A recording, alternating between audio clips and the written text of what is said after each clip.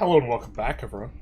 Looks like Europe is winning currently as the region to play in the pre-stream poll. I think we'll let it run for like another minute or so because we just got started. Twitch not getting its representation. Shout out to the 2 Twitch viewers right now. And we will be picking a place in Europe almost certainly, unless there's a massive bump somehow. But hello everyone. How's it going? We are going to be starting a new run in what appears to be Europe. Yeah, we're going to end the poll. We're going to be starting a new run in Europe, and now we have to decide who we want to play as. Off limits are all the nations we have done starting steps for, because I do want a little bit of variety if we can. So, not going to play England, not going to play France, not going to play Castile, not going to play Poland, and not going to play Venice. I think those are the Europeans we have starting steps for. I guess also not going to play the Netherlands. But other than those, what are people into? Hello. You changed your screen name. R. Burcell. Hey, how's it going? Or Renee. Loving the videos. Hope you had a good week. Had a pretty good week, yeah. Channel's doing really well. Starting as biz is inflation to the max and make a lot of vassals in low control areas. Yeah, I mean, yeah. This is... I haven't played biz in a while, but this is... When I discussed it with content creators, my suggestion was making a bunch of subjects. Or making at least some subjects. Definitely in the areas that aren't integrated. Like, there's, like, no reason, basically, not to release Thessaly. But you also save yourself a lot of grief. You get a lot of crown power. Increases a lot of the income you get from trade. Now trade is just going to be, or starting next week, trade's going to be pure gravy. It's not going to increase your economic base. And so it's going to be really good to just like release some subjects and get your crown power maxed out. Because if you have, where's the integration map mode, man? You can't use hotkeys, and I'm not used to using this bottom bar at like all for stuff. Because I have everything on hotkeys. But if you're in pregame, you can't show it. Can we get an integration map mode? Bueller? Where is it even? Brother. Where's our integration map mode? Is it in here? And we just didn't notice it? But yeah, as biz, there's like no reason not to release the stuff that's red. Probably release the stuff that's green too. Or I mean, yellow. Maybe not. Looking forward to continuing your path towards a master's degree in EU5. Basically, we gotta do some spreadsheets. We gotta start doing the maths. I've been avoiding the maths because it takes a long time, and also I think people aren't ready for it. There's not much sense in doing like deep dives, advanced tutorials when people are like figuring out how to start the game. YouTube did it for some reason. Oh, that's weird. Huh. Korea, you can search. Oh my god. You're right. You're so right, bestie.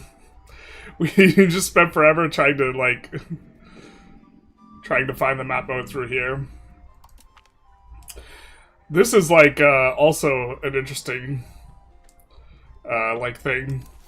It's present for a lot of, map modes. But we'll go back to terrain map mode, or political. Terrain is the default. Alright, let's see what people are suggesting in Europe. Tunis, we cannot play Tunis. Tunis is in Africa. Africa lost the vote. Yeah, can't play Egypt either. If you try and keep Thessaly, you get an instant revolt. It's awful. I haven't played, like, Thessaly, or, like, I think I've just, like, only released. Learned a lot for your content. Thank you. Looks like we see Denmark, Serbia, Lithuania, Denmark. Do we see 2 Serbias? So we'll do Serbia, Denmark in a poll. Love to see biz. I don't want to do biz because we're going to do biz content when the biz patch comes out, and we're going to do a lot of it. So I'd rather get something else in here. Denmark is a slow start, but we could do this. So Denmark, Novgorod, Serbia, Florence, Denmark, Novgorod, Serbia, Florence. Papal States. Papal States is a weird-ass run. So let's start making a straw poll here. Because we will give Twitch representation, as much as the YouTubers hate it. Who play? So option 1 will be Denmark. Option 2 will be Serbia. Next option will be Novgorod or Muscovy. We'll take a closer look. I think a lot of people have done the Muscovy route, so we'll probably lean towards doing the other route. Ottomans? Ottomans are in Asia, my guy. This is in Asia. What do you mean? We're Europe only. Hungary. Hungary could be good. Let's put Hungary and Papal States on there. I feel like people get mad when you remind them. Or actually, there's one... We have one regular on the Discord who's the Georgia stan. And we love reminding him that Georgia's in Asia. And that he's Asian. Albania. Aragon. Aragon is a spicy meatball. Aragon is actually difficult because you're gonna get smacked. Your cheeks is gonna get clapped by Castile and France if you're not careful. I think Aragon's actually like... We might have to... If you guys don't mind us re-rolling and like reloading and stuff like this, Aragon could be an interesting one. Aragon's like pretty strong from a content perspective. Their issue is that Mallorca... You could just release Mallorca at GameStart, I suppose. But France really likes unifying the region. The AI seems to care about areas and this type of thing, so they declare on you because of Mallorca. And then you start with a Castilian core. And so... He's like, you gotta bite the pillow, my guys. They're going to dry. Alright, we're gonna take one or two more. Wallachia. It's kind of an interesting one.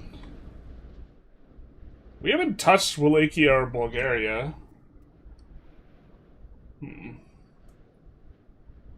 Pirate Run. Albania. Does Albania even start as a country? You mean release it, play as Albania? Oh, they do start as... They start out as a kingdom, too. Jesus. Siam Hospitalitars? Wallachia or Bulgaria? Alright, we'll put Wallachia, Bulgaria as an option. And I think this poll is ready. We are going to do it. It is going to be not multiple choice, but ranking poll. So this means you can slide the rankings up and down, and you are supposed to rank based on what you find most attractive. If you accidentally click vote, and you don't vote for, you know, the proper ranking, and you just kind of vote for your top option or this type of stuff, that's a skill issue. And that means your vote will be worth less. No revotes. Democracy terrible, says the one Twitch viewer. I guess... That's what we get for trying to give Twitch viewers representation. Specs? I gotta set up this command. I honestly don't even know my specs anymore. Jesus. I think I have like... I have a really good processor, like almost top of the line. Like 7800 X3D, and then like a 16 gigabyte graphics card. That's like 4090 or something, but not like the 5090. Like the 5090 is the best one. I have like a $250 graphics card or something. Nuremberg with the market center. Ranked voting, all the US citizens will be confused. China. Asia did not win the poll. China's like kind of a huge pain in the ass to play.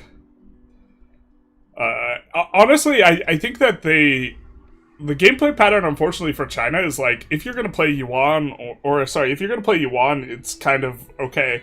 But if you're planning on playing, like, Ming or Wu, it, like, literally feels like you have to wait 5 years for your run to get started. And you can cheese it by just, like, intentionally building a Wu, and only in Wu, and, like, deleting all your buildings in, like, other places, like, funny business, but... It's like a lot of micro for like what feels like a weird delay start. Daviet better. Play as you want and switch to Taiwan. Switch to where? Switch to what country? The country of Taiwan, you say? Looks like Denmark's winning. Denmark is a slow start, just to warn you guys. Which doesn't mean we can't do it, but it is a little bit slow.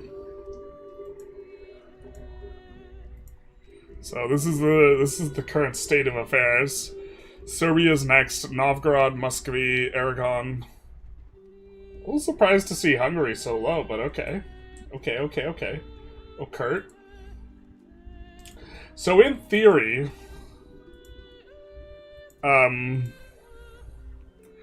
you can reduce your naval propagation cost to 0 as Denmark. In theory. In practice, it takes forever, and you have to take the Mandate of Heaven, but you can do it. Taiwan mentioned? Where?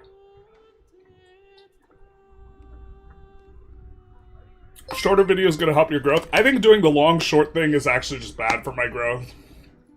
Where I do a long and short version of the video. I'm pretty sure there aren't too many people who watch both, so I think it just, like, both the videos kind of cannibalize each other. The one Matthias, thank you for the follow, Big Dice. Pretty sure it's, like, bad. I missed the poll. Oh, let's put it in the chat again. The Mandate of Heaven as Denmark? Yeah. You have to play Denmark.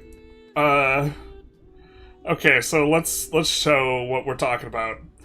Proximity cost through maritime. Okay? This is the modifier we care about.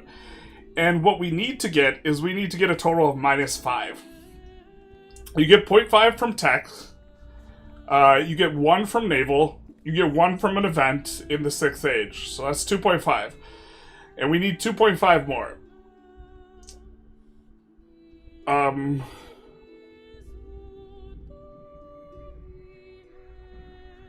Wait, hold the phone. I'm trying to think. We get 0.5 from tech, 1 from naval. So that's a reduction to 3.5. And then 1 from the late game event, so that's 2.5. Did I just do my math wrong? Anyways, the idea is you're trying to stack as many of these as possible. So you have to get the Mandate of Heaven, that's 0.5. Denmark, 0.5. Moving your capital to to Indonesia, 0.5. So that means we need to have 2 formables that are also getting another 0.5. Trying to think who else gets 0.5 on cost through maritime. I could have sworn there was a way to math out to get entirely -5. 1,500 hours? How? I've had access to the game before release. And played like 15 hours a day. You can vote twice on the poll? Treason. Have you considered doing segments like Arumba used to do? Break up a long playthrough into a series of daily 30 to 40 minute epis? I mean, that's kind of what I'm doing. I'm not sure what you mean. I have like hour and a half episodes of the Venice run. Of course, like each one of those episodes involves like 8 hours of play or something like this. Even with Norway to Denmark, it's only 0.5 or 1. You're saying we could start as Norway and then form Denmark? We're gonna drop in on Denmark and see what tier country it is. We're also gonna see... Okay, Denmark's clearly winning in the poll, so...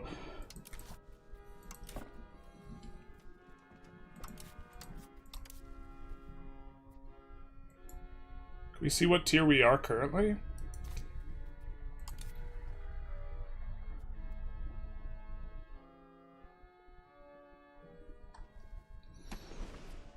Ah.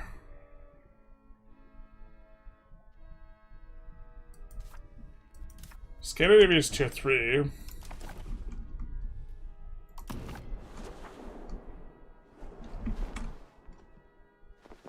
Arumba's still playing. Arumba is like streaming the other day. He had like 5K viewers.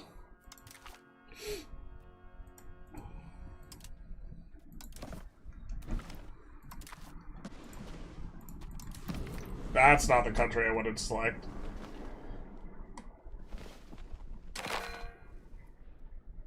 One hour is too long for a lot of people. Yeah, I mean, I could make it shorter. It sounded like what you were talking about is just showing every single game action and showing like a 40-hour run in like 80 episodes or something. Oh, that's not what we wanted to do. Can't we afford Denmark? How do you deal with low market access on colony islands? I make colonies. Do you guys just make a bunch of small markets? I don't make the super mega small markets. I don't like doing that. I just tolerate low market access and treat them as like resource hubs and don't build production there.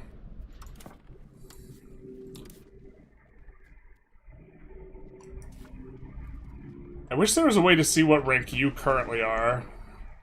Because if this is a rank 1 nation, we can Norway into Denmark into all that stuff and have 0.5 on our proximity cost based. Rigged pull. Rumba's having issues dropping frames when playing EU5, unfortunately. Oh, weird. Only Norway gives 0.5 and no one else? Well, Denmark also gives it. I know there's more than that. Denmark tier 2, according to the wiki. So we could do Norway into Denmark. I'm trying to remember if anyone else gets the 0.5. Or Moose used to get a ton of it. Or Moose used to get a reduction of 5. Or Moose used to be enough on their own before release. They got uber nerfed and they don't even get any of it now. Or Moose used to be the best country in the game. Oh, how the mighty have fallen. Okay, so I feel like people would not mind if we changed this into Norway into Denmark. Are you even able to reform Denmark? Well, if Norway's tier 1 and Denmark's tier 2, you should be able to form Norway just by moving your capital there and then forming up. Norway's not the same tier as Denmark? Well, I think Norway is going to be tier 1. Will you teach Ursa Ryan how to play the game? Isn't he, is he even play this game? Thought he was a Civ guy. I assume people won't mind. The thing is, Denmark's a really slow start.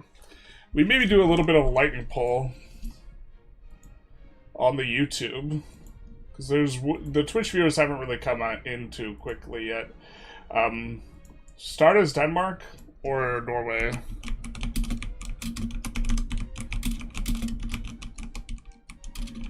I'm not 100% sure we could even do Norway to Denmark. I'm just assuming we can.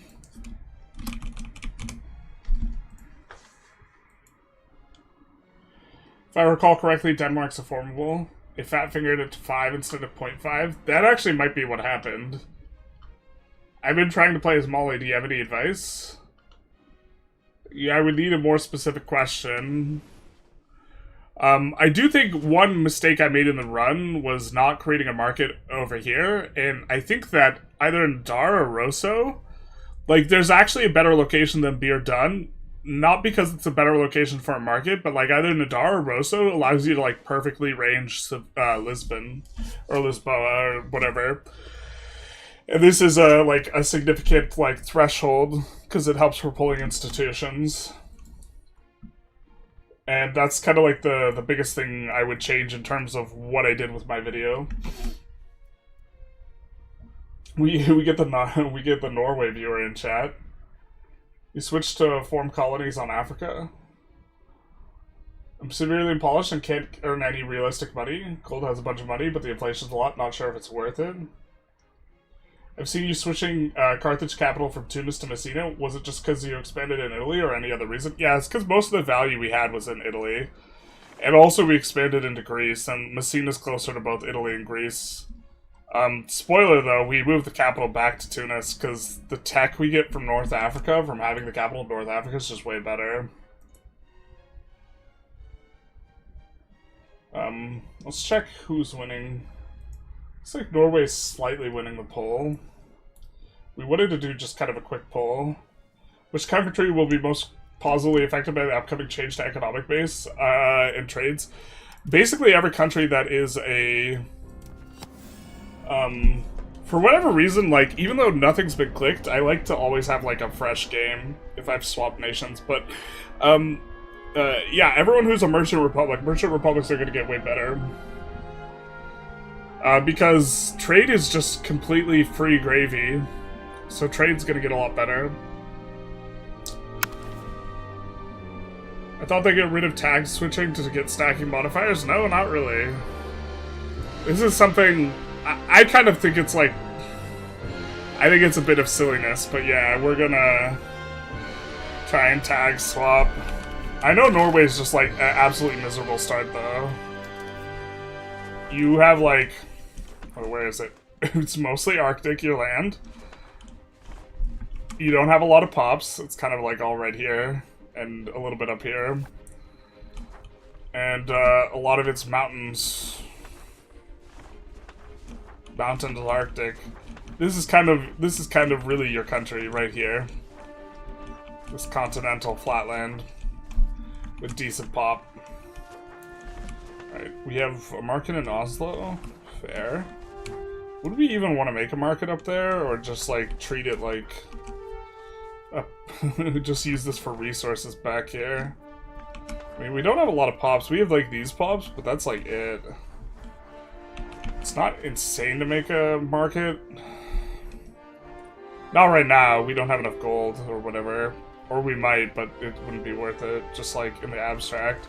Just trying to generally try and get a handle on some of these, like, do we want to move the capital? Where do we want to move the capital? Like these types of questions before we really get started. What's our river situation?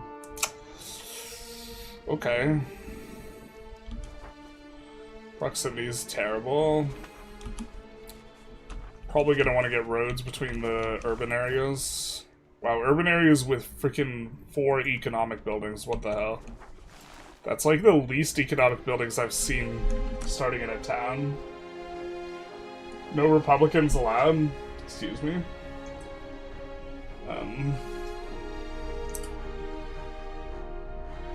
Why Republic? Only corruption follows then? There's actually not a very strong correlation between if your country is authoritarian or democratic regarding corruption. What you see is just generally with more authoritarian countries, the corruption tends to be more polarized. Where if they don't want to be corrupt, man oh man are they really good at not being corrupted. If they want to be corrupt, man oh man are they good at being corrupt. Like, being authoritarian as it relates to corruption just has a polarizing effect. Because if someone is taking bribes and you can just chop off their hands without a trial, it turns out it makes them less likely to take bribes. God,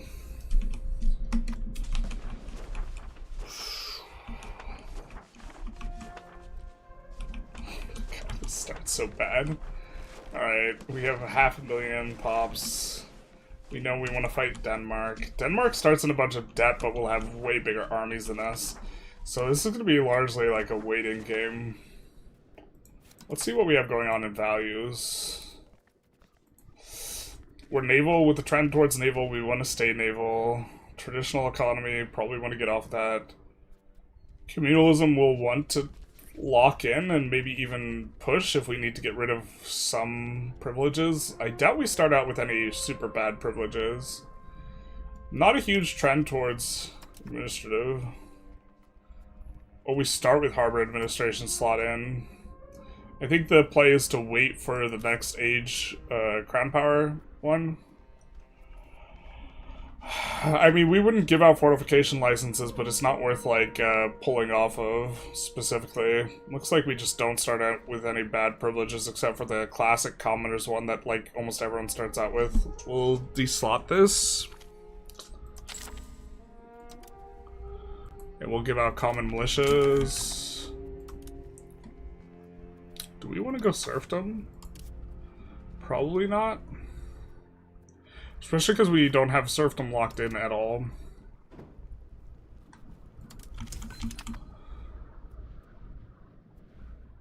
Satisfaction's okay. We could give out 3 more privs.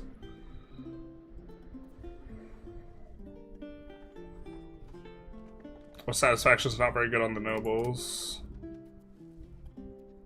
Elite Council's kind of okay early. We know we want to give out Noble Navy either way.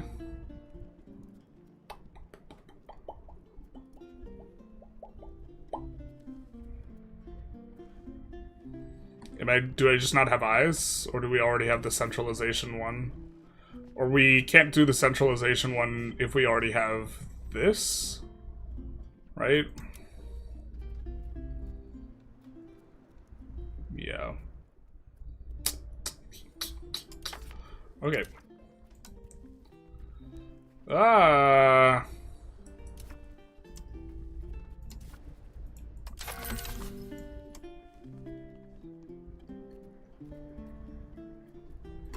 Kind of the usual starts. I'm not sure we want to appoint anyone, but we're also not going to get a crown power character anytime soon.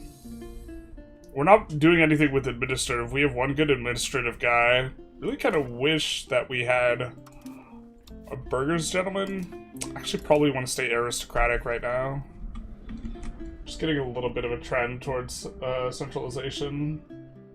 Why is traditional economy not good? It tends to be better when you have a lot of pops, and we just don't have a lot of pops. Bro's regretting this already. Playing Denmark is just pain. Just pure pain. But you tend to have more RGOs.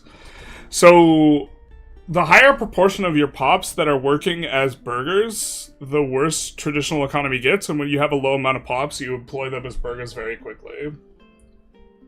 Guy said pants off, dance off. Big if true.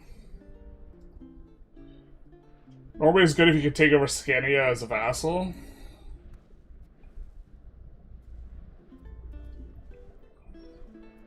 Yeah, or if we can somehow steal Denmark's sound toll location.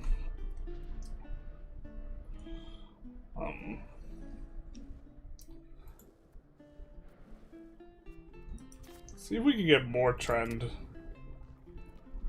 towards centralization.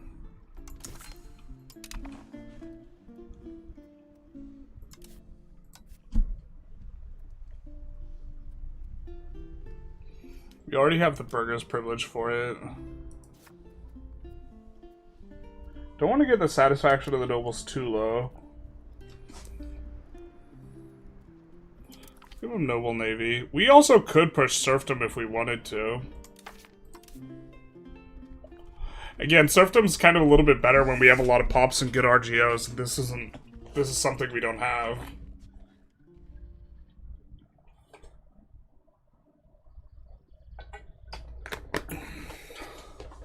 We didn't even read through our advances that closely. Maybe we should do that.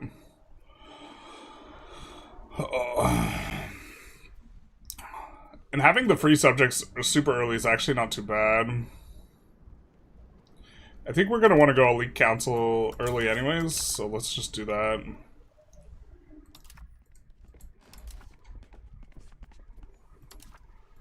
Do we want to stay Catholic?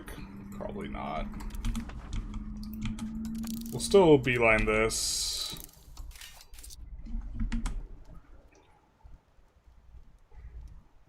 Do you always build a unit of regulars to put a crown power character in charge of? Yeah, but we won't here because we don't have any crown power characters. It's big sad. It's actually pretty bad for us, but it is what it is.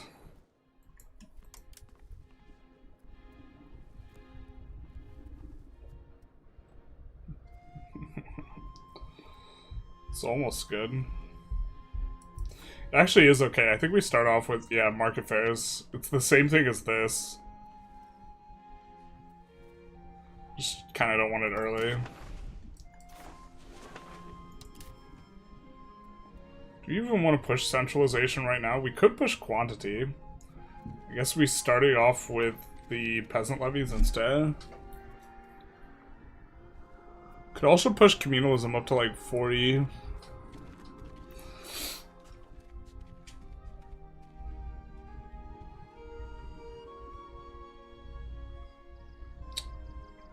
Push communalism or conciliatory faster. Could even push aristocracy up intentionally. Just generally I really like getting off of... yeah, getting more centralized. But it's such a slow trend right now, it's just kind of useless. 0.04 is like... it's not going to move the needle.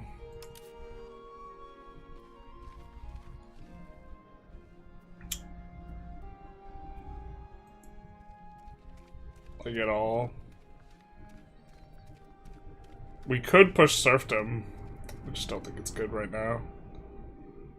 Could push free subjects. You can give out one more privilege. Give one out to the commoners, push free subjects.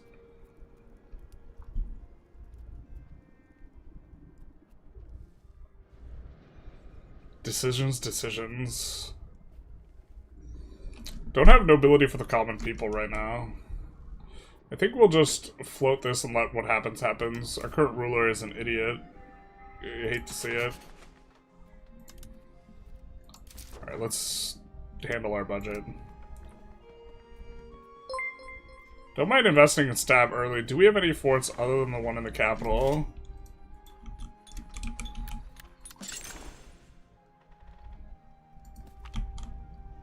Alright. Looks like we don't have too much maintenance. Soren's Corner.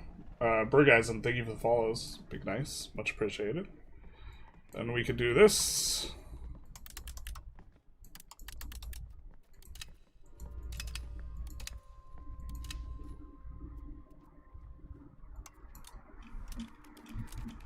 I think we're ready to go. We're getting more from the commoners right now. Yeah, we're just gonna do this. That way our commoners' tax will be slightly higher. Alright, so how do we want to spend?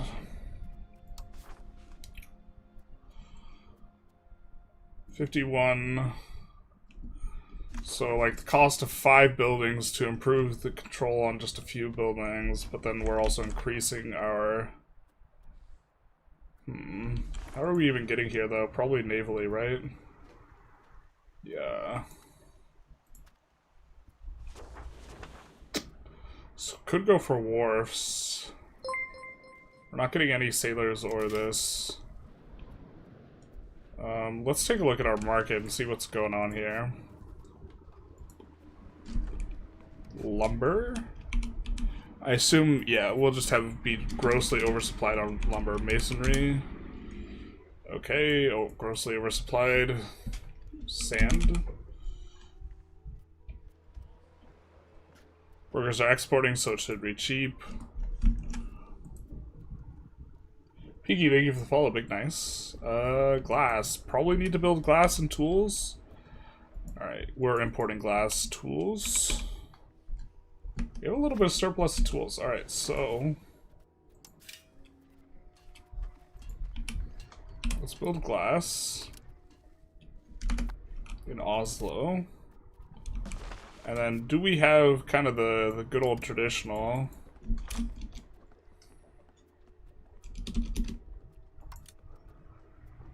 What do we have a big negative balance in? We have a slight one in fine cloth. Jesus, our economy is so small. We're going to be able to build one fine cloth place and one jeweler, and then we've completely saturated the supply to, like, fit the demand. That's the worst. Alright, well, I guess we'll add that. It is cheap, right? We have the price collapsed. Yeah, we do.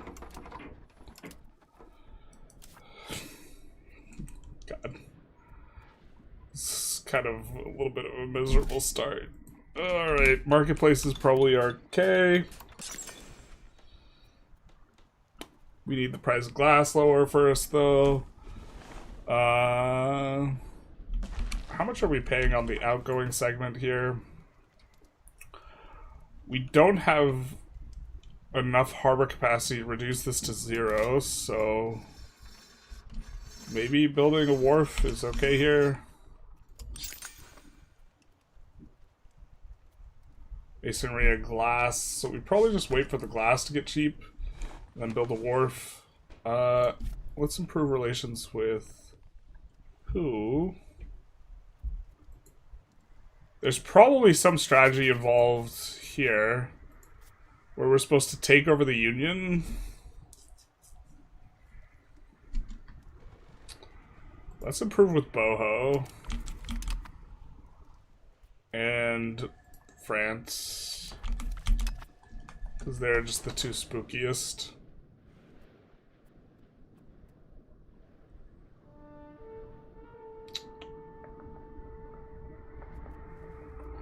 I think that's about... I think we're ready to go. Engulfing Sweden, that's the hope. Silver is Kongsberg. We have silver? Did I, like, completely blank on that? Oh, I did. Jesus. Okay.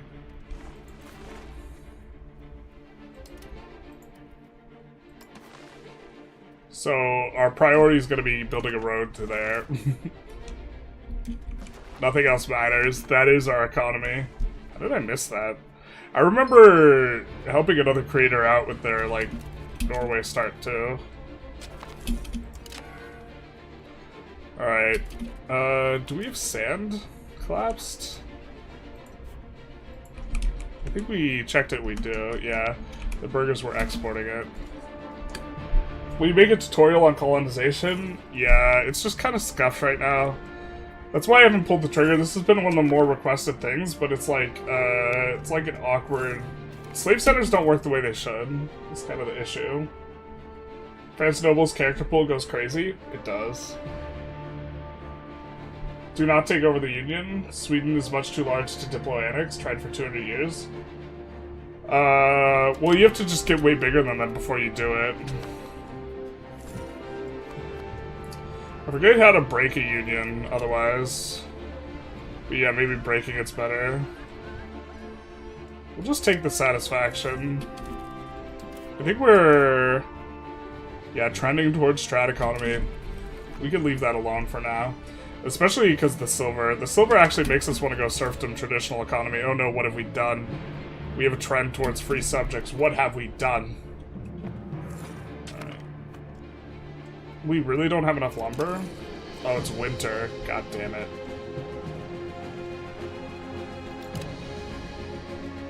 Son of a bitch. We have, are we buying food? Is that what's going on here? What's our maintenance for? Marketplace? Yeah, that's fine. We could use some more burger satisfaction.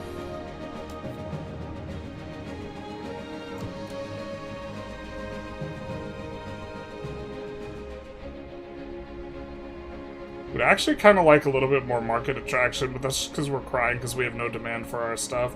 I think we're just going to put in the very strong treasury rights for the... yeah.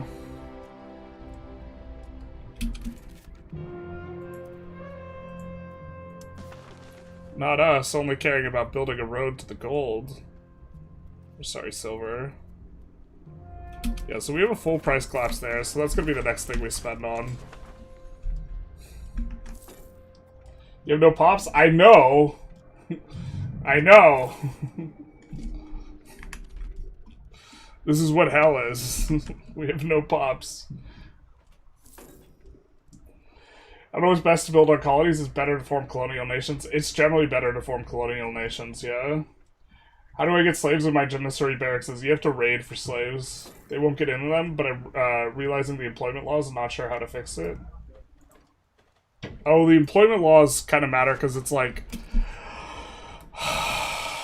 So here's the freaking annoying ass thing, is they employ the RGOs first. I consider this a bug. it's really obnoxious. But you have slaves where you have janissary. I'm guessing what the issue is. You have slaves where you have janissary barracks, but they're not working in the janissary barracks. Instead, they're working in the RGOs. And then you have surplus laborers that aren't working anywhere because they've been freed up because they don't need to work because the slaves are working the RGOs. When ideally, those laborers would be working the RGOs, the slaves are working the janissary barracks. Is that right? This is one of the reasons why I don't want to cover colonization right now, because it actually makes the plantation building, in some contexts, where you have ability for slaves to work RGOs, which is not every nation, it actually makes the colonization, or it makes the plantation building basically useless. Yeah. EU5's been pretty fun. Ottomans for me. Can't wait to branch out, though. Yeah, Ottomans would be what I recommend. What's wrong with slave centers? What's wrong with slave centers is the AI can just close them. And they shouldn't be able to. Yeah. It's literally 5 to 6k to annex Sweden. Because it's so many locations. Is it really that many locations? I guess it's a lot of locations. So, given the option, we'll try and break free from them.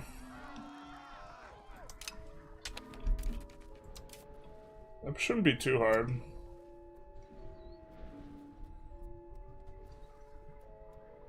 We're looking for a succession law that has this guy not as the prince. What's the country that can stack all the crown power buffs? I want to become the God Emperor. I don't know which one has the most.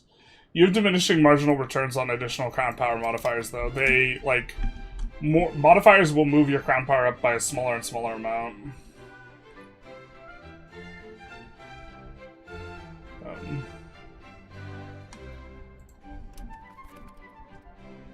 Norway is one of the tutorial nations. Is it really? If, like, you have to do so much waiting to do. I've had games where I've gone from 30k slaves in the city to 0k exported to other markets. Yeah, I think this is another issue. Well, this is an issue we've noticed before. I haven't checked it recently, but and so I'm not entirely sure it happens the way it happens now. But it used to be the case that when you would sell slaves to another market, it would pull entirely from one location until every slave was gone there.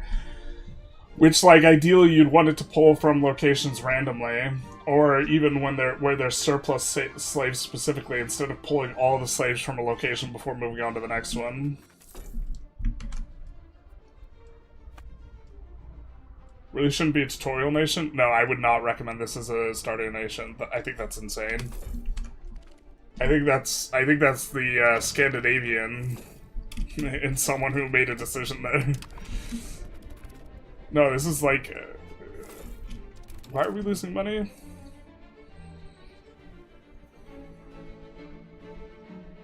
I mean, we don't have maxed out legitimacy yet.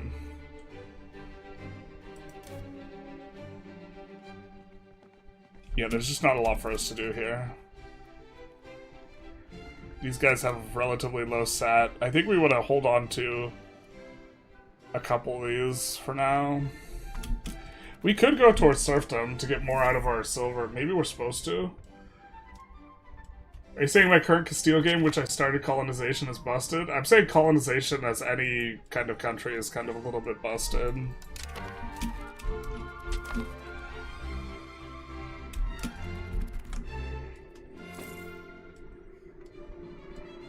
You could, like, play around it. It's just, like, you also can't explore the interior of places, which is, like, not good. Is there much reason for us to colonize right now? Probably not. We're, like, making half a ducat. We're not making enough. I watched all your Brandenburg live streams twice, if you're who I think, oh wait, that was to Neff. I was like, Brandenburg? We haven't played Brandenburg. Alright, so... what have we got here? We're probably going to do dev the interior and intentionally fail to push 2 to naval.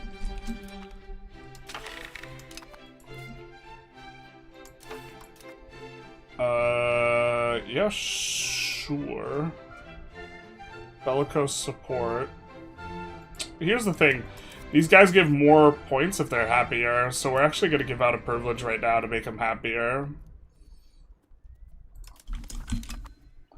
before we click the buttons. And now bellicose support gives us much more. Lesson levy obligation. I don't think we're going to fight anytime soon, so we'll click... Actually, we won't click this. Let's change law. And what have we got here?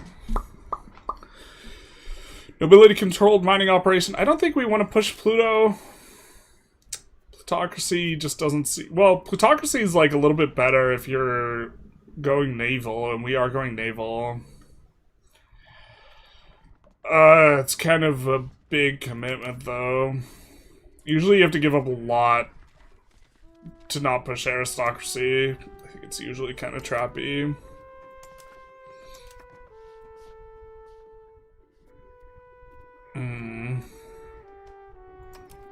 Okay. Anyways, that's not going to be what we change first anyways.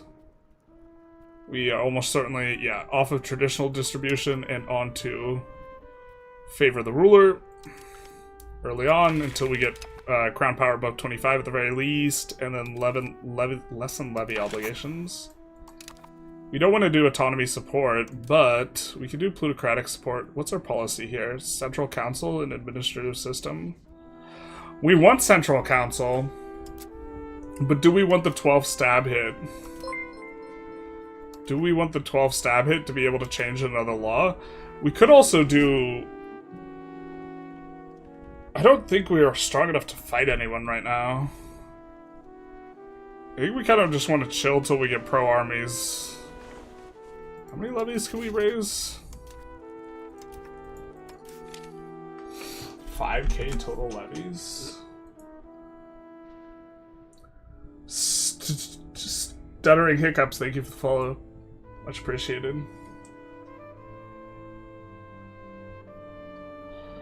Oh man.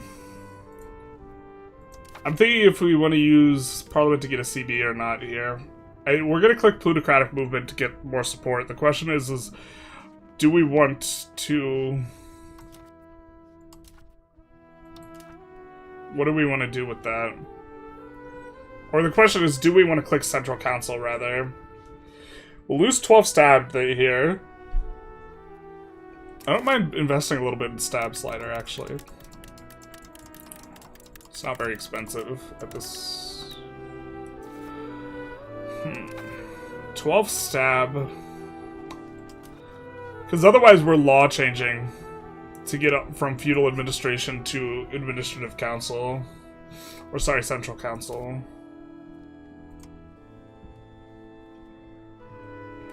We run itinerant court, but not right away.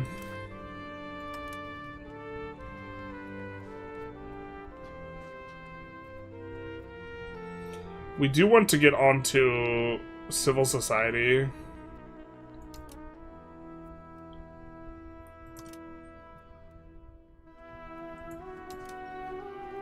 I feel like we have time and it's not worth taking the 12 stab hit here. Because we're also going to take a 7 stab hit for failing the parliament, which is going to be intentional. So let's do this and let's law change onto central council. Rather than taking the 12 stab hit to do it.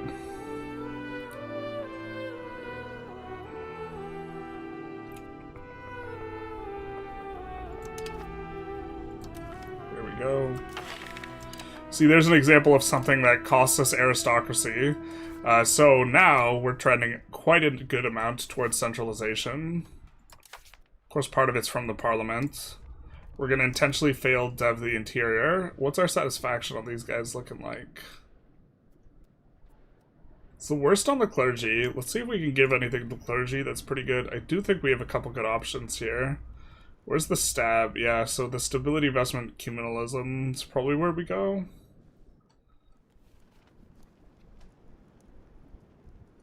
Yeah, let's do that. It's like just basically pure upside. Quite nice. Quite nice. What's the play here? Usually form Denmark as Norway. That's the plan. So we can get 1 reduction, and then we're going to move the capital to Indonesia. And assume the mandate of heaven.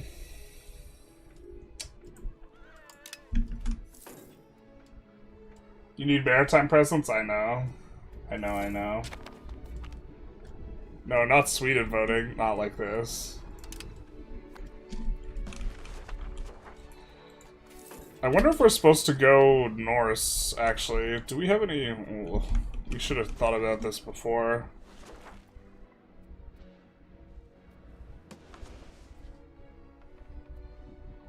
I know there's some Norse pops around. Maybe you have to start as Sweden. Norse paganism.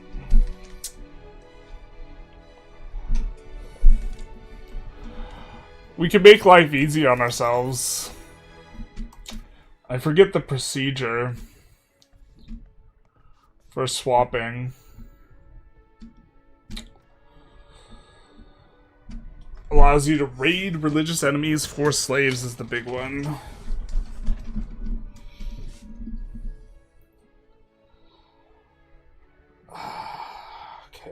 We have to get, if we want to swap the legit way, we have to get 40%. We can also just change the game rule and let ourselves swap.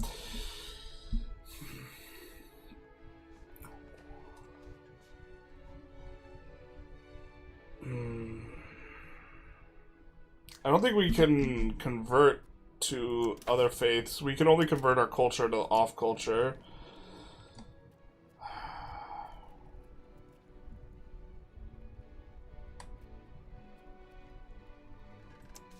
Yeah.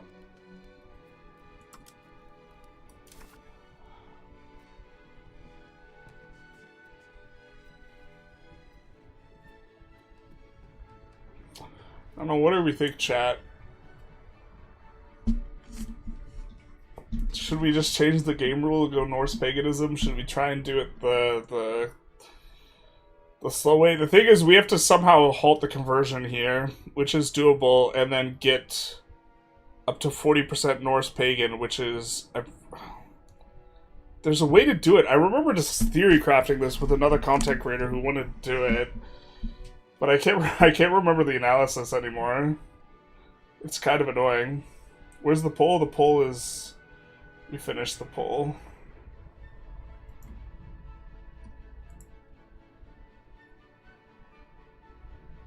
At the moment, plantations struggle since getting slaves there and keeping them there is a problem, mostly because the game likes to export slaves if you have a surplus. Also, the RGOs get the slaves first. People on Reddit are complaining that every nation plays the same, and I disagree. Yeah, I mean, I don't know. To the extent that you're playing the same game, you're playing the same game with every nation. I don't know. The people on Reddit haven't played Victoria 3, where every nation plays, like, exactly the same. Your geography, I think, is a bigger differential, though, than, like, your advances, probably. So... What are we thinking of the Norse? Look at the rivers map mode. We have a decent amount of rivers. Sweden definitely has Norse pops, yeah. You should go Norse, return to the Vikings. How do you get to 40%? I can't remember how we... I know it's doable, I know it's just a pain in the ass, and, like, I'm trying to remember the way we could do it. So, first of all, we could give away, like, all of our locations except for 2. This is kind of the simplistic way. What's the legit way? I can't remember. There is a legit way to do it. I can't remember what it is, though. Do a legit, I want to say hi. I see how. I want to try and... Okay, let's try and remember. Do Sweden, it's less painful. Sweden has more Norse pops, right? They still don't have a lot, though. The procedure, whatever... Oh, Jesus, I wish I could remember how we did it. Or how we theory crafted it. I suppose I can look up... I can look up on Discord the conversation I had.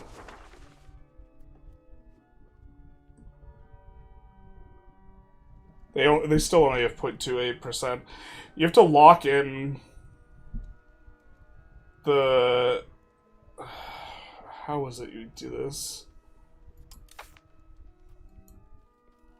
You have to...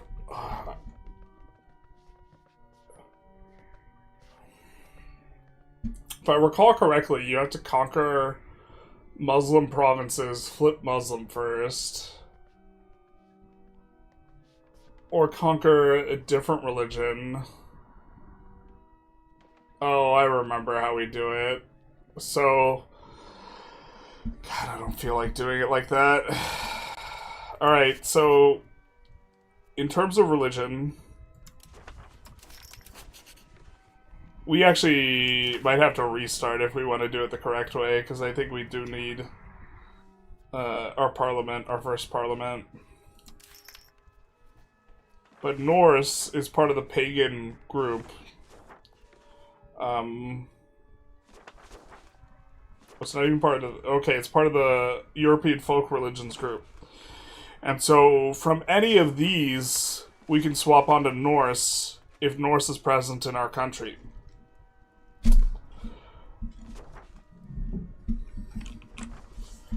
Removin is also the European folk religion. So the way that we could do this is by conquering locations off of Lithuania, swapping Remuva, and then swapping Norse. And this is how you do it. We are on a clock, though. I love how there's Sunni pops there. What? We are on a clock, though, because if all of our Norse pops get converted, we're donezo. Yeah? So if these 628 guys get converted, we're done. But that is how you do it.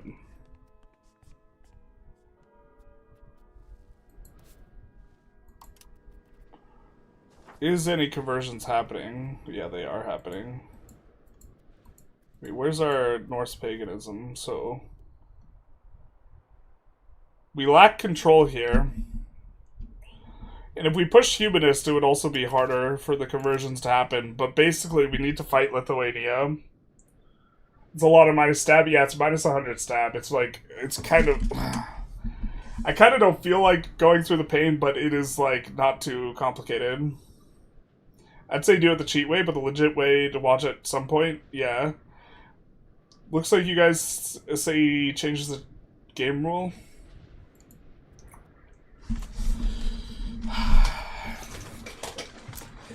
So minus 100 stab on a run start that's already hard is like, feels bad, man. We'll see what people want to do it. Let's see if people want to do it the legit way or do it change game rule. I assume that... Well, let's actually see if people want to see us flip Norse anyways. Should we give Twitch representation? We should. There's 68 viewers.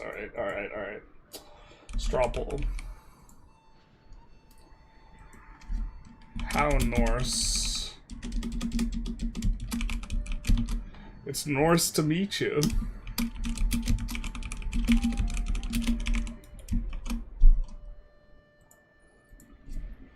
So we can change game rule. Do it legit.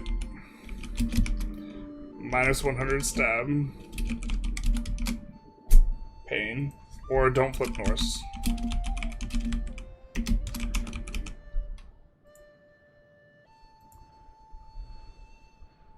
These is the options. Star Sweden is less painful. We can't stack, what's it called? Two sources of naval procs if we start Sweden.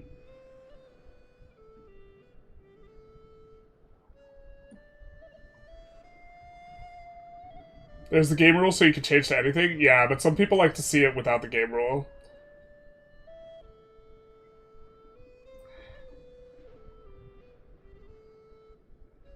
YouTuber says Twitch is better than YouTube. Big if true. It doesn't break Iron Man, as far as I know, so change flavor rule. But, we're not even on Iron Man, so it doesn't... I mean, it should break Iron Man, to be honest. But... if it's present in country, you could also just do any religion. Any religion breaks Iron Man. Yeah, that makes sense. But present in country does not. And so we could do this. Norse legit. The legit way doesn't make any sense anyways. It's like loophole. I agree, it doesn't make much sense. How would you form another tier 2? Are we really... Do we start with tier 2? Do it legit? Not like this. Not like this. Why you no VPN vote? Legit or don't do it? It doesn't break achievements though. No. This one does though. So for us to go Shinto would break. But this is the standard. There's no way to flip Zoroastrian at the moment unless you have a present in country rule. Yeah. I don't think going Zoroastrian is like grounded, but yeah, I guess it's maybe okay as a flavor rule. People want us to do it legit though. So we can go after Lithuania. Start as Greenland? We're not starting as Greenland.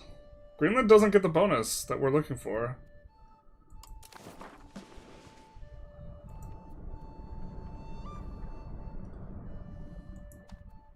Right?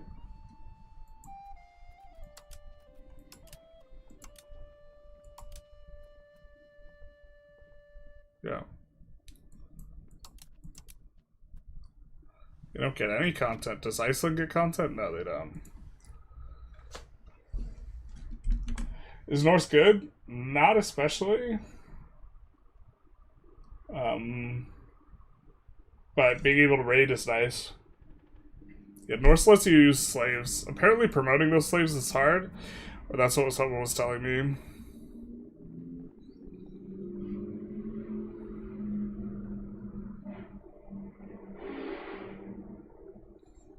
Cali build and maintenance costs minus 50%. Holy hell.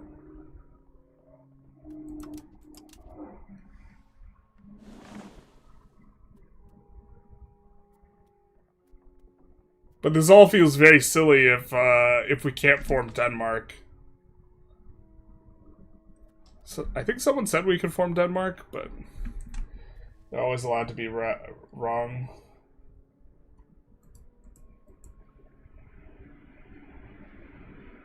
Looks like the people are saying do it legit. Alright, let's do it legit. We are on a clock to fight Lithuania. Let's check their army size. So we might have to restart, but I think we can just fight him in 5 years. We need to get more levies than them though. Who are they allied with? Let's check.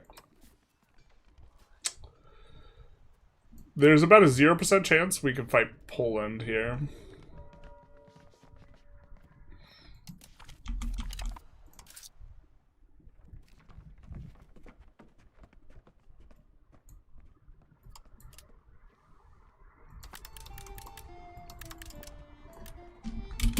Let's do that.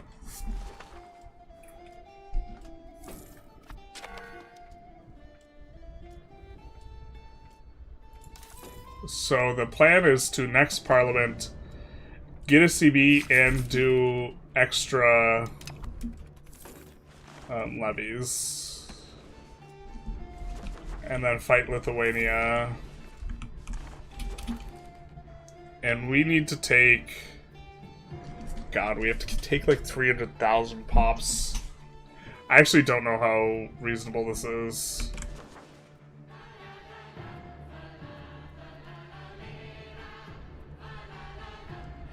We have to take like 300,000 pops that are pagan. Or, well, we don't. We could release subjects.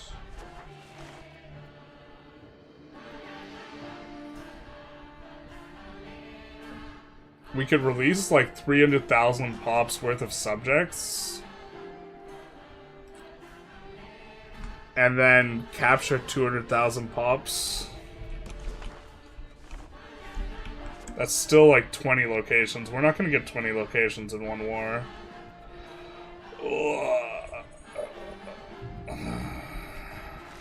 What is their even total pop?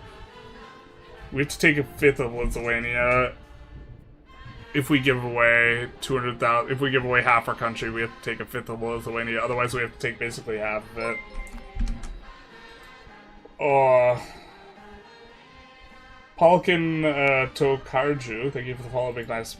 We might audible here, chat, and do it the less legit way.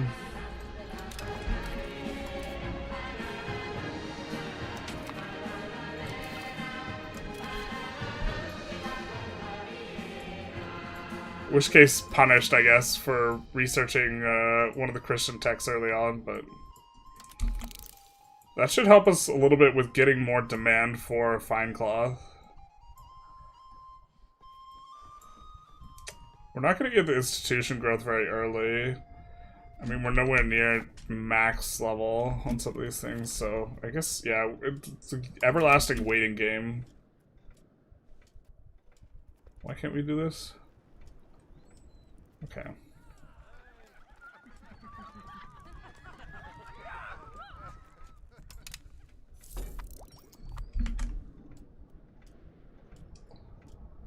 Do you need to build transport ships? No, we can use levies, but we might need to do 2 trips with the levies. I'm not sure why that would prevent it. For example, Naples to Sicily, tier 3, all you have to have is the right locations. Yeah, we have to move the capital, but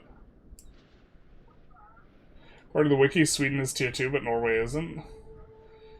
Yeah, I tried forming Denmark as Norway and it works. You just need to satisfy the usual conditions of moving capital and flipping culture. Yeah. Some people didn't vote for it, but I like you to just use the flavor rule. You could still convert. You still have to convert your whole country. I'm thinking we might do that because, like, the entire run will be very significantly warped by us having to conquer like 40% of Lithuania and then give away like a bunch of our stuff as subjects. It's just kind of a lot. What's the best capital location for Majapahit? There's like a natural harbor, one location north of the starting capital, probably there.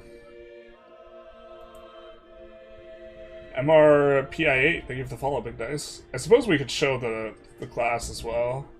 Skip Norse instead of cheating it, the run will still be interesting. Yeah, we could also just skip Norse. The thing is Norse would... Yeah, no, we could just skip Norse. This is true too. I guess we'll be thinking through this as we continue. Is there any reason the run requires Norse? No, but rating for slaves is nice. This started with us just looking at our pop and like looking at our levy size and just being sad because we don't have very much pop and levies.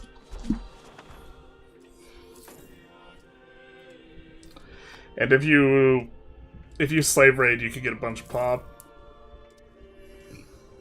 So that's kind of what we were thinking about. But we could get like pops from Flanders and this type of thing. It's actually fine.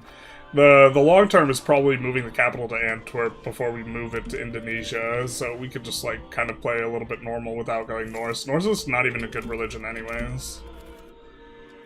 I don't think we have any crown power characters still. I mean, how expensive is this? 10 gold.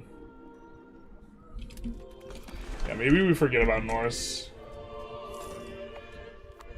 You plan to become Denmark is pretty cool. Yeah, also we're just like kind of doing maybe too many things. I don't know. In theory, you can do this though. And that's how you do it. Go after Lithuania. Vikings with -5 maritime control is also thematic as fuck, so it's kind of cool. This is... I guess that's true.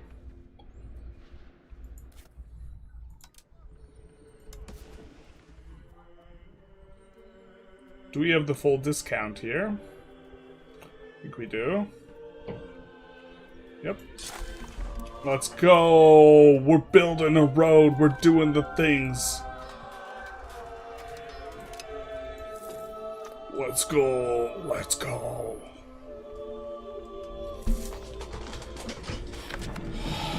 Alright.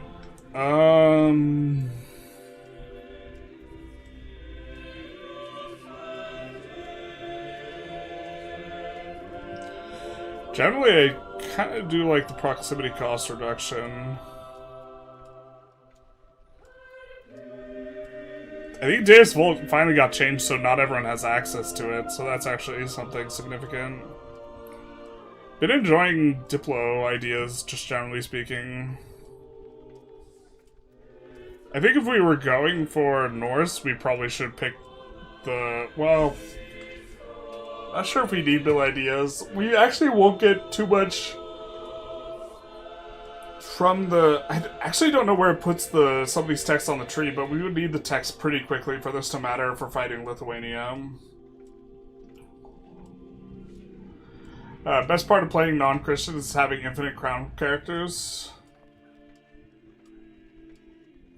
Wait, why do you get infinite crown characters? Because of polygamy? Yeah. Wow, your guys' art has like almost the same color. I got super confused. I thought you were talking to yourself for your profile pic. I can't remember if that modifier is applying correctly now or if it is going to start applying correctly next week.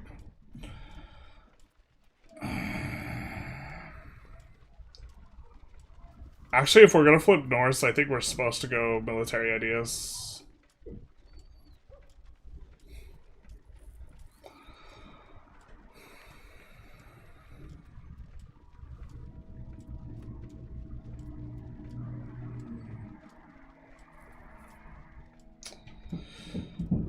Military modifiers are also multiplicatively effective, so they're generally pretty strong.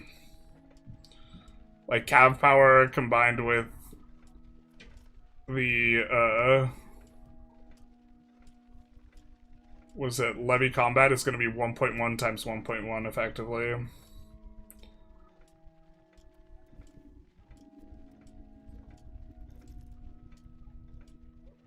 the tolerance of heretics and heathens. If I call an ally with war with favors, does that mean I can't take the locations they occupied even though I'm the war leader? That is correct. Pretty annoying. Fighting with allies is just generally kind of a headache. Especially if you're not the war leader.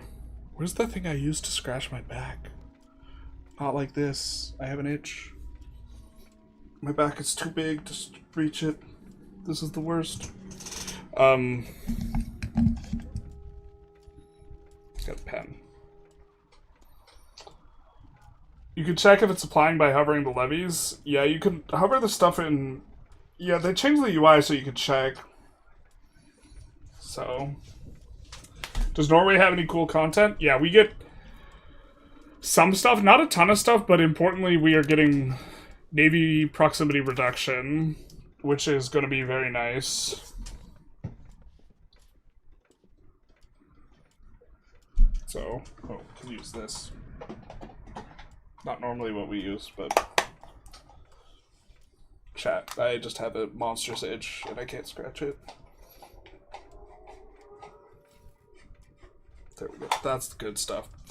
Okay.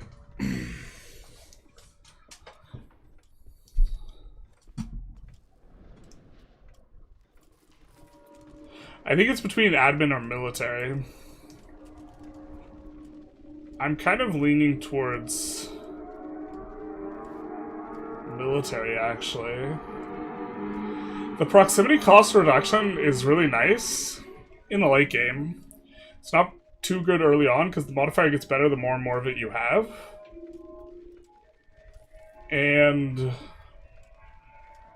thirst for knowledge is good in the early game. Deus Volt is kind of good as well.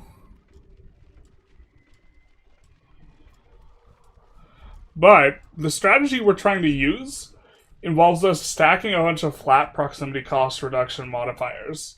And we're stacking a bunch of flat proximity cost reduction modifiers, then it's a lot less relevant. What's the best nation in Europe for colonization right now? Probably Castile.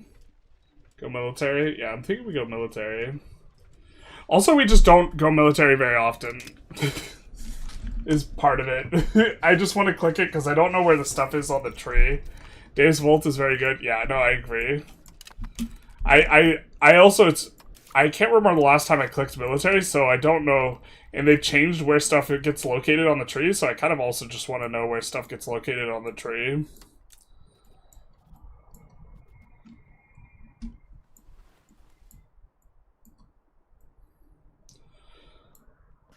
There's monthly naval tradition. Naval damage done. Naval damage done is also one of the better scaling modifiers, as far as I understand.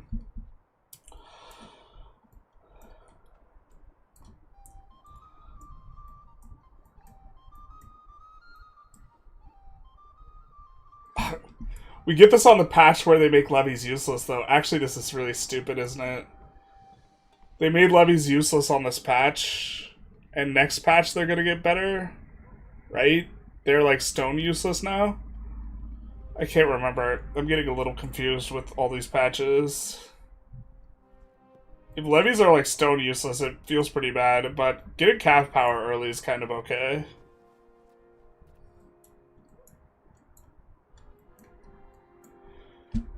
Our entire economy is our silver mines, so...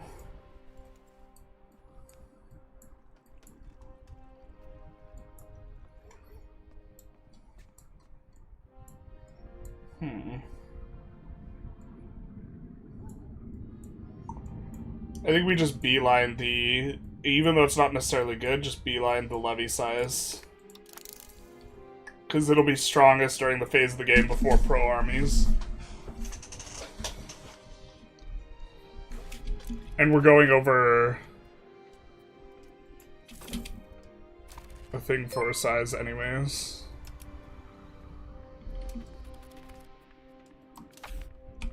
What's this even look like?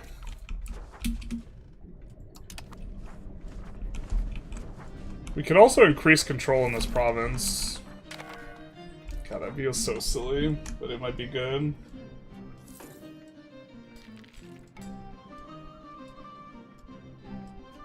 What's the best strategy to scratch your back? Honestly, it's to have a back scratcher. I have this, like, plastic tube that's really, really nice, but I can't see it.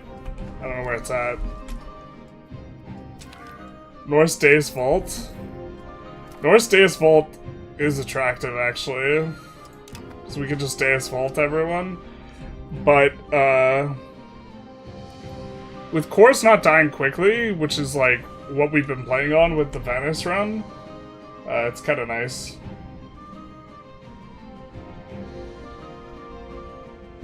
What's your go-to triceps exercise? I like skull crushers. Happy to tell you that Project Variety for EU5 at the alpha version's almost ready. Wait. If Project Variety for Vic 3 is bringing EU mechanics to Vic 3, is Project Variety for EU bringing Vic 3 mechanics to EU? Any mechanics you'd like me to add to the mod before release?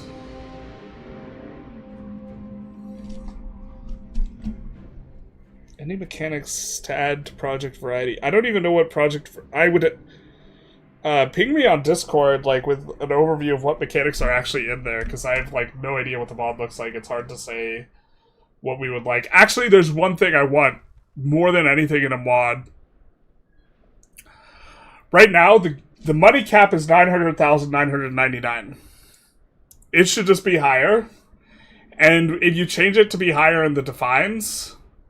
it just shows by complete integers of millions. So you have 1 million, and then eventually you get to 2 million, and then it says 2 million. It doesn't show 1.1, 1.05, anything like this. I would like an increased money cap and also showing decimal places. I think that's not like something that's that hard to change. I have no idea why the money cap is so low. 1.0.6, they're so down useless. 1.0.7, they're bumped back to kind of being alright. Alright. They're terrible, but it's not completely useless like the last patch. They're fine levies. Okay. I think we're okay with this then. I can't form Denmark as Norway. You have to culture flip. You have to move your capital and culture flip.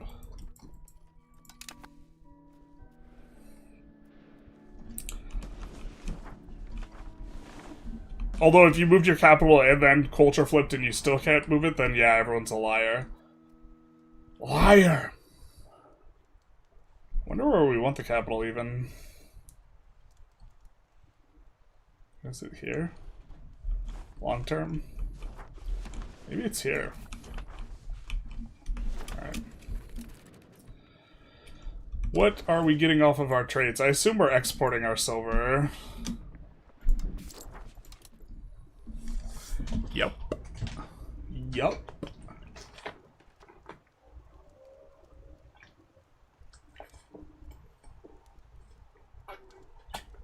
Kind of marginal for our worst trades.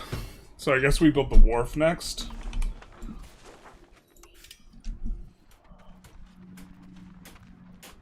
Yeah. Okay. For the harbor capacity, so that will give us a little bit more control in these kind of outer locations.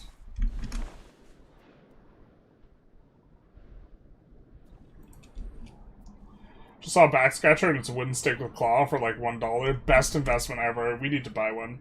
Saw your Victory YouTube channel, really cool. Your interview, oh yeah, the interview on the YouTube channel. For mentioning Spain, I would have nominated you to win the Princess of Asturias award. Thank you. Do you know the math? How much I need to import to spawn an institution fast? Well, I mean, it's like linear, so however much you're getting. It's linear based on root size, so it depends what you mean by fast. But the math isn't special, it's just linear. Yes, you need to move the capital and be primary Danish, yeah. Looking forward to some mod-generated mission trees. That was the thing, is I don't know. If there was someone who... If a modder wanted to get in touch with me and try and flesh out changes I think should be modded into the game, this is something that we could do. Or I'd be willing and working with a modder who was interested in trying to, like, make a mod, but maybe that's actually just super a ton of work. That's oddly low cap for ducats. Maybe it nerfed the players. It's to nerf the players. Yeah. I was very sad about it when we hit the cap. I was like, bro, what gives? This is terrible. Getting some good trend towards centralization now. Forming Norway as Denmark? That give you Norway bonuses and Denmark ones before you form Scandinavia? It does. And very importantly, for those of you who I guess are coming in, why this matters is proximity cost through maritime flat is one of the strongest modifiers in the game. When you get a bunch of maritime presence, what you're left with is 5 costs to move through sea segments, just flat. And you get -1 for being naval values, and you get -0.5 from a tech in Age 4, and then there's an event in Age 6 that gives you another -1. So you get down to -2.5. So what this represents is a 20% reduction, right? But then Denmark also has this. And it's a different tech. Right, so we would get 2 of these techs, and so we would get a 40% reduction. Or you could look at it as a 20% reduction, and then following that 20% reduction, a 25% reduction, depending on how you want to do the math. That's nice.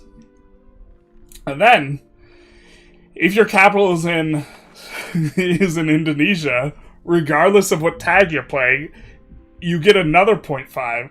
It won't show up here, but you do get it. So that's the plan. The plan is to move the capital to Indonesia.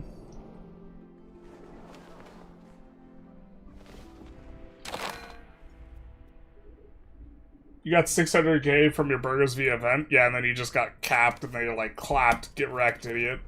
Yeah. Where do you put your cities? I have a video on where to urbanize. That kind of explains my thought process. There's a bunch of overlapping considerations.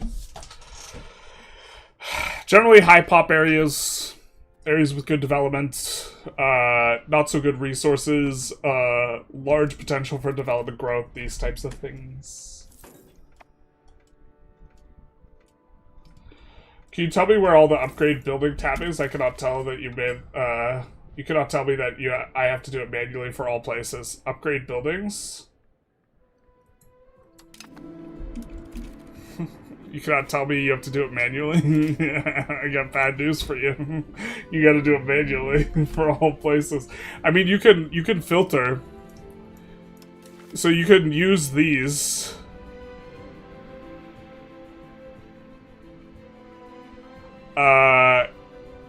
upgradable.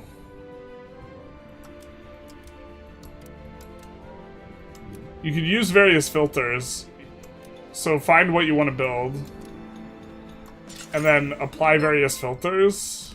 And then just shift click. I don't know if there's a good way of approaching this. But yeah, if you shift click here, it's going to build them everywhere. How Threat War makes CVs better? What do you mean? You get a... so some CVs won't be made better, but if we just declare no CB this guy, we're going to have extra costs for doing everything. And if you threaten war, then you get the Threaten War CB, which has decreased costs for things. One day I'll fly away. One day we'll get the silver mine, dogs. We'll get a road to the silver mine. How does Threaten War even work? You have to be a GP. I didn't realize what the requirement was for a long time. And then I forget who I was talking to, but they told me you have to be a GP. I was like, oh, okay. That makes sense.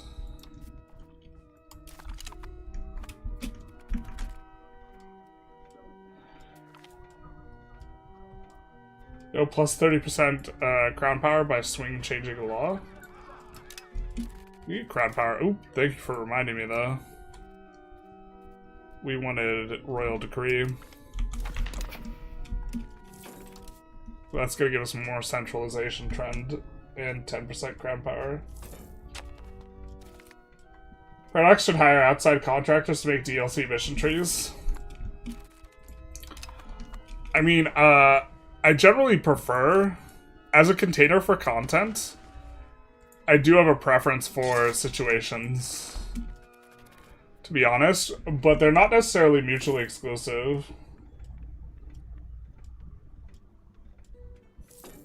They automatically upgrade when you build a new one. Yeah, they upgrade before they add marginal buildings. North Danish and Indonesian, got it. I'm glad you're picking up what I'm putting down. Do levies regenerate constantly? Yeah, so currently they don't work as intended. The intention is that it's supposed to take 25 years to fully replenish levies. As it stands, as soon as you just put down the levies, they just like auto-regenerate to max. So this completely warps the game. Because if it takes 25 years to regenerate, just actually wrecking your opponent's army, then you can just like carpet siege them. But as it stands now, they just get to re-raise their army over and over and over again. It's like, it's not the way it's supposed to work. I don't know. People haven't played it any other way, though. But yeah, France will keep re-raising their levies ad infinitum. And so what you need to do is you need to look at France and look at their high control locations. You gotta occupy these. As you occupy their high control locations, control throttles how much levies size you have. And so if you occupy a big chunk of high control locations, they won't be able to re-raise a very big levy. I hope that helps. I just...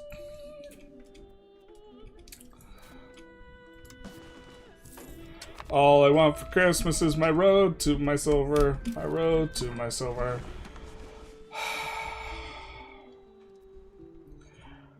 I think we're not going to flip Norse. I think that's just like...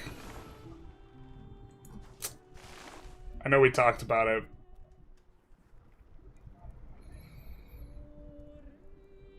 But like, stuff like, we just like, if we wanted to flip Norse, we'd have to do like fund farming states and then increase levy size. Actually, I don't even think we can fight them.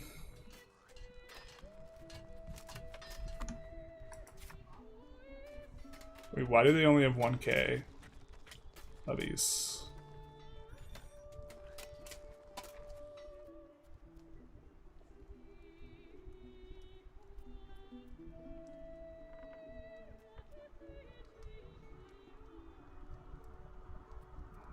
I'm so confused.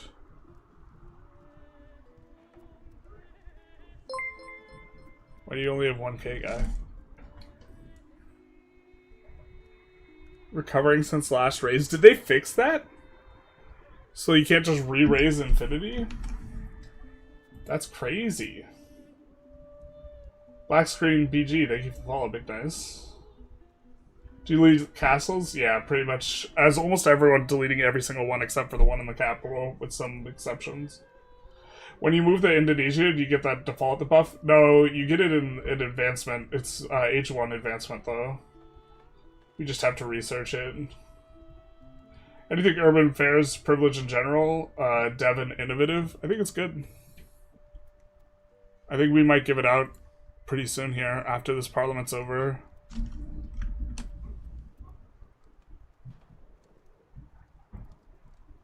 Took 200 hours to find the not full RGO filter. Some of these filters do be good.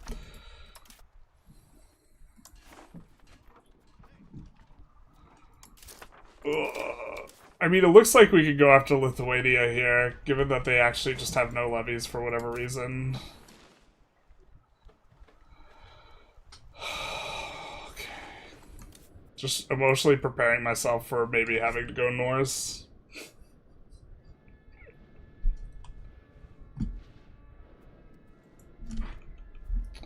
We have to take so much land, we're just gonna pariah ourselves out. To be fair though, people don't care as much because it'll all be... it won't be Catholic clay. Absolute scam, they need to make this easier. Yeah, that is on my list of things I wanted to be changed.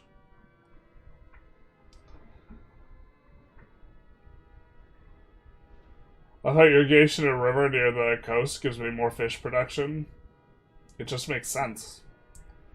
Why are you building from the capital to the silver mine? You can build from the mine to the water if you finish the road later, but you get much more control in the meantime.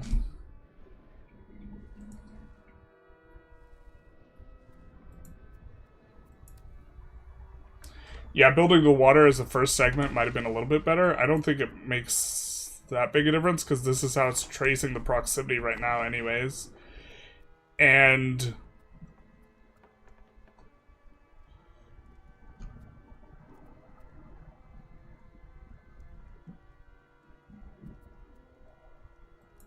I mean, the proximity to...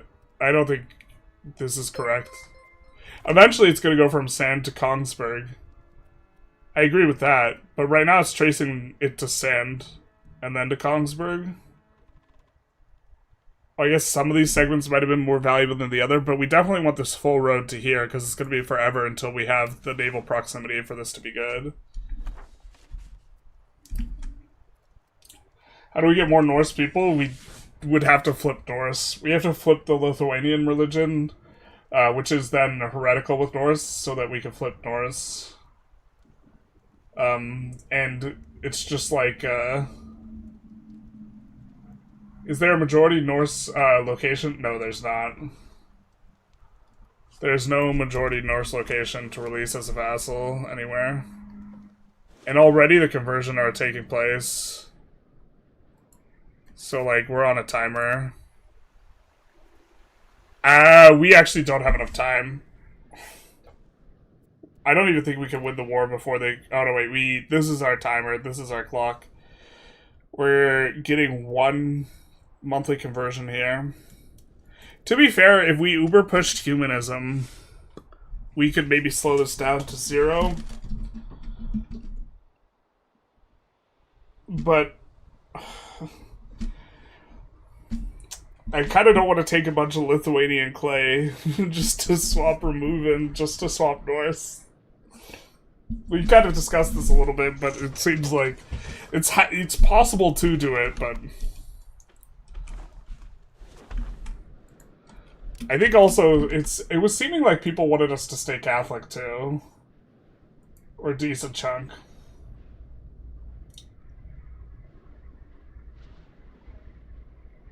Oh, Tarkus is in the chat. How you doing, Tarkus?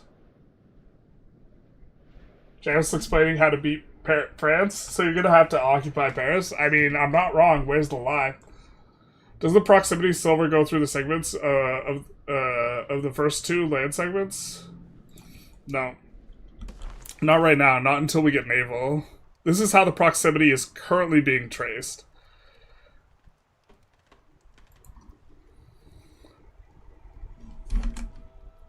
It's a cruel tactic to claim all the locations around the capital so they don't get any control at all. Yep. I saw the spark in your eye when they mentioned spreadsheets in the Vicky 3 interview. I was surprised they brought that up. I thought it was supposed to be child-friendly. They didn't fix it. Johan acknowledged it was a bug. Alright.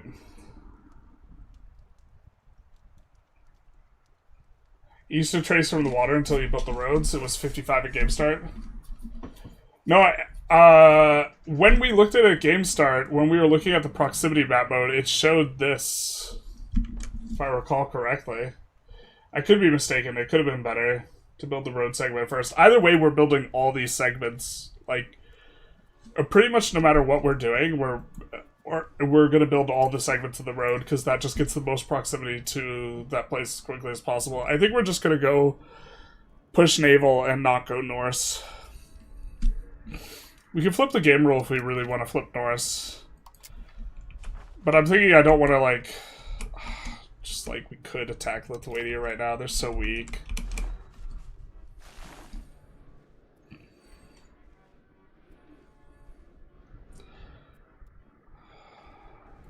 We also would have opened a little bit differently because we need to push Humanist ASAP to prevent the conversion from happening.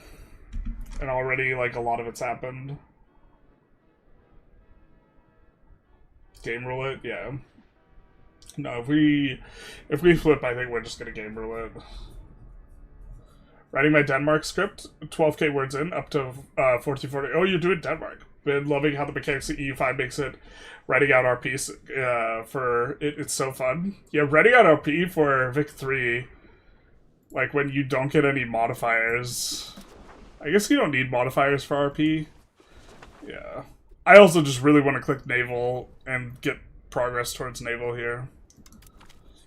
Alright, we're gonna give up on the dream of conquering Lithuania, I think. Yeah, because... Alright.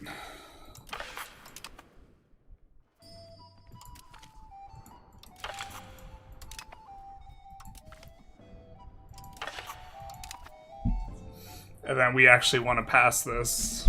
Yeah, so we're not going to get CB. And our Norse people will go by the wayside.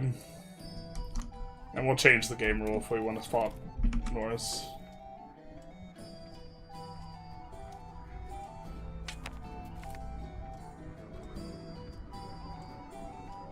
You still get the road there either way. Yeah, but you're right, the sequencing should have been different.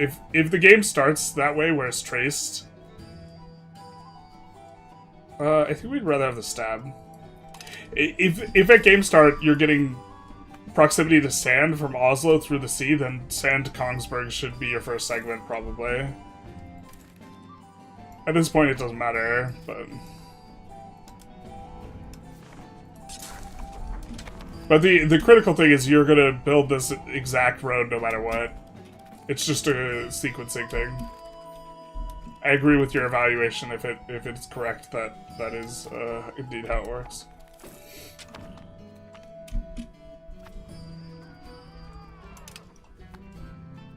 Nice always getting Deb in the capital.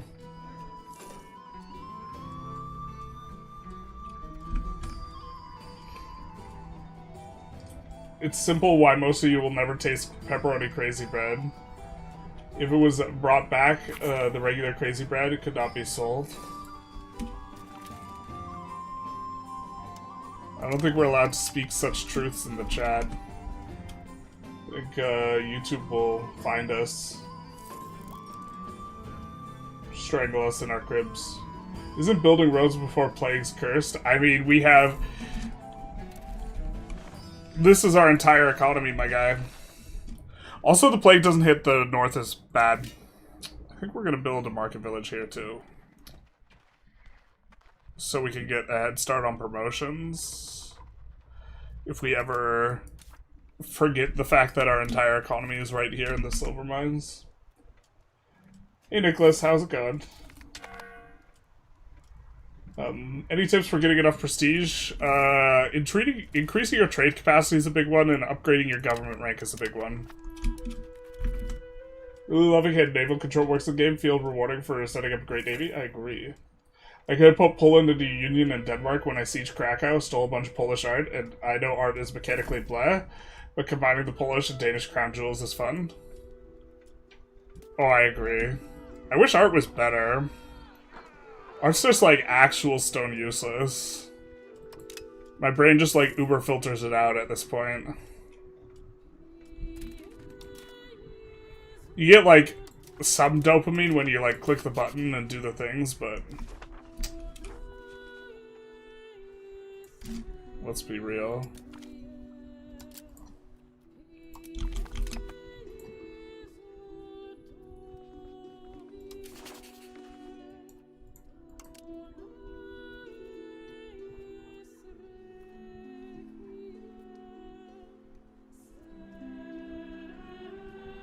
Wait, what? I didn't realize they were our subjects. Jesus. I don't think integrating them does anything really for us.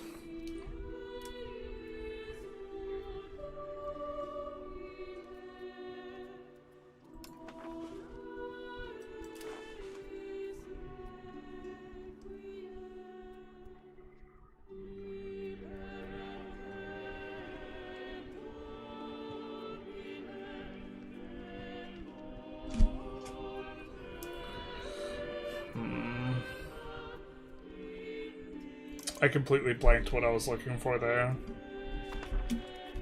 Why was I looking in the subject menu?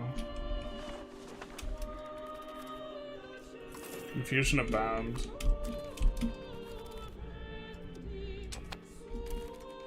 I was looking for something. Was I looking for a place to spend the diplomats? I was looking for alliances. Okay, I just got distracted. Bank of Bardi, no thanks.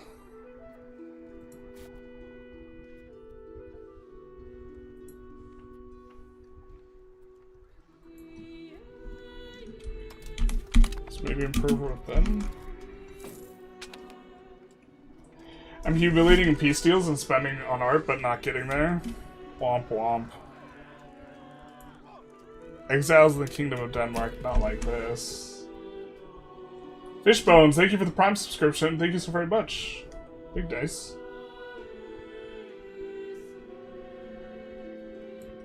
Weren't you in YouTube chat? I feel like I saw you in YouTube chat. Chat seems minutes late in the stream. I'm just slow.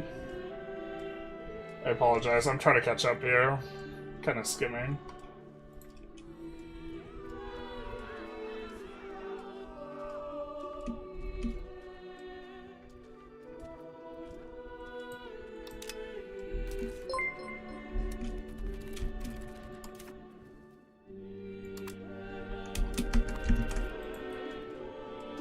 Hey, Douglas Spoonhands.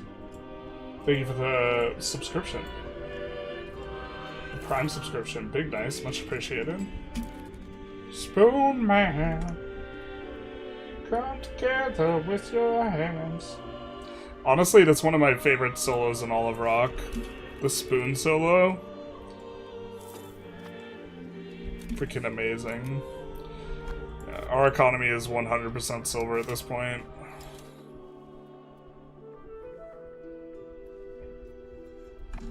It's not in the same province, is it? No, it's not.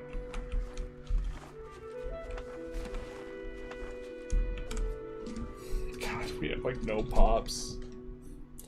Most populated location with the bright green is only 20k. If we like look at a world map, like pop heat mode, heat map mode, it's like, where's your pops, bro? Where'd they go?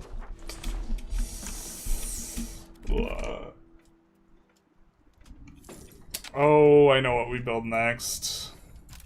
Feels bad, but yeah. Yep. Oh, we start with a bunch of... No. The requirements aren't met. Okay.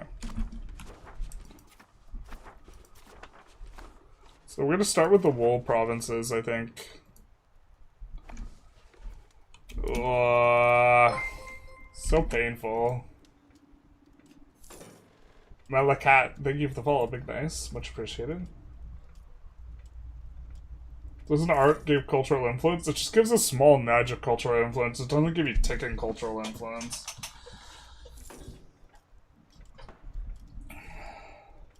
Art for how expensive it is perhaps the least efficient ways to spend ducats. Yeah, just like... The way to look at it is it actually does nothing. Like, that's the most straightforward way to look at it. It's not like actual nothing, but like... It's basically nothing. Art could be 100x cheaper and still be a waste in its current state. Yeah, something like this sounds correct. I don't know if that's actually correct, but it sounds correct. Like, the cultural slider gives you some prestige, which helps out in some things, but it's, like, really not that strong.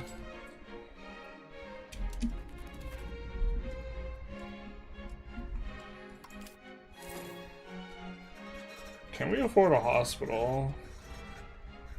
We could probably afford one hospital. Is it worth it to protect 20k pops?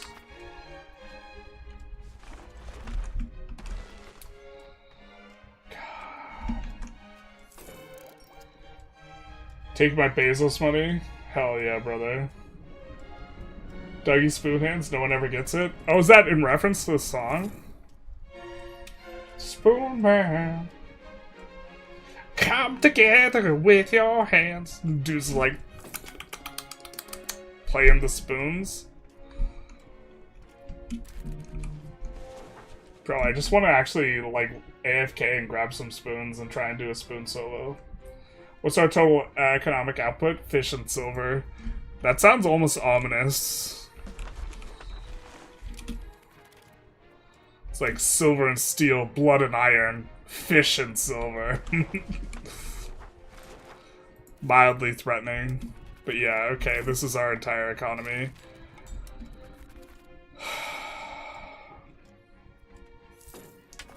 The market village is gonna be nice. The villages are gonna be so much better next patch when laborers and soldiers scale how much you're getting in terms of levies.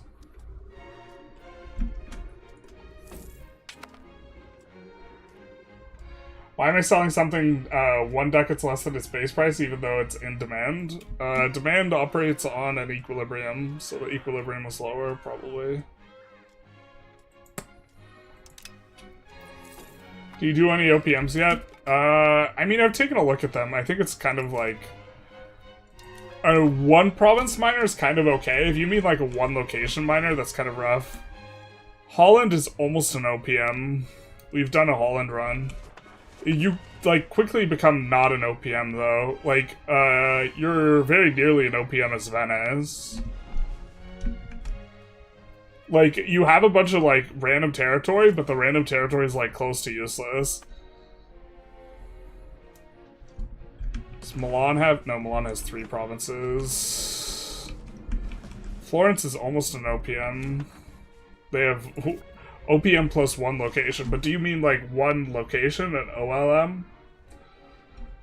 Somebody knows if EU5 future will be able to modding 3D unique models. If other nations are in the same market as some of your locations, you can use migration attraction to slowly pull some pops. This is true, we could try pulling pops from Denmark. It depends what their law is though. To be fair, just the presence of these will be enough to pull pops if they are pullable. But a lot of them will have the law that prevents, they'll have close borders at a decent frequency. I guess we're gonna build 1 hospital.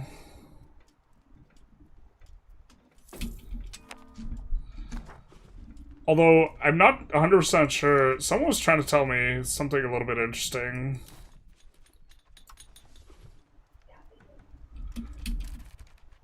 Oh, we need to have 20 dev, right? We don't have 20 dev. Holy shit. I'm not building a hospital for 11k pops. They could take my pops.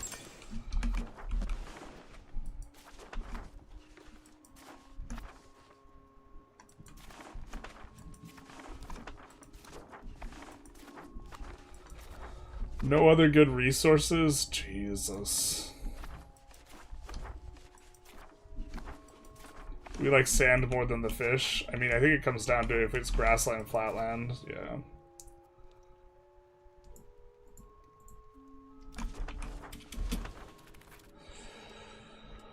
Oh, the pain. Arguably, shouldn't you attack Lithuania anyways, with them having no levies? Kind of. It takes a really long time to max out naval. And so anytime we can get plus towards naval, we kind of want to do it. We could have attacked them, though. We're not currently decaying antagonism versus anyone, so...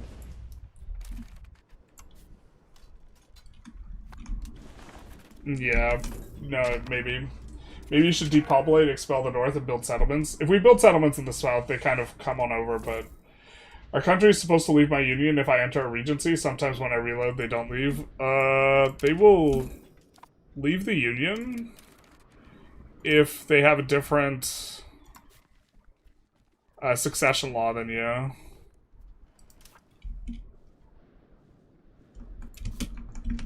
I'm not sure how we break this union though, because none of our succession laws. How will you break the union of Sweden? Yeah, I'm not 100% sure. I think if we get into a war with Sweden, we might be able to break it. I'm not sure if decking them breaks it though. I don't remember how this works. We don't want to deck them right now because we aren't set up for it. Yeah, we can't deck. Yeah. That's kind of what I thought. So there are ways for you, if you have a succession law, if we did favored son succession and just favored a different son, then that would break the union. So if we are still allowed to swap succession laws, and so this might be how we do it.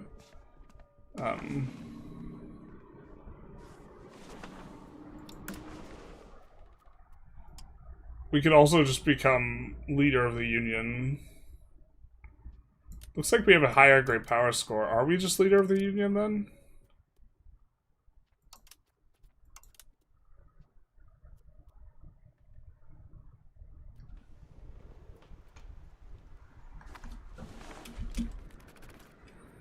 Yeah, so the game plan right now is to swap this at some point in time.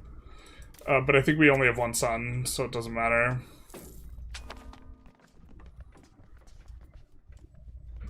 If we had two sons, we could favor a different one. Are you in 1.0.7? We're on the most recent live one. I think that's 1.0.7. I'm starting to get them a little bit confused. There's been like, in the span of a week and a half, there's been like 3 or 4 patches. Florence and Holland are not OPMs, they're way too strong. Yeah, so OPM, the P stands for province, right? Florence has barely over 1 province. They have 1 additional location. If you mean a 1 location minor, that's like a different thing. I think a lot of countries can fade it, plague hard. In Italy, I found a hospital and segregate once I hit 10k sick, and I'm only losing 20 to 25%. Italy has some of the highest potential, depending on who your run start is, to reduce plague. A lot of countries do not have like the same opportunities. I guess beeswax.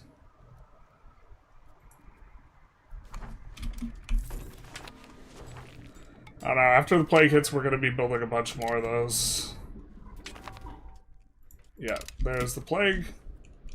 It has spread to us. We're going to give it a tick before we segregate the infected. Because sometimes you segregate the infected and it kills the plague, and then you just cry. Because you have to resegregate the infected.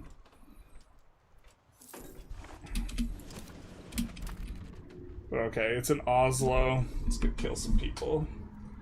I feel like my pops eat sand because it's always in demand. Burger's probably exporting. Not using infamy decay, not like this. Can't you just eclipse them and take over? Yeah, but it takes forever to annex them. Because they have a lot of locations.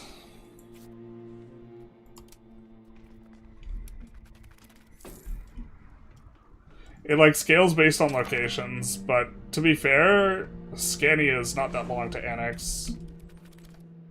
It's much more useful.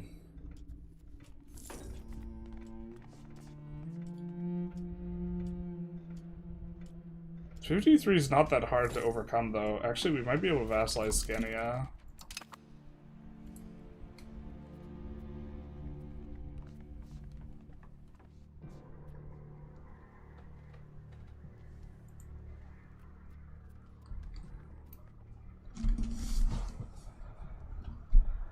Oh, wait.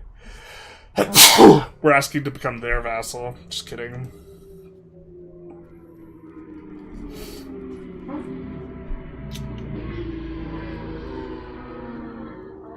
The subjects with limited diplomacy is kind of an annoying one. Yeah, they might just be too big to try and go after this. This is the interesting thing about a Muscovy start, is you actually can diplo-vassalize a whole bunch of people.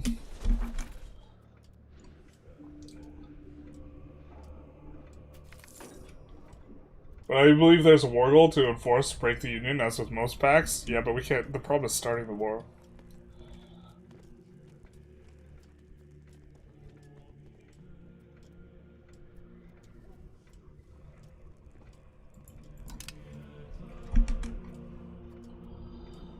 Wait, you're the senior leader? Yeah, it's whoever, like, has the highest crown power, or something like this. Or not crown power, sorry, great power score.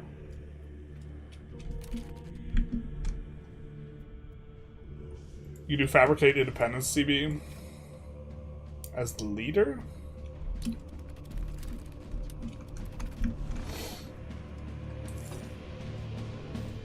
We noticed an issue where colonies don't share their explored map with you. Yeah, this is maybe intentional. I think next week they are doing a patch where stuff spreads. I assume that stuff will spread more easily if it's your colony. But I don't really know.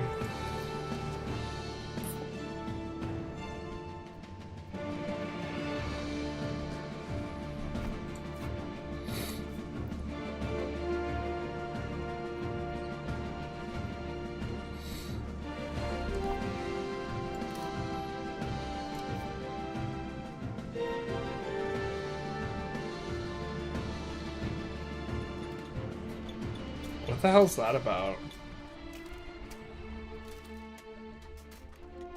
That's not their levy potential. That's their standing army. Why is it showing it like that? Weird.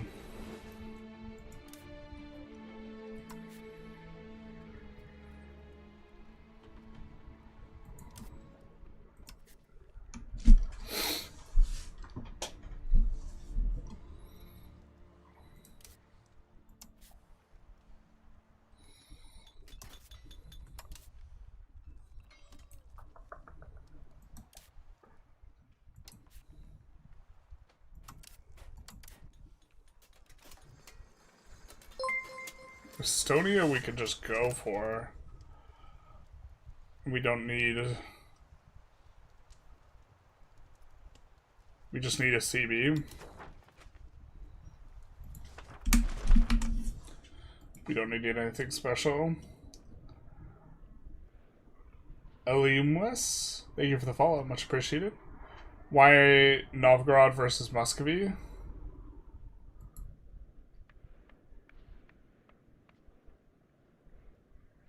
I'm not sure what this is in response to. Like, why is Novgorod maybe better? Novgorod has some really nice content. I'm not sure if it shows up in their country bonuses.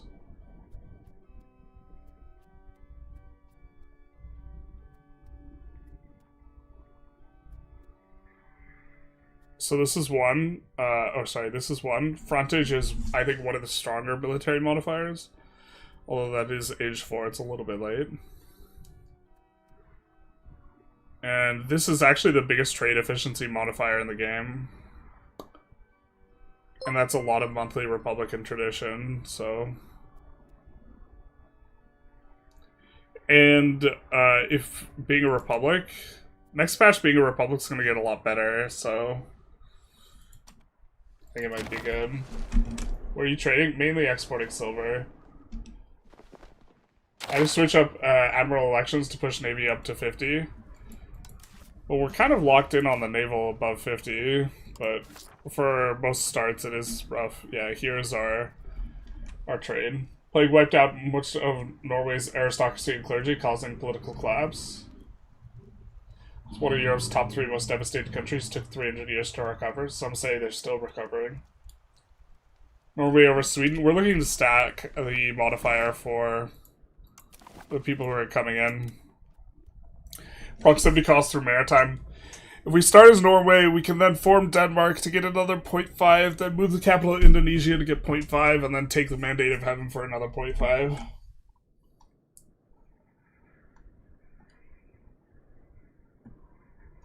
Have you played Bohemia? Yeah, a little bit. Not super deep. OPM is EU4 terminology. It's an OLM in this game's terminology, but most people will still refer to provinces in this game that I talk to. Well, I mean... I'm going to... If someone says province, I don't know. If someone says province, I'm probably going to interpret it as province, because there are provinces in this game. I understand what you're saying, but also, like...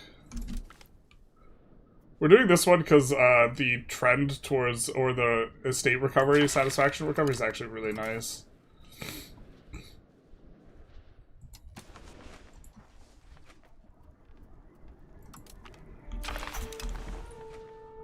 Can we click anything? Looks like we can.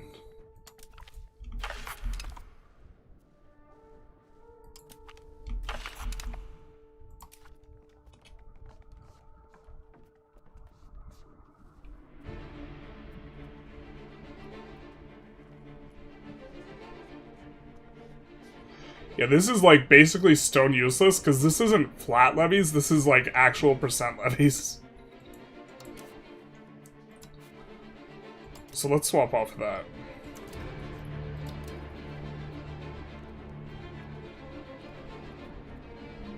We could also go for peasant max tax, but...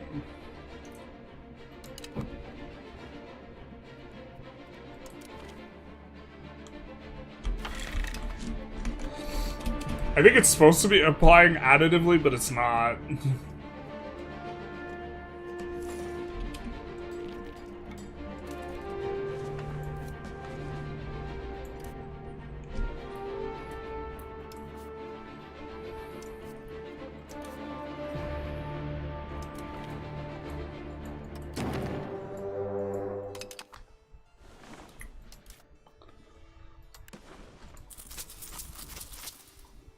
Actually, wait.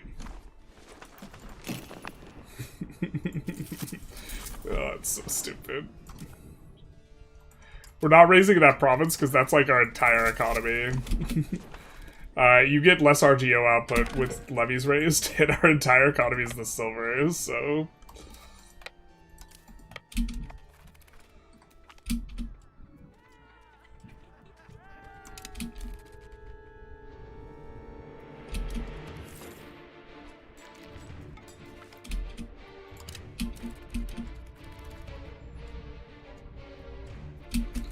Alright, so that's half the levies. We probably won't need this many.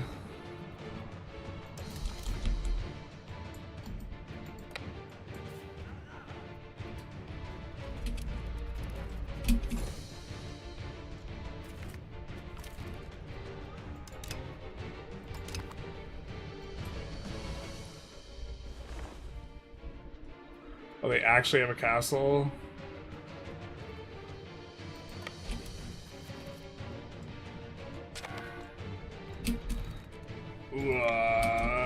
This is gonna be like a lot more micro than I was hoping for.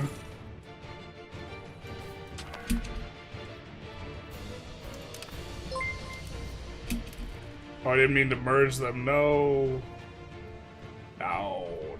No, no.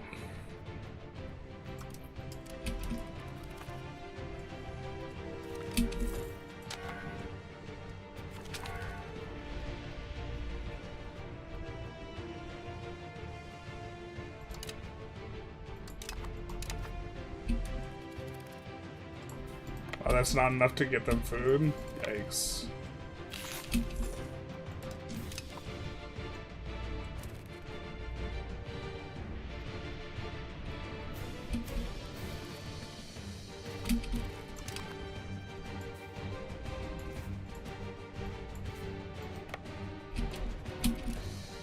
Wait, where's the fort? Why'd that... What?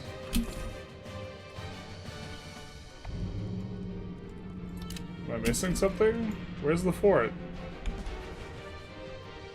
Dog, this is the fort map mode.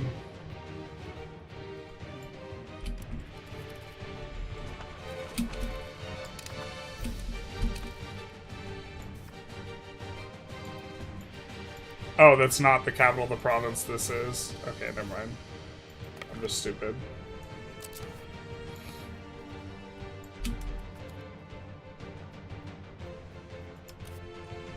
What are these? I think transports actually body the shit out of fishing ships, so we kind of want to not fight that, yeah?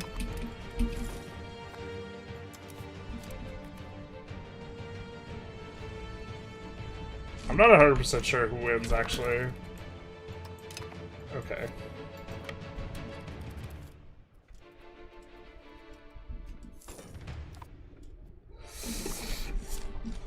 Can we take this before starving to death? It's actually the critical question here. We might starve to death first, so we might just want to end the war. We absolutely have only 150 to mobilize in Bohemia. Please declare war on us, basically. Maybe it's because we can't see their locations.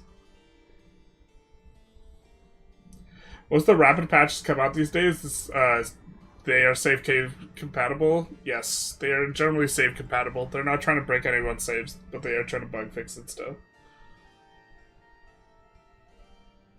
Had to drop your 1600 Ottoman run, opened it up today, and all your marketplaces had just disappeared. I don't know, that's not too big a deal. You can just rebuild them all. Ashikaga, after 3 years, spawns a pirate nation with a unique sponsorship mechanic.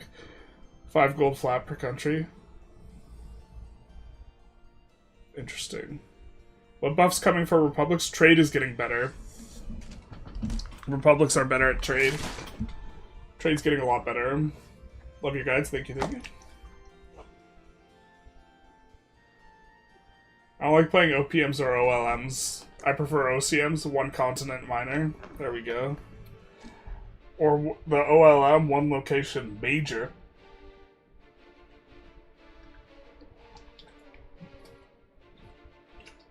I have a question regarding Ottoman's countries. Do you even convert your provinces? Do you get taxed from Dibi or Zimi?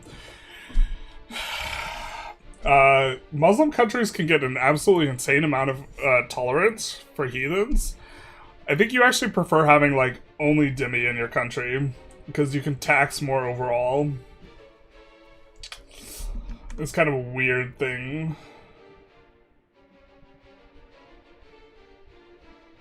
Oh, you definitely should teach people to use the right term, however, explaining why people are getting confused. Yeah, I'm aware that when people are asking about OPMs, they're asking about OLMs, but I'm being difficult.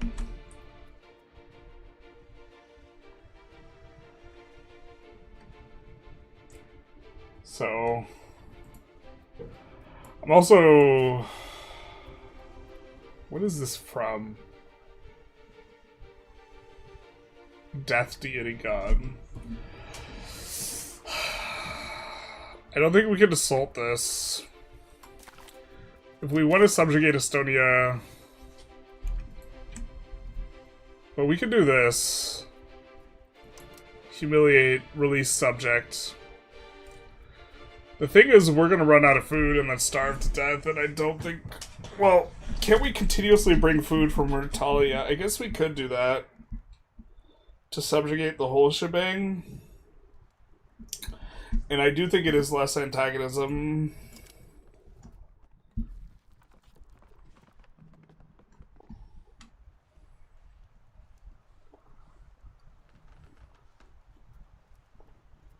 What's their religion?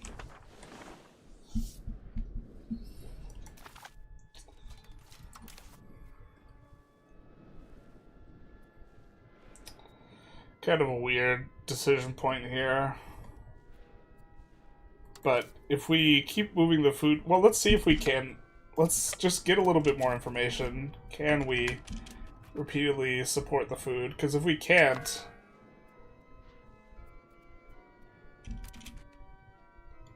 We're not picking up any food there despite occupying. Okay, so we're just going to run out of food and starve and probably not going to be able to take the location. So, and we can't assault it. So I think we're just going to go for some of this.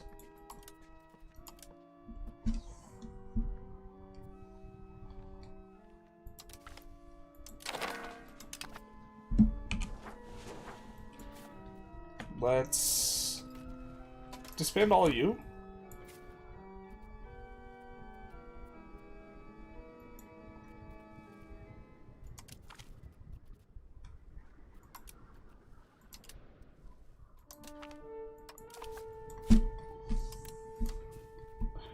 Give me that 25% crown power, dog.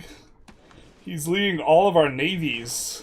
The absolute Chad Lord himself. Give me that crown power modifier from having the ruler in command of the entire navy.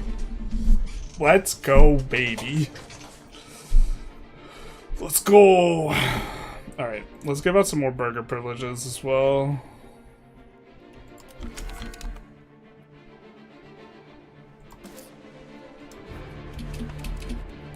We want another commoner's privilege as well.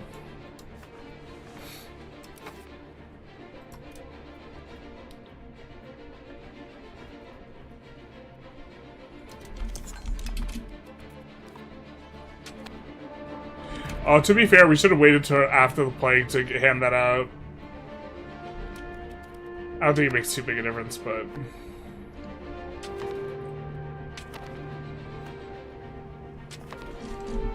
Give me that crown power modifier.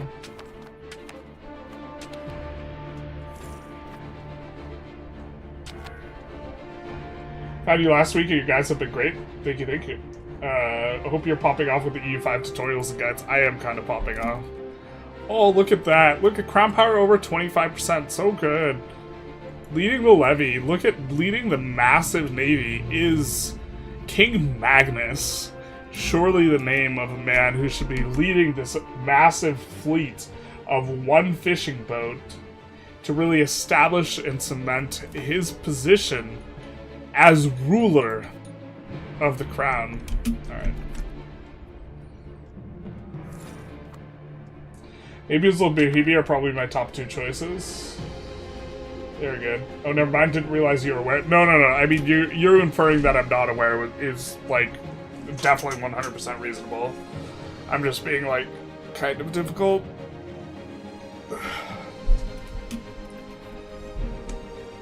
I also think that an OPM, in terms of size, in EU4 is, like, definitely a one-province miner in EU5, and I think playing it as a one-location miner is just hyper-miserable, and, like, miserable in a way that an OPM is not miserable in EU4.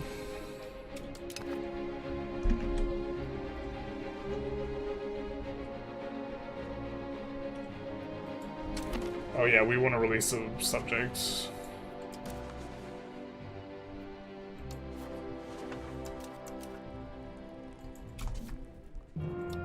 Actually, is this a historic subject? I guess it is.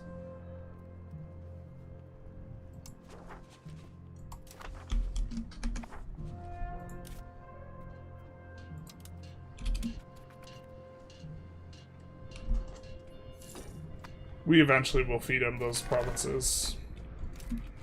Does he have any claims on anything? No. Oh, he does on Livonia. Hell yeah, brother. Livonian order. We should have double-checked to see if there were other releasables from there. Does Estonia have more claims? If Estonia doesn't have more claims, then we definitely made the right play. Yeah, we did.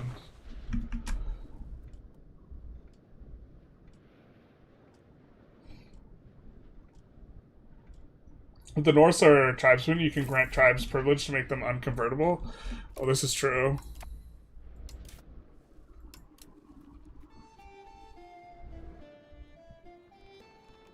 No, it just blocks assimilation, not conversion.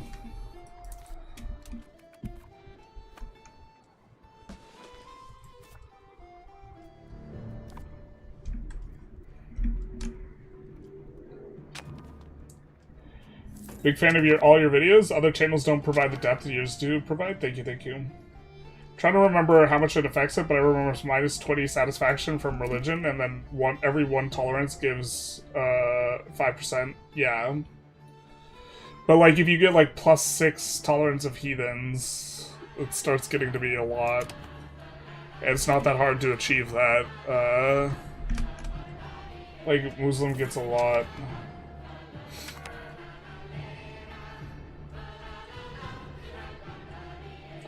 Maybe all the tax makes up for the satisfaction. What are good ways to gain prestige? Humiliating people is kind of the best one. Or getting modifiers that give you, like, taking prestige is also just generally really strong.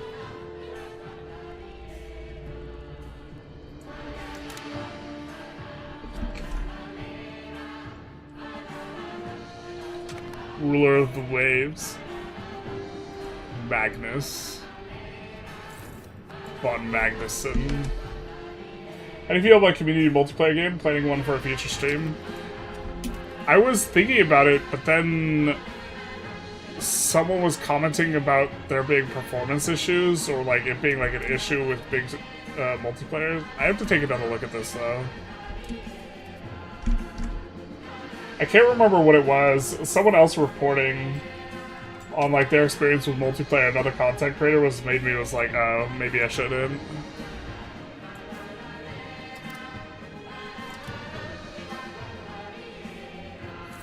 Next month.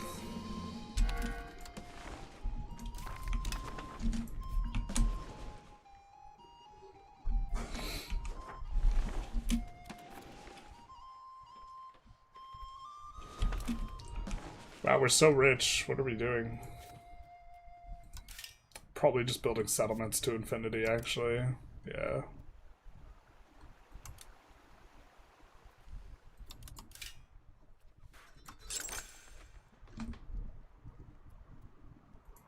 Just building more settlements.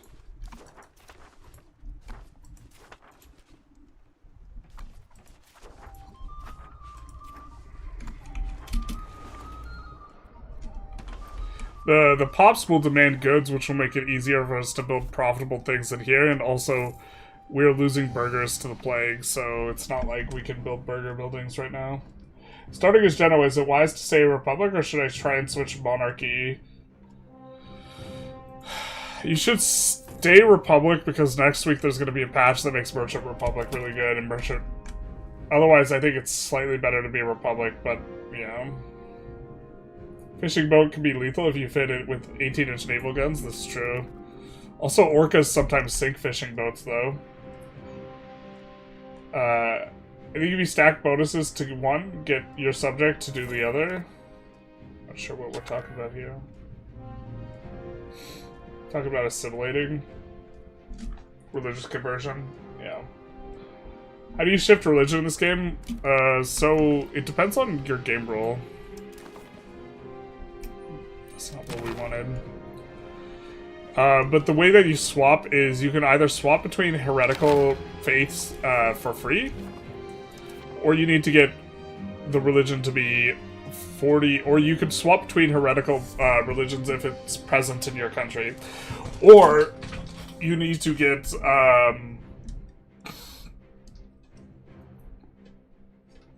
40% of your pop to be that religion. So what we were talking about earlier with swapping Norse, Norse might be gone by now. Yeah, Norse is actually gone, so that they are killed by the plague. Did the plague really prioritize the Norse? Womp womp. Are they completely dead? They are completely gone. So if we want to flip Norse, now we either have to restart or do the things. But you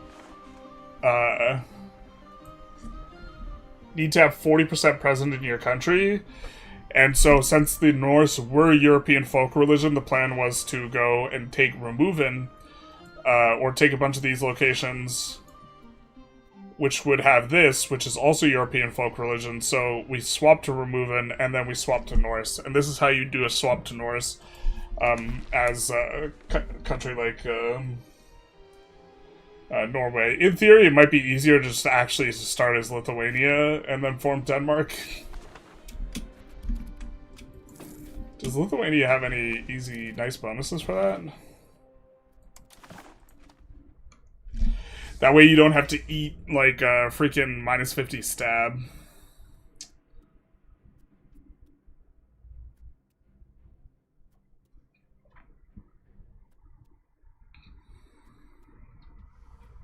Yeah, nothing too crazy looking.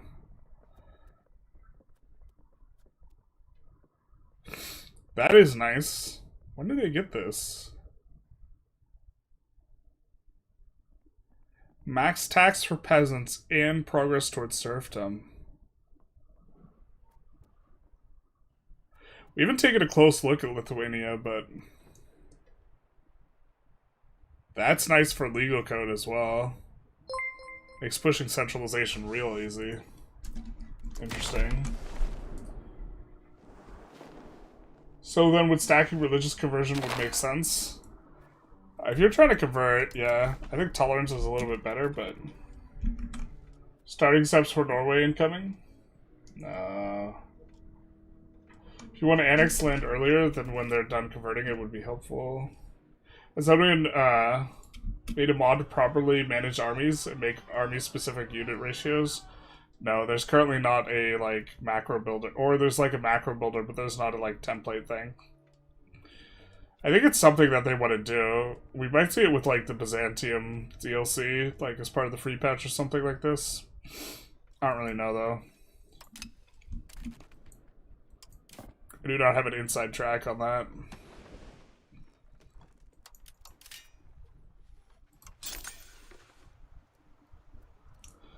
Also just generally not very, like, pushy about trying to acquire information.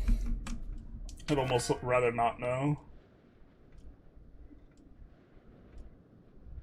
What trade buff is incoming? I thought it happened in 1.0.7. 1.0.7, they rolled back the, like, 10x trade maintenance modifier, but they're going to change the way, in the patch next week, the way that economic base is calculated. Currently, it calculates... Some of the economic base is calculated using trade, so your cost of port goes up as you trade more, right? And all your slider expenses go up as you trade more. And this is significant. Next week, it will not go up with trade at all. 0 go up through trade. So trade is pure gravy, but there will be more maintenance costs on trades. But this is going to make trade a lot better. Like, a lot better. Especially if you have a bunch of trade modifiers like Merchant Republics do.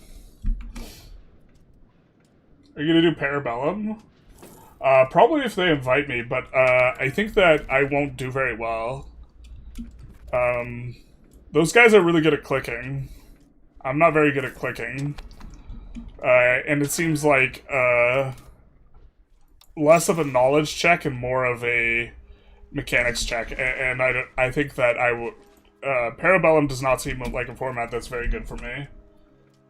Thank you for the deluge of YouTube videos. Really great stuff and making the game much more approachable. You're very welcome. So, I don't know. I've talked to, like, Lathe a little bit, and he thought I would do decent on Parabellum, but I just, like, kind of don't see it. I think if you want someone to make an appearance, you hype them up, but I think I'm gonna be... if anything, I would be like a stepping stone for some of the people who are better. Just to be like, wow. They beat Generalists. And like, I think it's like mildly self-evident that the people who are really good at clicking the buttons are gonna probably run me over in terms of like Parabellum performance. Saw vids on top buildings. Good stuff. Thank you, thank you. That would be one hell of an EU5 event. You lost a ship to an orca attack. I would, if I would love that, honestly. It only happens off the coast of Portugal, too. Have you guys heard about that? The orcas that are killing people off the coast of Portugal? Tolerance of heretics and heathens. Very nice. There's some questionable late game advances like Russia getting plus 10% levy size in Age of Revolutions. You know, the age where levies get minus 60% combat effectiveness. They have some other scaling in the late game, though. They're not, like, completely dead. I forget what it is, though. Like, they make, like, a mild resurgence in the last age. We aren't going to build a higher price one of those. Something else going on right now. Alright, we didn't get ravaged too bad. Less, like, 25% pops. Pretty good. Another son was born. You do not say.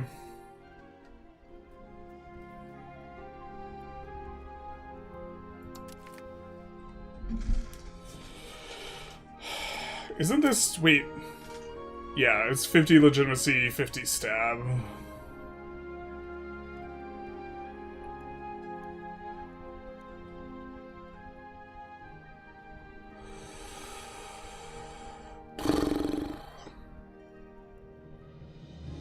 So the idea here is we change who's going to be in the line of succession so that we can break our union with Sweden so that we can just fight Sweden normally. I just don't know if we want to eat the 50 stab right now. I think we don't. I think we want to get up above 30 stab at least.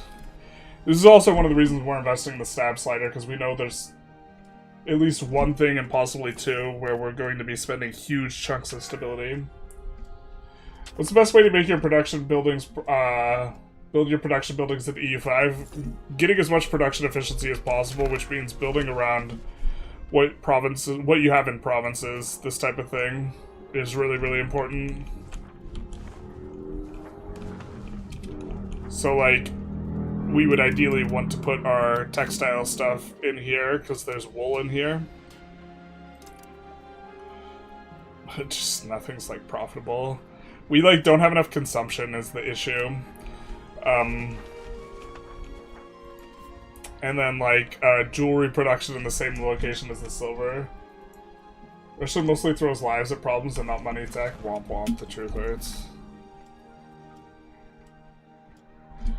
I hope decentralization gets something cool. Decentralization is getting buffed, and I don't know if it should be buffed. How do you set cavalry on the flanks? I think you could control-click now to move everyone to one flank, and so I would just move all the cavalry to one flank, and then move half of them manually to the other. Or just control-click or whatever, just have all the cavalry on one flank, but I think you want half and half. How good are the foreign trade buildings? Are they usually worth the building or only for merchant republics? I think they're definitely worth on merchant republics. I think it's kind of hard to make your money on other countries, but if you're doing it so that you could use light ships there, then the cost is difficult to evaluate. Like, if you're just trying to get trade advantage because you can patrol the seas there, then you have to look at it, like, a little bit differently. What's our centralization at? 20? Makes trade more competitive, which is great. Yeah, so for the people who trade is not very good on, it won't necessarily be better because you have to pay more maintenance, but... Generalist is famously a poor clicker. Yeah, I mean, like... I don't think I'm very good at clicking the buttons, man.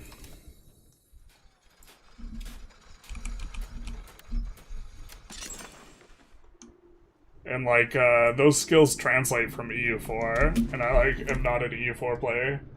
Right now, you either manually trade with the trade mod, which shows the actual income, or turn it off. I mean, that's one way to approach it. Like, you could also just kind of, like, have a bit of a feel for when it's going to be profitable to add trade centers or not, and you just don't add them when it's not going to be profitable. and you operate based off feel rather than what the UI tells you, because what the UI tells you is kind of misleading. And that's kind of like how I'm playing right now, but definitely would be more precise with correct information. I just, yeah, would be more precise. I think we do want the output on silver. This is like our entire economy right now. And we're also like looking here. We want these numbers to be above 50, which indicates we're taxing them as much as possible. And most of it's coming from the commoners, who are, of course, in here.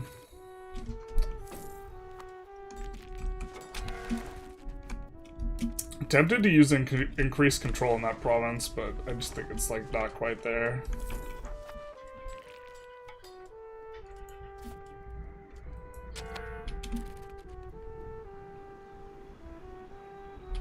We might save up for that and then build jewelry out of there. God, it sucks so hard.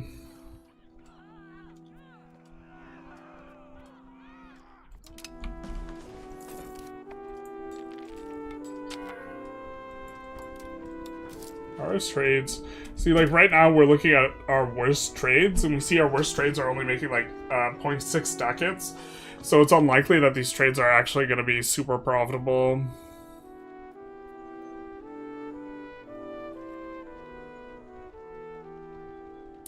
Even some of our better trades might be putting us semi-underwater because it's based on the base price of the good, or the price of the good. But they are helping to keep our silver prices high.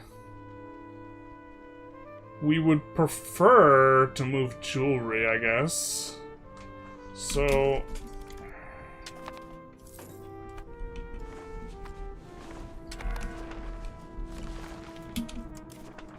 I think we also don't have too much slider cost right now, which is kind of what it's about as well.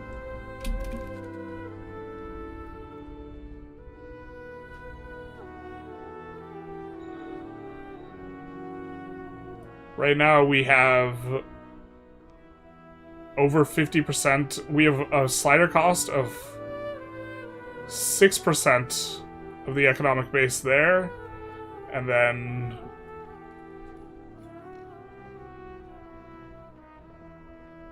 another couple percent, so it doesn't take a whole lot to get over.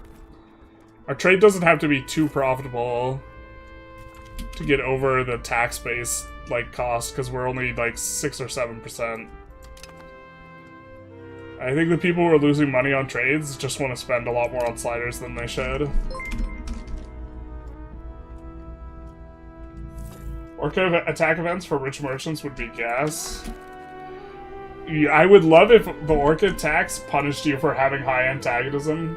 Down 7-1, thank you for the follow, big dice. Like, you get a bunch of antagonism and the Orcas start rising up against you. Just kill boats. People are like, why are the Orcas attacking? I don't understand. What happened? What went wrong? The Orcas are like, this isn't about justice, it's about punishment.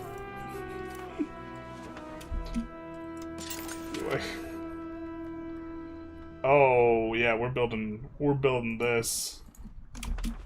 Actually, we don't need that one. We are building some bridges to our silver mine. Yeah, the real problem is the base price is getting low. Yeah.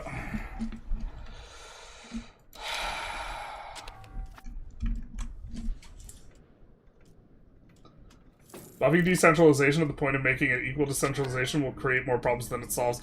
Yeah, this is something like with Vic 3, like everyone wants interventionism to be just as good as laissez-faire.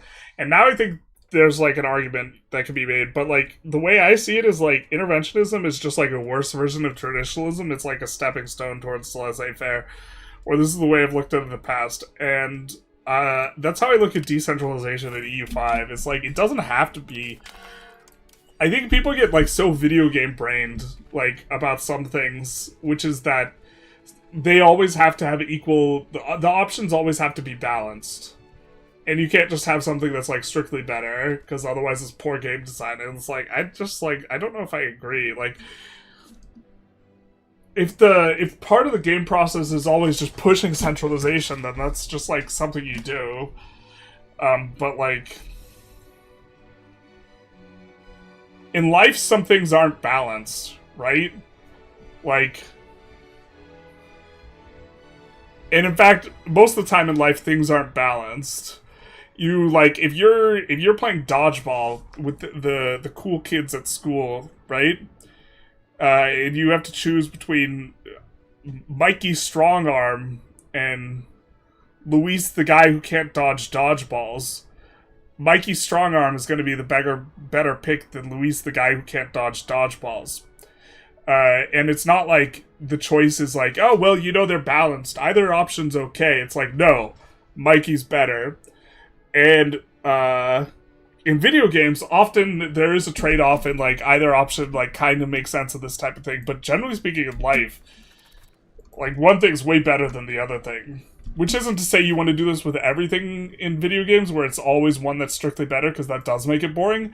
But like you don't have to be like afraid of like having one option just be better. And having the process by which you... Because it was interesting because it was interesting for centralization to always be better, because you would view your centralization trend, like all the things that are giving us plus centralization, this is a resource that you spend on stuff that gives decentralization. So it still created like interesting gameplay patterns where the choice wasn't, do I go decentralization or centralization? The choice was rather, I don't want to go decentralization, and to prevent backslide towards it, how am I going to choose to invest all my centralization trend in terms of trade-offs when moving towards like decentralization, this type of thing. But I don't know. Sometimes sometimes I think feedback's like too video game brained.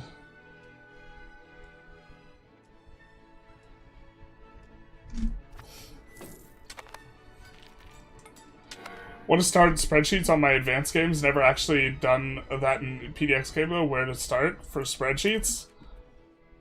I don't know. You just like usually starts out with the question, what's important, and then why is it important, and how do these things mathematically relate? And you just go from there.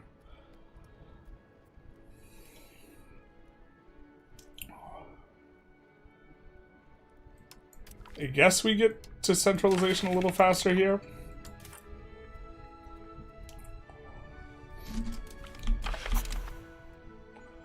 Probably can't get another 50%, so... We don't necessarily have to do this, but this will speed us up by quite a bit. We're gonna get to, like, close to 40 by the end of this parliament, and then a little bit after we're gonna hit 40. And then we'll move our cabinet action somewhere else, and then move it back for the next parliament. It's a shame we can't push naval, but... that is what it is. We could push communalism towards 55-ish. Cabinet action. I watch a lot of EU5 YouTubers, but your in-depth guides do the best job to earn me using your referral link. Thank you so very much. Much appreciated. That is like,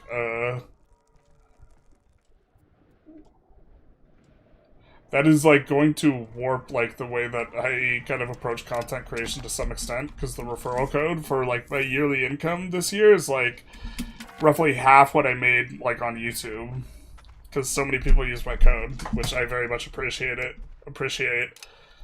And so I have to think about if that changes things, how does it change things, and this type of thing.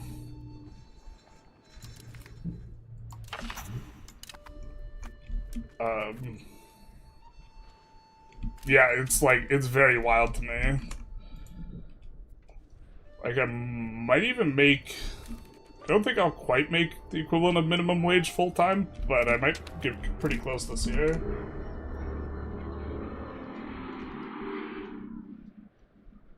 So what's Oslo to focus on? Breweries? Oslo...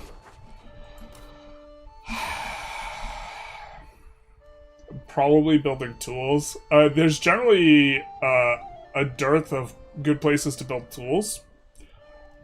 And so often in the market center, you just build tools no matter what. But we shouldn't build anything right now because we don't have any burgers.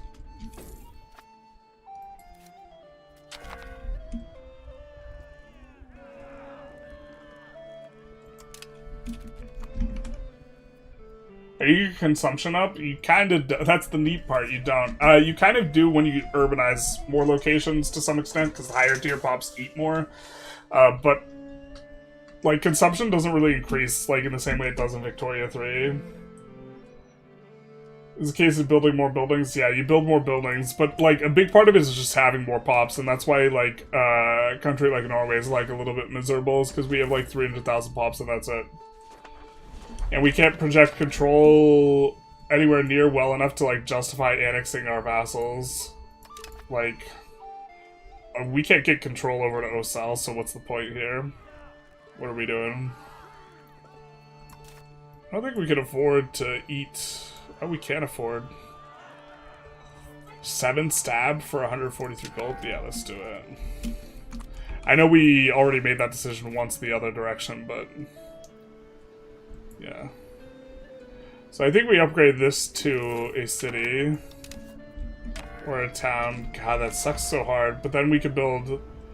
Out of this, I think we want this to be urban eventually anyways, and then it's going to have relatively high control, and then out of this we are going to add a bunch of jewelers. Because it will get the production bonus towards that, and then hopefully we can move some of these trades off of trading... this to trading jewelry.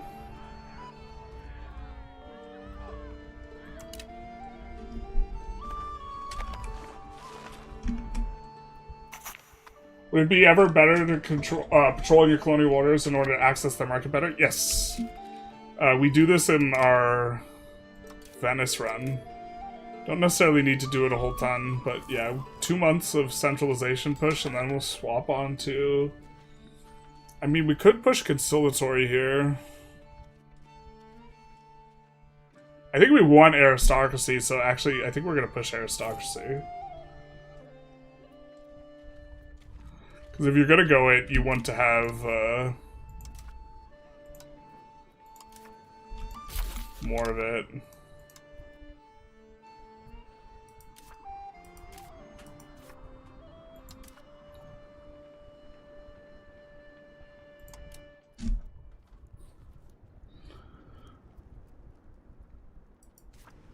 Just looking if there's anything we have that we want to use to push aristocracy. I don't have all the aristocracy ones memorized. Total monster at this game? Thank you, thank you. That Venice playthrough is amazing. It's still going. It's still going. We can still have a chance to fail. Space Cow vibes. New DLC will add Orca Revolts and assign Glitterfin as your head of cabinet. CK2 posting, yeah. I think they do better at communicating maintenance costs to trade buildings. They definitely can do better, but they're just gonna effectively... They're just gonna change the way it works. I think decentralization was more effective earlier game time period and less effective later, representing the ease at which vassal swarming was a pretty good idea. Yeah, I mean, I think that... I have no idea what they're going to put on centralization to or decentralization to maybe make it on par with centralization, but, like, it doesn't seem close right now, so I have no idea what they could, like, put on it to, like, make it look even remotely as close, and, like... Yeah, I don't know. Decentralization is already good, it's just, like, centralization is, like, far and away better. It's just that decentralization is abysmal? What are you talking about? Decentralization is, like, strong. The issue is just that 20 loyalty of subjects and 5% of state satisfaction is actually really nice. Like, decentralization is, like, in, like, the upper third of values. Like, if you can choose to have... If you, instead of having to choose between a spectrum of right and left, but instead you just, like, hey, you can grab 10 values out of these, like, 30 values. Which ones do you grab? You probably grab decentralization.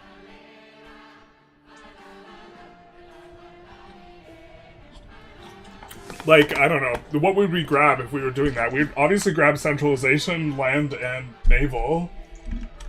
And then what do we do from there?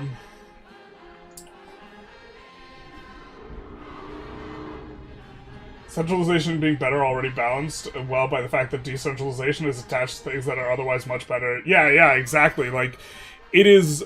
Very often, you have a bunch of things that push you towards decentralization that are strong. So now, if they make them remotely close to each other, then it'll be way better to push decentralization.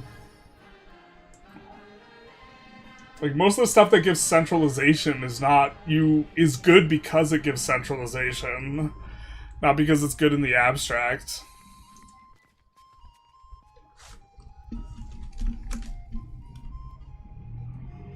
If they want to be strictly better, the timing or the path to get there has to be interesting. If all the policies and events that give centralization are also a good choice immediately, that's boring. I don't think it's the case that... I mean, like, I would love to give out communal lands every run. Like, if decentralization is good, sign me up for communal lands every run. But, like, yeah, maybe that's an interesting kind of thought pattern. Well, we have our tier list for values, but, like, if we have to pick 10 values, like, which ones do we pick? And I think it's land, naval, centralization are the 3 obvious ones.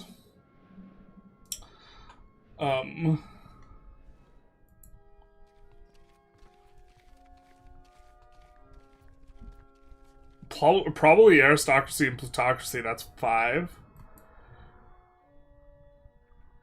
And probably capital economy and traditional economy, that's 7.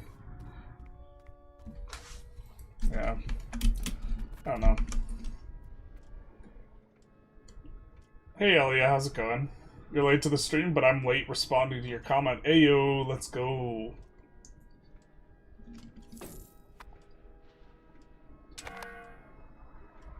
Same here, use the referral code after watching all the content. Thank you. Much appreciated. Most underrated thing I've heard about anyone talk about, stabilizing country. Additional stab isn't, like, super strong once you're in positive, but not being negative is absolutely incredible. Pop promotion speed is really good early on, though. So, like, positive stab early is, like, actually pretty good. It just, is like, less important late game. Minimum wage achieved, let's go, basically. Tarkus knows what I'm talking about. You're just like, yeah, baby. We made it. I'm pretty sure, like, the last 3 to 4 months I've, like, averaged, like, 13 hours a day playing EU5. So, hours are not quite... The actual hourly rate's not that good, but, like, getting paid to play video games is kind of a weird thing to evaluate. Currently trying to make a city corridor in the middle of Turkey to increase your control past the lowest? Yikes. That's some rough terrain.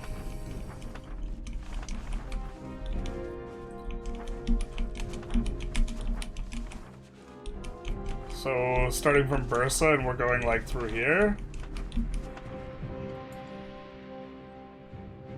Using the... If I recall correctly, it goes, like...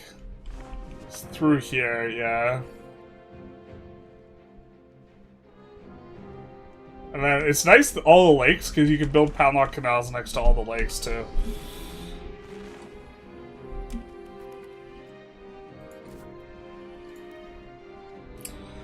Still don't have all the burgers back, but we're getting close. I think we're just going to queue up a building.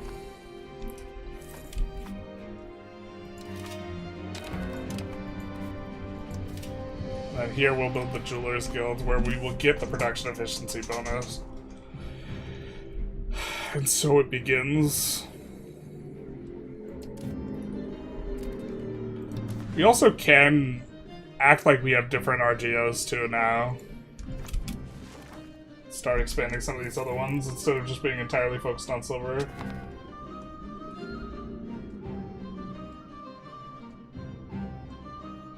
I guess the new trading patch hits, it might be worth it to create more markets in your lands to promote trading and more income, but that's now that it's decoupled from economic base.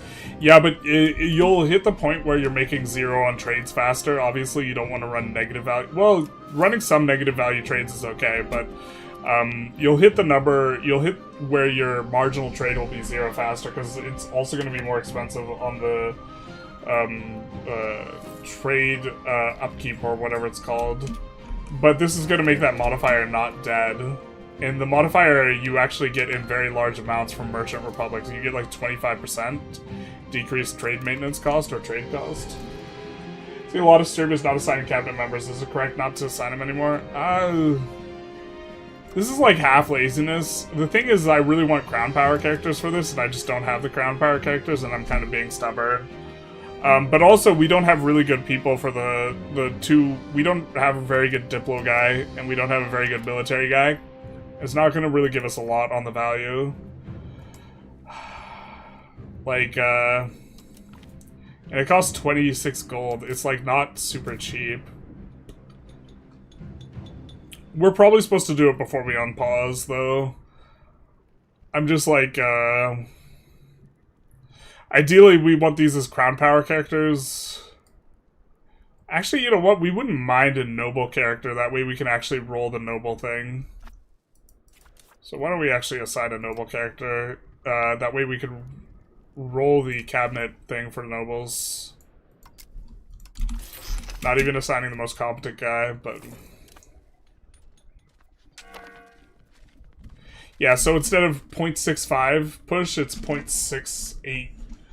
It's really not huge. The big thing is the power, and, like, us giving extra power to the nobles, like, also empowers the nobles, so, like, it could not necessarily be good for your crown power, so... I think it is correct if you have kids that are teenagers, and you're just waiting for them to become characters that you could use. We're not in that boat, though. Actually, maybe we should have waited for her to become a character and then added her. Probably not. It's really nice if you're under 25. I don't think it's worth making... You have to spend, like, legitimacy to put a woman in cabinet. Or go a religion where it's not a taboo or whatever. How do you feel about building roads over passes? Ranging from Italy to Mali is nice. Roads are great. Roads are insane.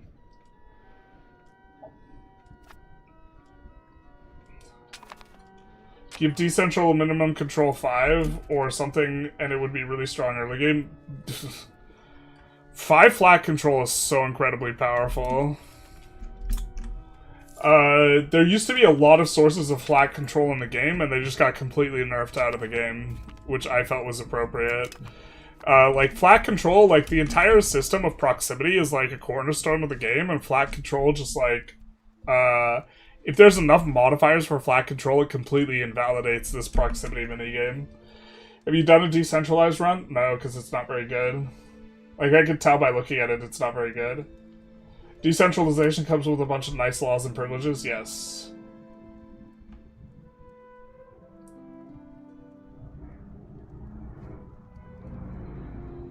Typically they're nobles, which adds more multipliers to state power. Yeah, but the multipliers aren't too big. It's like, what's an extra 12% from having this guy in the cabinet when we already have, like, plus 500% or whatever? Maybe decentralization should make the bailiff get more local control. That's an interesting one. I would want to be careful with that because the bailiff was just, like, an insane building. Like, during, like, earlier patches before release, there was, like... The bailiff used to just give 30 flat proximity, and proximity used to give 100% its value towards control instead of 75%. And it was just kind of obscene. Because you could completely ignore... The thing is, you could get,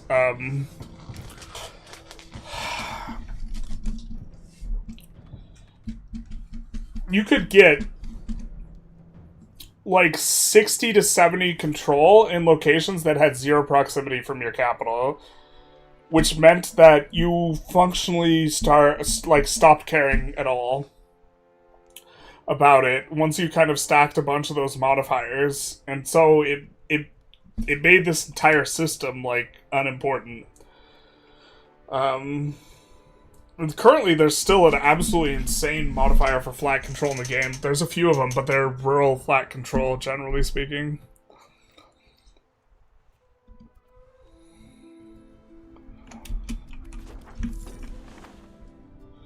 I've got a question. I've reached the game around 1520. Didn't get to later content. Wondering if later estates are a problem.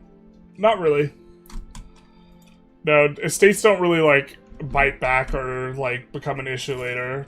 The court and country disaster is kind of the thing, but I don't think of that as the estates as much as just, like, the disaster itself. So, the estates don't have, like, an emergent mechanic where they somehow become a problem, basically. I'm wondering if lowering it to give out privileges will be a problem later. No, privileges are insane. Wait, Sweden's proposing? What are you proposing, my guy?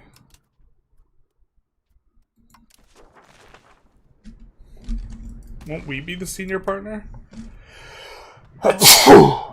Sorry. Oh, no, we won't, because they're bigger than us. Womp womp. Alright, well.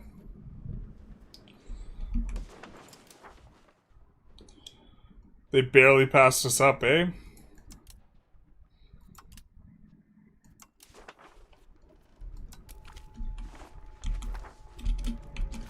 I think they just win. It's just us. Just the two of us. They get more votes than us. Just the two of us. Right? I think they get more votes. Forgetting exactly how this works, but I think that their great power score is what counts.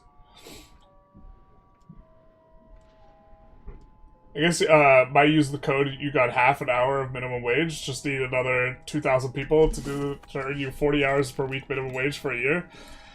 Yeah, I mean, like that's the math on it.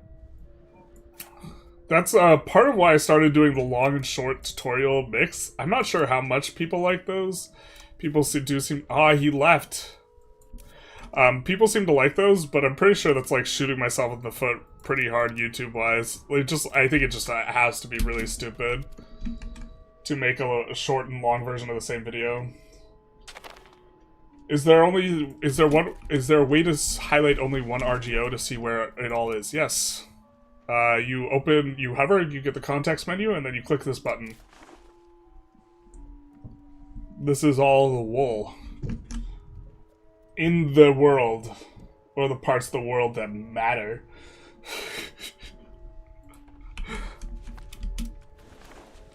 We're doing our best European impression. Where we are, being Eurocentric. I think we could expand that. What is in here? To be fair, we could build and export carpentry. Normally carpentry kind of sucks ass to do, but...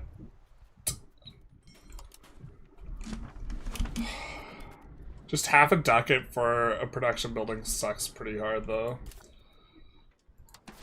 Yeah. We do have a full collapse price. We will connect our urban location. This is going to help to increase both control in that location and also crown power by virtue of having... I wish there was a map mode for just raw estate power. Just raw power of the estates, because here, let's kind of just show it off. Nobles give estate power, clergy gives estate power. They all give estate power, but it's all a function of what type of pop it is. And nobles give out way more than commoners. And so where the noble heat map is going to be valuable for connecting roads to decrease the crown power malice. And if we look at the nobles heat map, we, I mean, honestly, it's like kind of a little bit hard to see. But there's 90 nobles there. A lot of rural locations there will be significantly less nobles, right? And so there's more power, just raw power from nobles in these locations. And so linking these up will increase control. Even if it's not giving us a lot of economic value, decreasing this crown power malice will be useful for making it so that we have more crown power.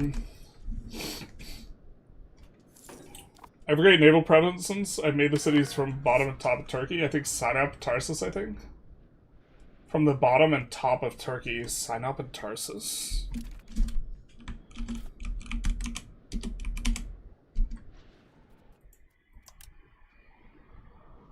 Wait, you're going from north to south?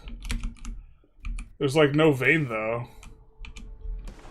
You're just like YOLOing it through a bunch of rough terrain. I don't think that's the best way to try and build control.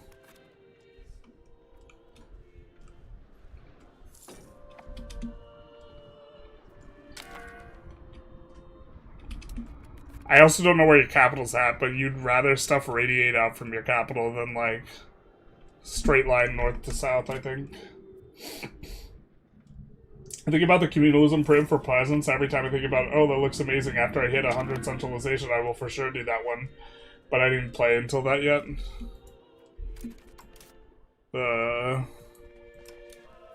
Communal lands. Yeah, I mean, you just can't get enough centralization trying to make communal lands good. But yeah, the Mabel's gonna do all the work. Trying to make Persia work. Do you think Hormuz would be a good pick? Yeah, probably. They have, I think, the best content out of anyone in the region. And you start with the Strait, so I think they're probably pretty good. Kind of an awkward start. Your subjects will deck on you. But you could resolve any war just by giving people sound toll rights. So... Playing as Barlas, should I do anything while waiting for Timur? You should make sure that Timur has a good education, but... As far as I remember, there's not anything too crazy. Or, actually, allow me to rephrase that. From what I've heard, there's nothing too crazy important. I haven't actually played Barless. This is like one of the runs I haven't done. How useful are granaries in single player? Can't figure out if they're worth the building slot or not for pop worth. They're probably worth the slot, but they're probably not worth building early, or that's kind of what I think. How are you growing your economy? Real slow. We don't have very good economic opportunities here, unfortunately.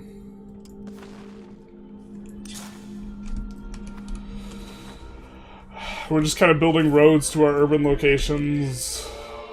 We'll build a road down here next. We might actually just build a wharf there. Considering, I think it's actually... Oh, it's... Yeah, it's getting proximity through port.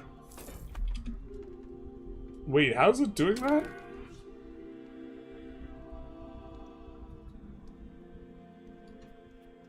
We're doing proximity costs through port. And then it's not going through a port, it's just going straight into the land. What?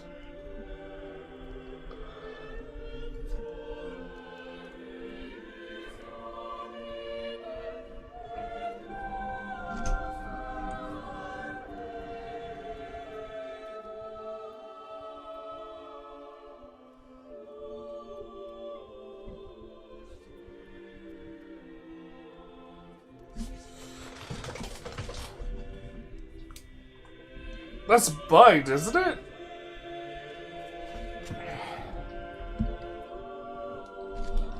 Pretty sure it's supposed to come to this C segment and then come back in, or it's supposed to go by road. Unless I'm missing something.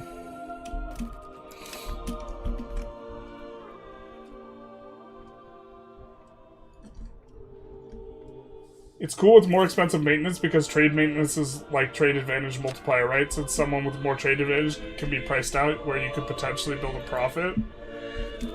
I wouldn't call it a trade advantage multiplier, but I would say generally speaking, you tend to be able to run the more profitable trades if you have trade advantage, and other people might be priced out of trade entirely if they don't have enough trade advantage because the lower profit routes might not be enough to keep them going.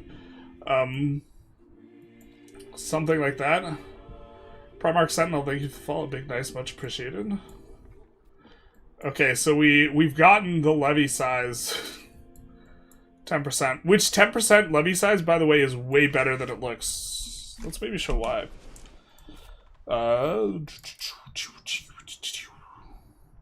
Where's our levy thing? So, when you have a bunch of negative modifiers, positive modifiers are way more valuable. Here we have minus 80%, and then we had plus 30%, so we were actually getting 50% in terms of how many levies we got, but we got an additional 10%. So going from 50 to 60% represents a 20% increase in the amount of levies we get in a location such as this. In the capital, it's obviously not going to do anything because we just have, or I don't think it does anything.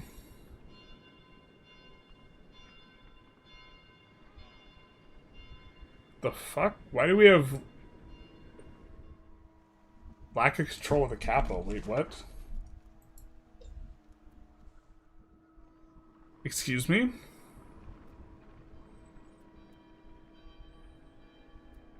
Why do we have a lack of control modifier in the capital?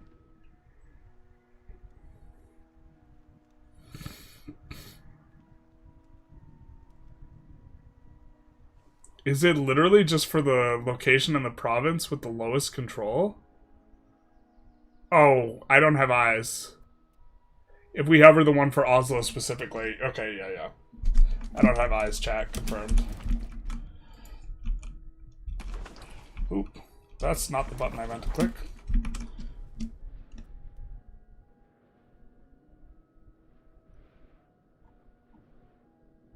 I think you can still have a building for flat control. Yeah, there's a few sources of flat control. China has like a plus 10 flat control. There's a couple of countries that have reforms for flat rural control. I don't like playing a multi-market empire. I find it extremely annoying. Do you have a suggestion on how to make it easier? Or even better, what's the best single target location nation? Well, the best one actually might be the Ottomans, just having this big, fat Constantinople market. Mainly because Constantinople, like, the region of Anatolia is just kind of scuffed for making a new market. And so is Greece. And so you end up having this mega huge market.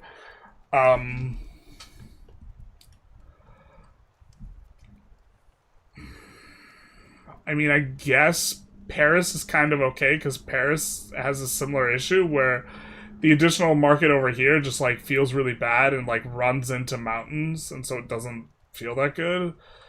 And I guess you could delete Bordeaux and maybe move the capital down to Orléans, or the trade center down to Orléans, and it'd be a little bit better. You could play London and delete Edinburgh. I would say that this is kind of like an aspect of the game, and like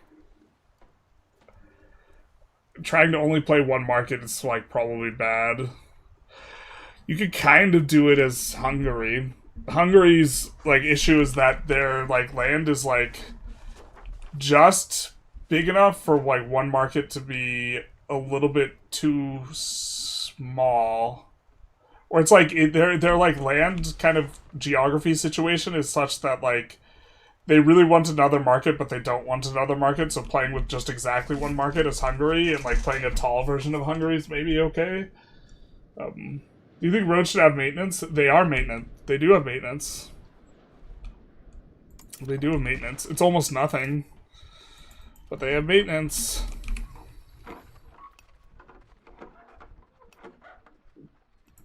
Is it sand? It's functionally nothing. I don't know what I think about that. Maintaining gravel road. Yeah, 0.00.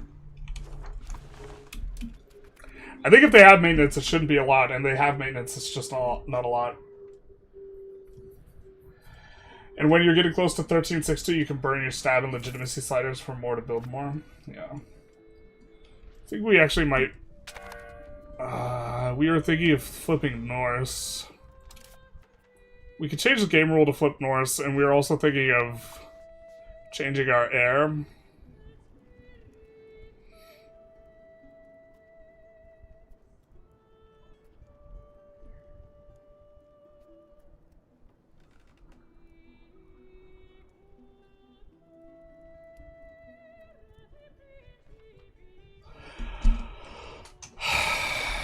I really wish we had a law that didn't require them be male. I really want favored child succession.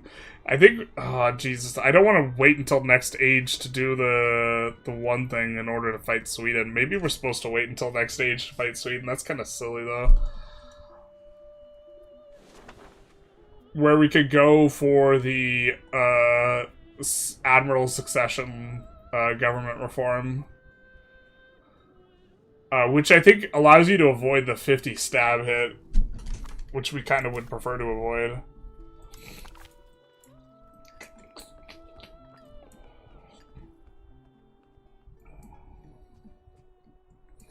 I hate the new Zoom thing that they put on, like, a lot.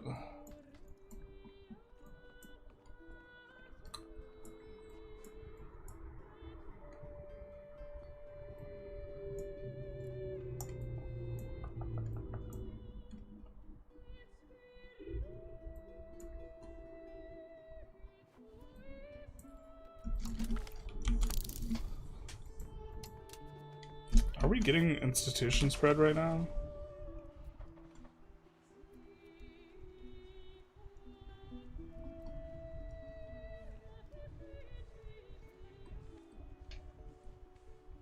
We have to not be in the map mode and then hover this to see banking. Where's banking at? It's in the Nuremberg market.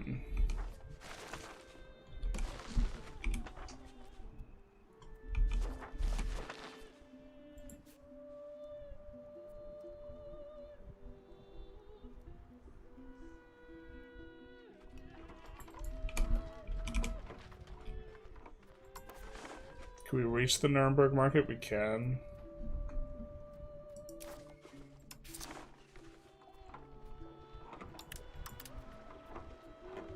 Fruit and sugar we need.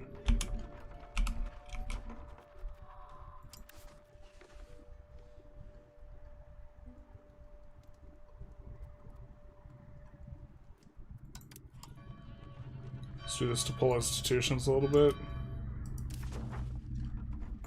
I think we're going to be able to pull sugar from anywhere.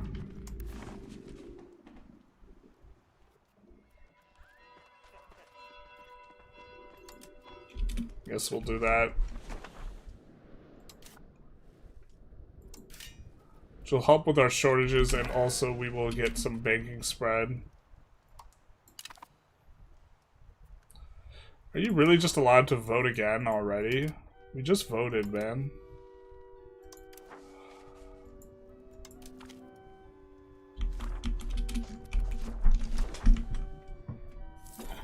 What about clergy stacking like 80% so you get 20% research from them? That's kind of okay. How are you growing your economy? We're not. And you make so much money earlier? Oh my god. What is... We're not making a lot of money. We're dying out here.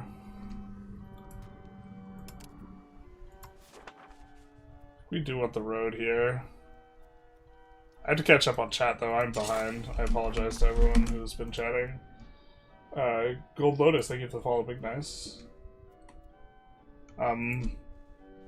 Yeah, an important thing is just nuking your sliders if you can. You see we're paying very little for slider action, and so our margins are good. And we've just like done everything around... building around just getting as much money out of this as possible.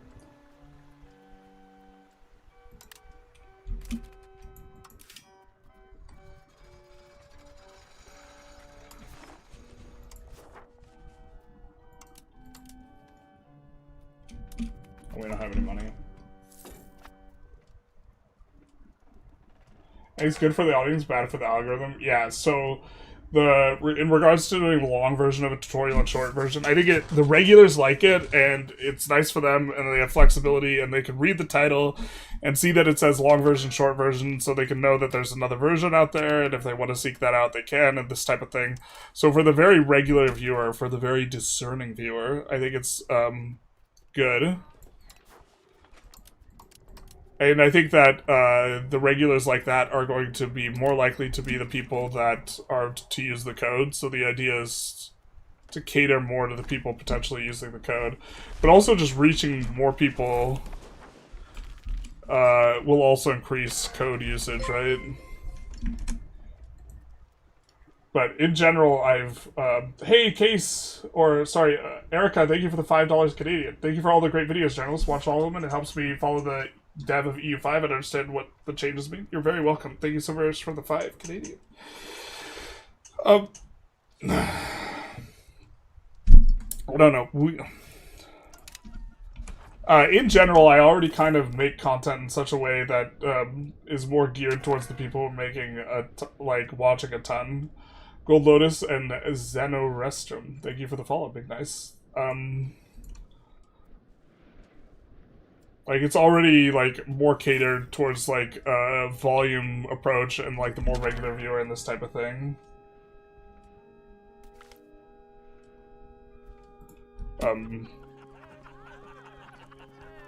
It also requires that yeah, we'll just kill him off.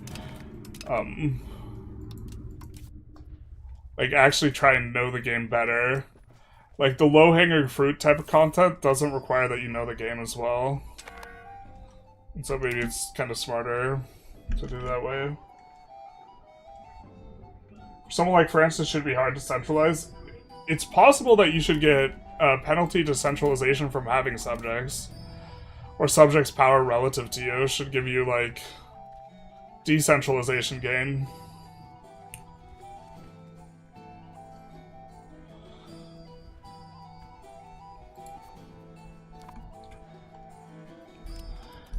How does one determine how much crown power a location actually does? It's all the modifiers stacked together. I bought EU5 as a pre-order because I know I want to play the game, but I haven't really yet because I'm waiting for the initial deluge of patches and fixes, rebalances. Yeah. I do think that the development team is relatively likely to be more aggressive about patching than the average Paradox development team. I think that sometimes they're, if anything, like maybe a little bit too responsive. But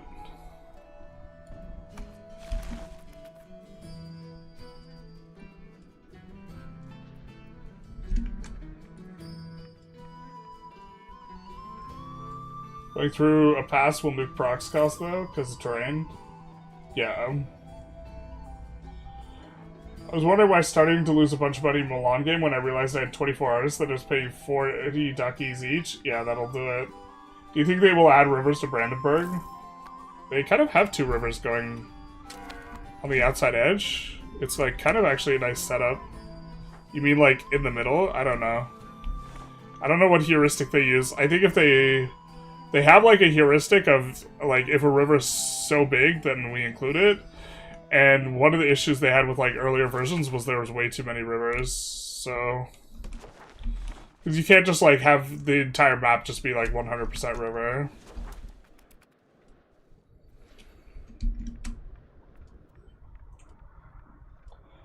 What buildings are you prioritizing, and why not make vassals? Making vassals would be okay. 16 control is not so awful relative to having a vassal control it.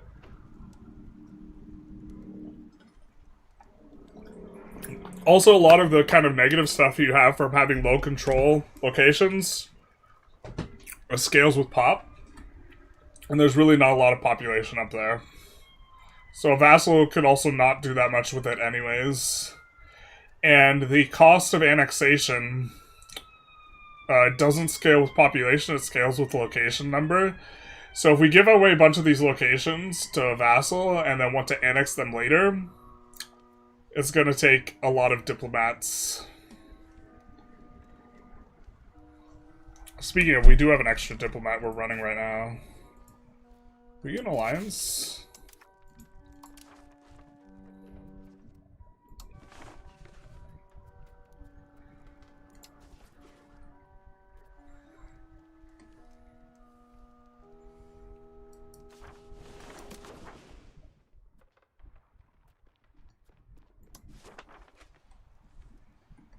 Brema.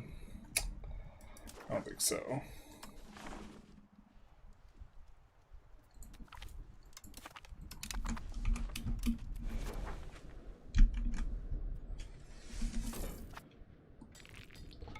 What buildings are we prioritizing, though? Was the question that was asked. We're prioritizing just the silver mine super hard. And then now we are switching to kind of prioritizing jewelry, because the jewelry will trade a little bit better than the silver, just in terms of how the trade mechanics work. And then kind of building around what input goods we have in locations. And also trying to build goods we think are going to be relatively profitable. So because there's not very good inputs in the province that Oslo's in, we're pushing tools, because you generally kind of want tools a little bit everywhere. And then for this location, we see that there's wool in here, so we would rather push the regular cloth and the fine cloth. The thing is, there's just like not very much demand. So the marginal spinner's guild's going to be, well, how should I say it? Marginal. How to best educate your children? I think either admin or Diplo is best. Generally speaking, unless you are okay eating the extra cost court, which is kind of expensive early on. And also the flat cost of like 250.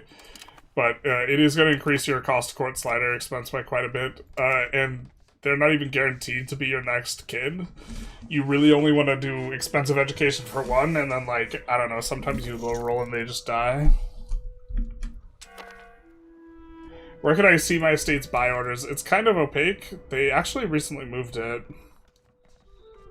But if you hover their icon, it used to be that you would hover monthly expenses. Now I think you hover here, and you can see all the things that they're eating. So these guys is eating jewelry. Unfortunately, we don't have much demand for jewelry, but I think that what's going to happen is we're going to start exporting jewelry pretty soon here. Yeah, the auto trade is picking up the jewelry, and the jewelry is going to increase the economic base by less than the silver, so the price in Oslo of the jewelry is 3.68, and the price of the silver here is 5.82, yeah? So even though we're nominally making more money here, or sorry, here, we might actually be making more money off of the jewelry. And so this is kind of why we're pushing the jewelry. A little bit. Because it doesn't, increase the economic base by only like 60%, the other one does. But we have low expenses, so... Where's the build all roads button? I'm dying over here. I don't use that button. I forget even where it is. I've seen other content creators build roads. I don't like the way that they build roads. I forget where in the UI, but they don't build out from specific locations. Which I think is the way to do it. He had an ad. Hey, Alex the Tall, thank you for becoming a member. Big nice, much appreciated. Are you gonna do a tech tree tier list video? If I do... that's going to require a lot of work, because there's like 100 texts per age. We're either going to have to do it per branch or per age or something like this. But also just inputting all of the pictures for a tier list takes forever to do. Like, that'll be the majority of the time making the video will be setting that up, which I guess is like not the end of the world, it just takes a while.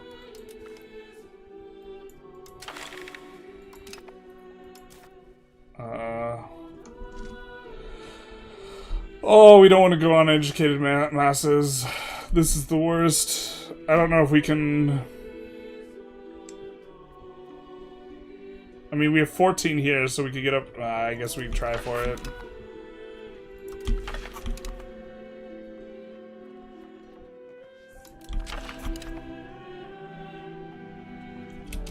Alright. Why do we get 5%? Alright, fair enough. We could have waited a little bit for their satisfaction to rise. We're gonna give these guys one of the things we know we want to give them anyways. Just increase the satisfaction. Not necessarily required, but avoiding a rev.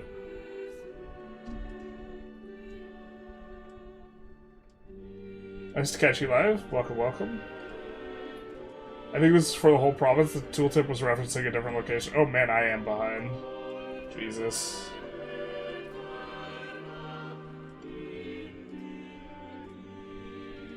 Maintaining roads sounds like a pain in the ass. Trade maintenance changes really sting.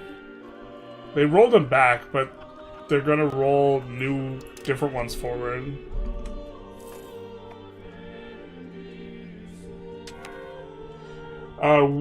Would you think it would be a nice addition features have different sizes, widths of rivers for navigable rivers?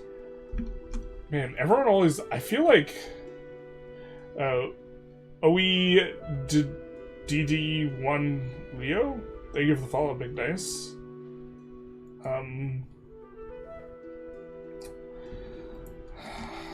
I would be okay with there being more granularity on rivers. For me, that's not like a high priority item. Feels like everyone always wants navigable rivers, like in every single strategy game, like that's been released in the last like 3 years. It seems like it's such a common question.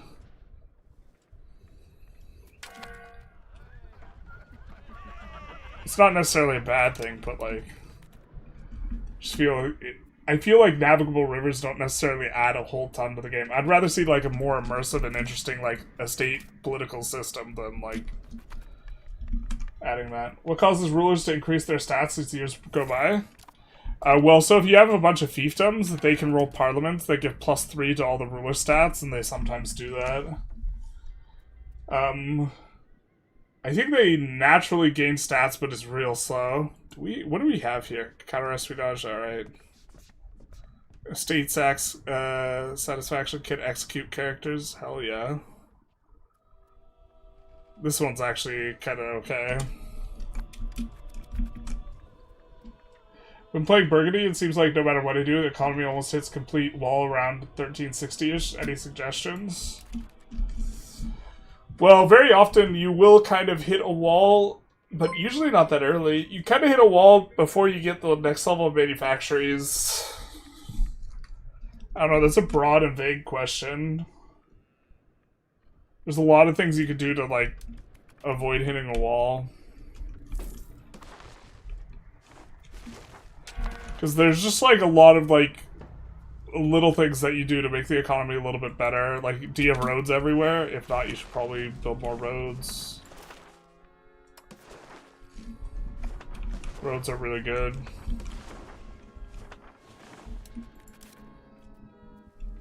You can build wharfs.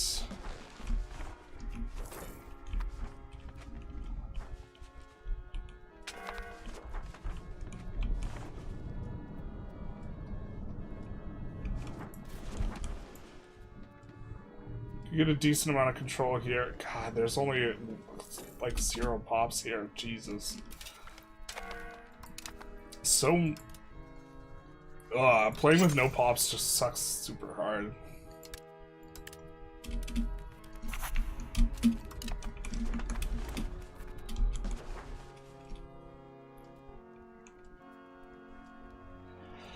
Also, these places have like no dev too. Roads will increase the dev growth, but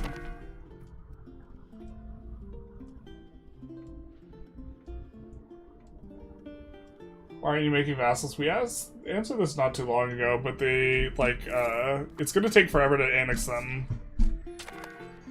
relative to what they can do economically, because there's like no pops there, and the annexation speed scales off of oh, do we start off with a colony? I didn't even notice. No, that's our settlement. Okay. Like, if we release a colony where they have a bunch of locations with 500, or a subject with a bunch of locations with 500 pops, they're not really going to generate much income. And then if we want to eventually re-annex them later, it's the annexation cost based on locations. Of course, your size versus theirs scales without it, but also, like, the amount of control we have in places that are cored is not, like, that bad. And it's all cored.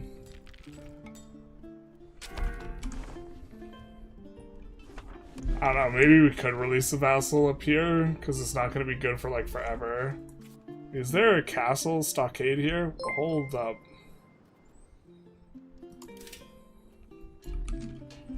I hate deleting stockades, though. The stockades you can't really replace. Also, there's a bug here where it just shows a bunch of ones on buildings when it shouldn't. Maybe let's keep the stockade up there, because can't delete it. Or can't rebuild it.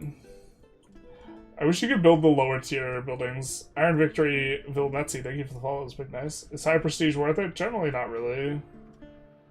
You played on Spice Islands before? We played Majapahit, so that's kind of next to it. I wish lakes were shown on the Forbidden map. Oh yeah, lake adjacency would be nice. I used your code. Thank you, Ryan. Much appreciated. Should you encourage naval and get some light ships to increase maritime presence? We will, but once we get... we won't, like, try and do it before we get the banking institution. We're trying to pull the banking institution right now by trading with the Nuremberg market, and so we are getting a little bit of progress, but not a lot.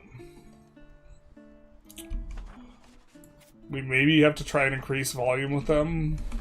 I think we gotta get a little bit more...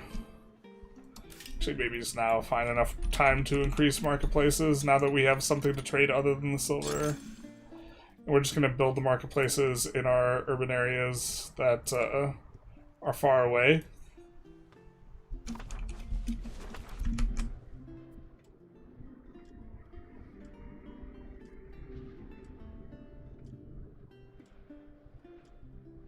Under production buildings, there are options for employment system. Can you please explain the options?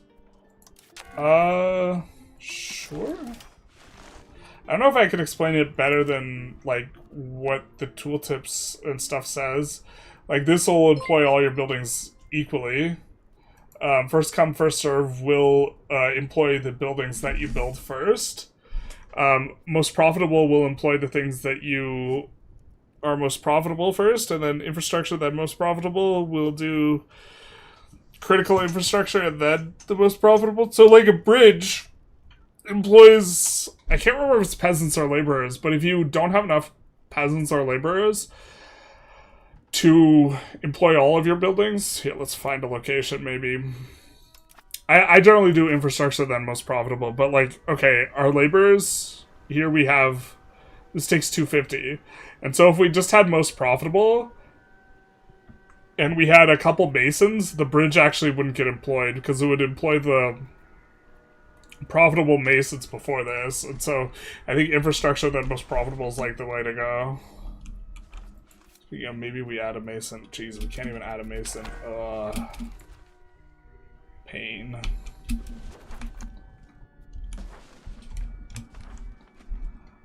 Let's just start out with 0 roads. Perhaps decentralization scaling mod that pushes further bigger the ratio of the population outside the capital versus inside the capital? Maybe.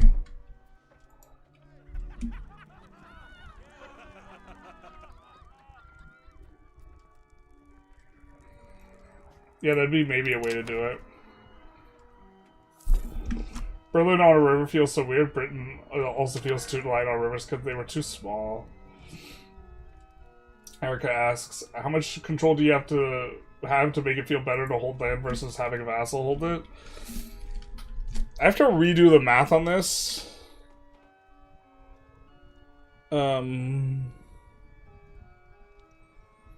Because I thought that they were giving you income. We could take a look at the spreadsheet for this. I actually misunderstood how they were paying you. They don't pay you based on the amount of income they get. They pay you 20% of this number. So if we were someone's vassal, we would have to pay 4 ducats a month. And okay, we're actually making uber bank. Considering our income's only 21, but what was the question again? So if we release a subject, the subject will have a bunch of control, right? And so we will get 20% of their income there. And so they will have, their tax base could be like 5x. Let's keep the math simple. If we release a place that has under 20 control and we release it to a subject that has 100 control, they will make 5 times as much money in terms of tax base there. And then we will get 20% of that income as subject income, and that'll be net positive. So whatever the number is, it's going to be around 20%. And when I'd done the math on this previously, I thought that it was operating based on what their net was, and you would just get 20% of their net, but that's not how it works. You get 20% of their income. And so roughly 20% is going to be a break point in terms of income. So we're not at 20%, and if we released these as a subject, we would be making a bit more money. However, our subject's not going to have 100 control everywhere, and they're probably going to look a little bit like us, where their adjacent locations are just going to have like 80 control. And we are making the equivalent of what our subject would be making with 80 control on all of these locations. So it's pretty marginal. We would be increasing our own crown power by doing this, and this is more significant when there's a lot of population. But there's really not a lot of population in our country entirely, except for, like, kind of over here. We could release this as a subject. This is somewhat tempting. But then we're releasing one of our urban locations, which does have more control, and this is more than enough control for it to not make sense to release as a subject just from an income perspective. But the larger kind of issue we are facing is that this is already all cored, and also integrating costs diplomats. The amount of diplomats it costs, the flat cost, scales with the number of locations. And so releasing subjects that are really small pop or a ton of locations is expensive to reintegrate them via diplomats, and eventually we will be able to get control over here via naval. We don't have control over here up here now, but we can within the next 100 years. And so we don't want to release a subject just to integrate a subject like 100 years later, for a really, really marginal benefit when it's going to cost us resources down the line to be able to reintegrate them. And so it would be slightly better to have OPM subjects up here. And the main reason it would actually be better is because they would use dev province, and we'd get like twice as much dev. More than twice as much dev, because I don't know how we're doing on the satisfaction, but I don't think that we're gaining too much prosperity per month. So this would be like one of the bigger things. But I don't think it's worth it. Could be mistaken. You're going to try and push Mask's legitimacy stability to be greater power than Sweden's seniority in the Union? No, I think we're going to try and change succession law at some point. And just break the Union that way, and then fight Sweden. Kind of on our radar is fighting the Lemonian Order. Because we do have... We could actually even do this now. Why are the Teutons so weak? Is that really all they have?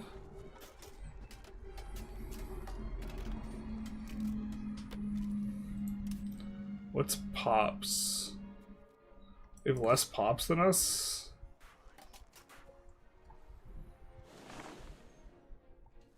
Interesting. I think we might try and catch up on chat though. And...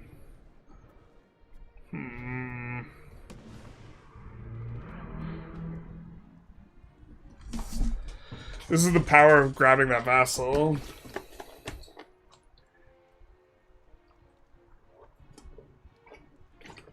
They've made a claim, so now we have a CB there. Do we want to fight the Teutons here?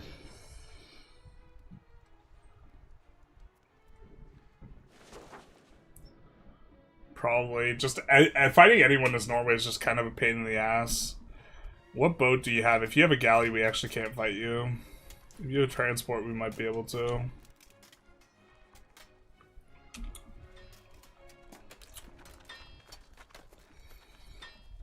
Do we think they have a transport or a galley, chat? We cannot fight them if they have a galley.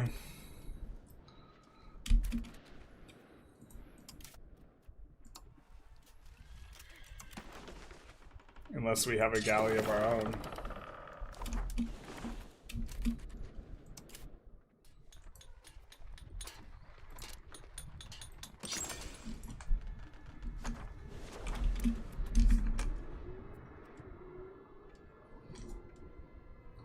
How does one conquer one region?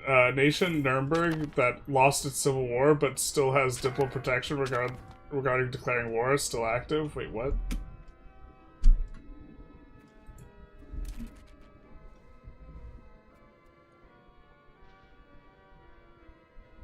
I'm not sure the question. Are you going to ban exports of silver? Probably not. Do you think marketplaces suck now? No, I don't. I think having really expensive slider commitments sucks. How do you feel about the multiplayer wood chipper meta? Disincentivizes a war in general when someone goes defensive. 70-day siege takes our vibe.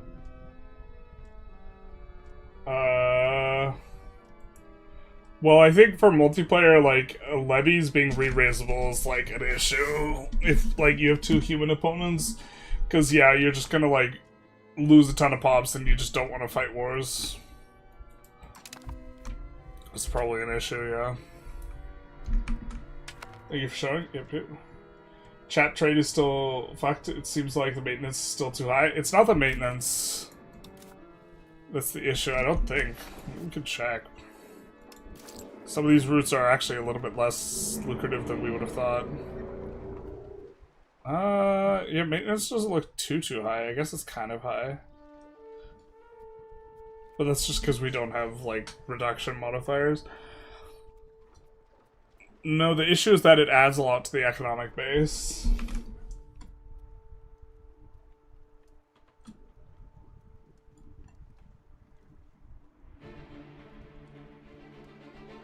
Is there a way to see what CVs your vassals have? Not really. Not that I know of. Unless there's a CV map mode and you can click on your vassals. I don't think I remember a CV map mode, but I could be mistaken.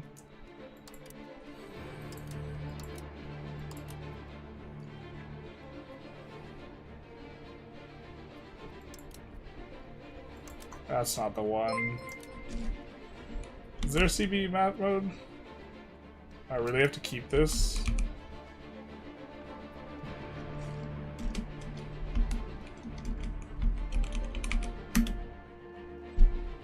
Okay. Seems like there isn't one. Toboles, thank you for the follow, big nice, much appreciated.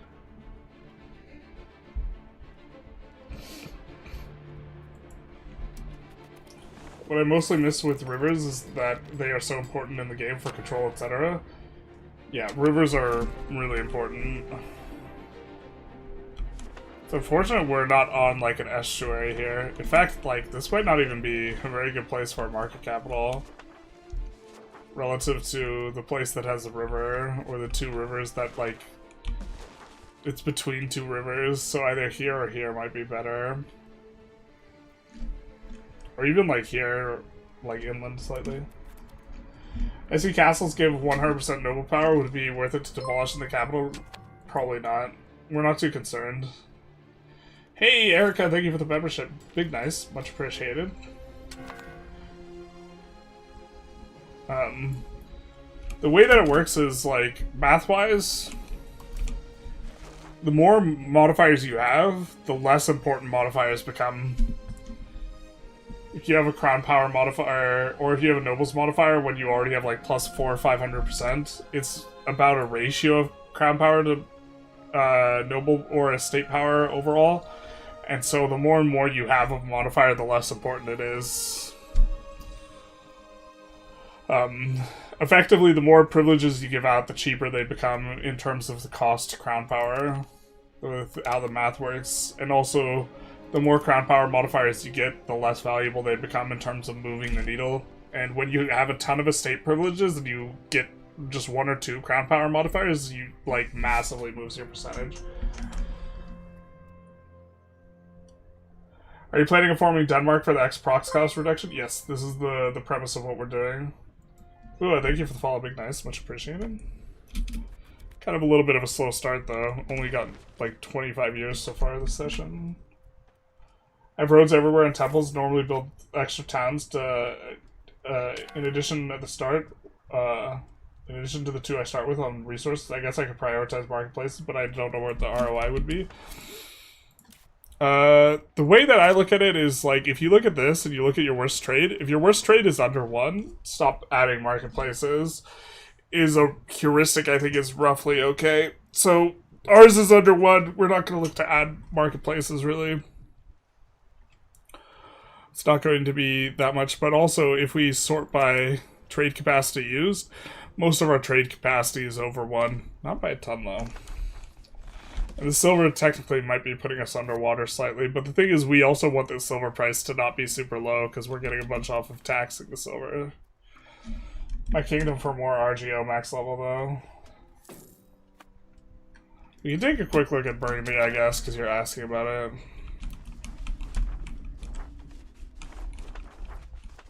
You have some saffron, which is nice.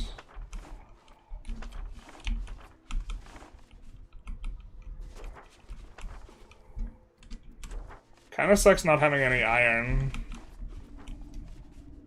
Or cotton. I don't know if you can fight people. You can fight nevers and take their stuff, right? It allows, the subject type allows fighting between multiple subjects, right?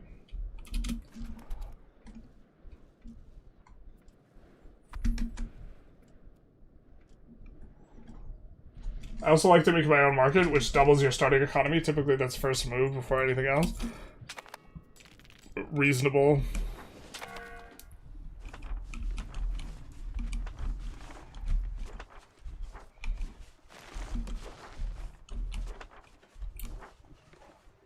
Looks like Trier beat up Cologne. In some world, it might make more sense to steal the Cologne market, but I don't think you're going to have the opportunity to do that very often. Or you might have to leapfrog it.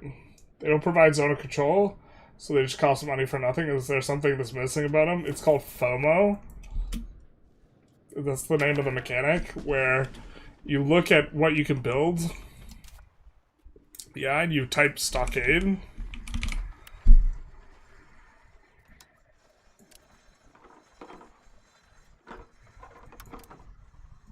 And then you notice you can't build stockades anywhere. So if you delete it, you never get it back. Yeah, we should just delete it.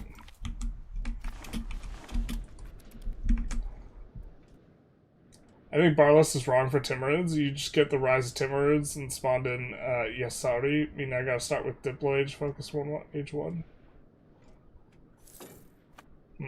Most profitable is a trap. If you keep the granaries, they will keep getting empty and full, wasting thousands of food.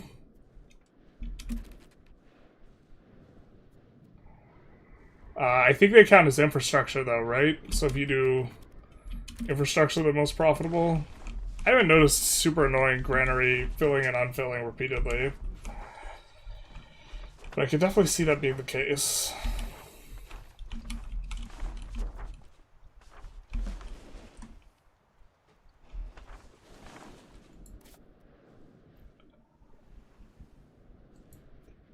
God damn, dude.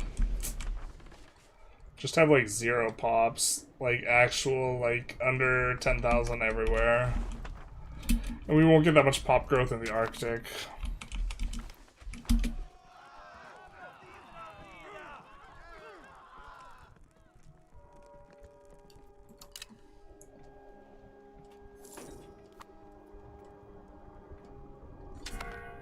Yeah, the negative pop capacity hurts growth by a lot. And dev growth minus 25%. Oh, Norway's so pain. Is there a way to kick people out of the Middle Kingdom? I think there is, but I'm not sure what it is. Libraries for being for-profit and not infrastructure seems insane. Yeah, they should just be infrastructure. I don't know why they're not. It's really annoying because it's a burger building, so you need the qualifications to operate to get more burgers, and so if you overbuild, like it just like bricks you basically. It's actually probably what we should push next is books. I think we have expensive masonry somehow.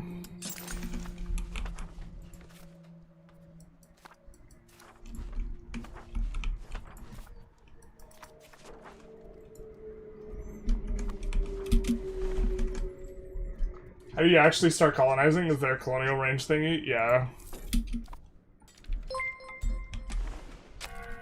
Here's our colonial map mode.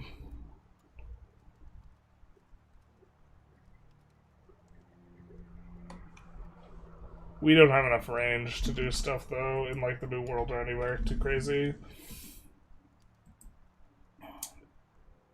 Pay to win. Thank you for the follow, Big Nice. I've noticed taking gold mine provinces and turning out scutage for them as a single province vassal. It's a lot of gold. Yeah, this will be very strong. 100%. Like, pack. Yeah. The strategy of, yeah. We're not doing it too often, but the strategy of just going here and, like, going here and being like, where's all the provinces that have this? And then just, like, hunting them down and using them for value is, like, pretty strong. Leads to some weird-ass looking expands, but you could just make it a subject. The base price is so incredibly high that you just don't care. They are making subject income worse than it is currently. I'm looking for the gold province in here, but I just don't have eyes. But yeah, you just do this. Like, where's all the gold at? How's the run going? Hey, Hamkits. If you're still here, welcome, welcome. Run's going alright. Kind of getting started. Having a difficulty keeping up with chat, so maybe should skip over some stuff. Large P of vassals that they can assimilate and convert for you. Yeah, they use dev province too, especially if they're small. So if they're not doing that, they lose a large amount of value. Maybe make the inland areas OPM vassals.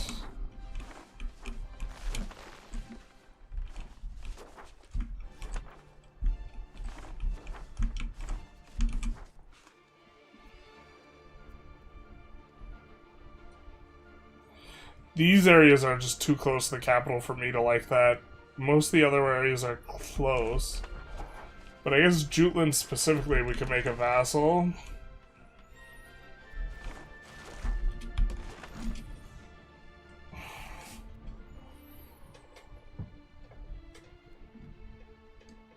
I mean, I just don't think we're going to get a lot from it. To justify the diplomats' investment, like, I think the cost of the diplomats to improve relations with them and annex them is, like, not worth the benefit what we get from them. They would use Deaf Province, but it's also on just a bunch of trash resources in the Arctic. And this is going to slow us down forming Scandinavia, which I think eventually we would want to do. Like,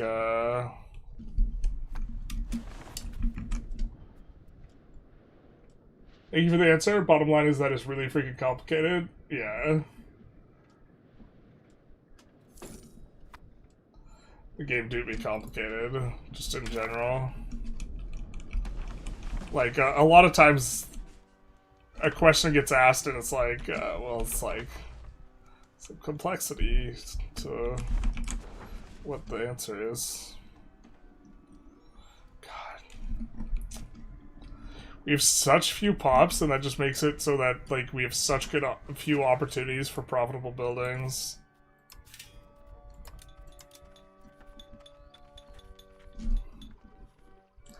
I guess this is an okay location for a Distillers Guild. I guess we're just going to build level 1 of everything in the capital, and we're just going to, like, hate ourselves. Like, 0 specialization, just because the control from being in the capital is worth a lot. I don't know, we'll do that, and then we'll build a library. We'll get the institutions faster. Presumably OPMs get their own events that prompt them to urbanize a county, so putting them somewhere where you want to urbanize might work.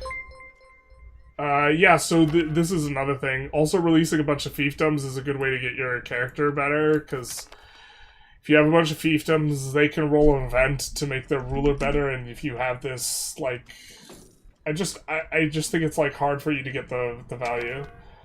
Marius shouts, thank you for the follow, big dice. Like, I'm okay with this guy as a subject. Do we have enough for another boat?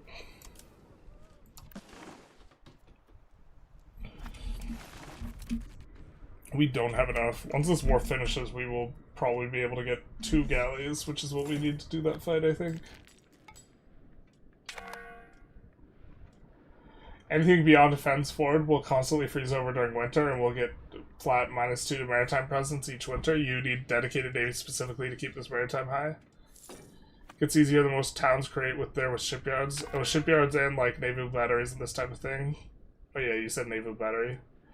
Active succession is so OP. I get like triple 100 liters every time. It do be good. It do be nice. And then you can get kind of an analog of it if you get a big enough house. If you do favored sons, or there's a version of this that is semi-meritocratic. The favored son's already somewhat meritocratic, but it's specifically son, so it's like, it's not like a lot. It's not the entire dynasty. The Know Your Dark Senate, thank you for the follow, big nice, much appreciated.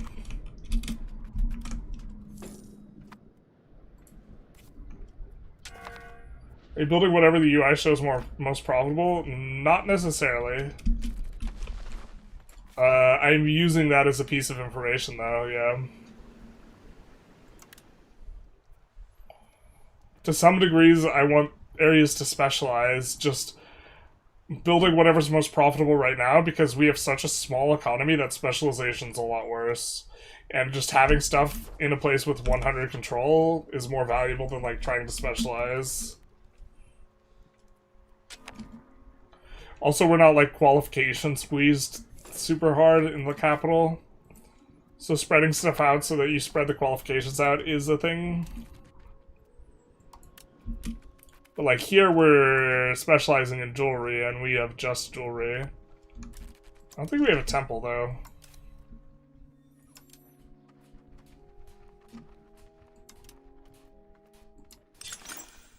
Yeah. I'll help out a little bit. My first explorers, 2k ducats, and had a negative exploration trait. It doesn't matter, they're still faster than exploring, faster than the normies. You would see CBs in the integration map mode? No, you can see cores in the integration map mode. This doesn't show you the CBs. They will make CBs out of these, but it doesn't show the CBs themselves. CB map mode would be nice. Discord, there's a link on the YouTube. I think there's a link on the Twitch, but maybe not. Apologies. I should set that up. Actually, maybe let's write this down. Twitch commands, Discord.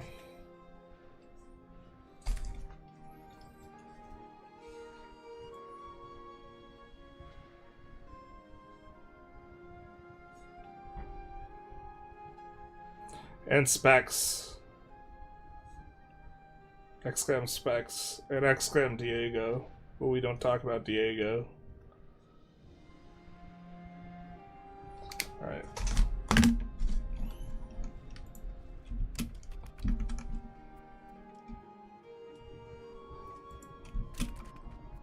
Does increasing control in a location increase the crown power for that location? Yes, yes. We talked about this in the latest video. This is still... There's a couple of people in the chat that were disagreeing with me on that, or the comment section, but I think they're incorrect. They insisted that I was not correct about it, but this gives you local crown powers modifier, a pretty steep negative, and in the early game this is really, really substantive. When you start to get more crown power modifiers, that effectively dilutes out how bad this is, but early on this is like kind of a really big deal.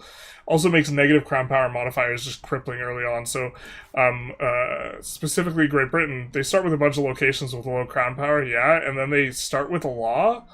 I don't know if there's a good way for us to observe what law that they start with.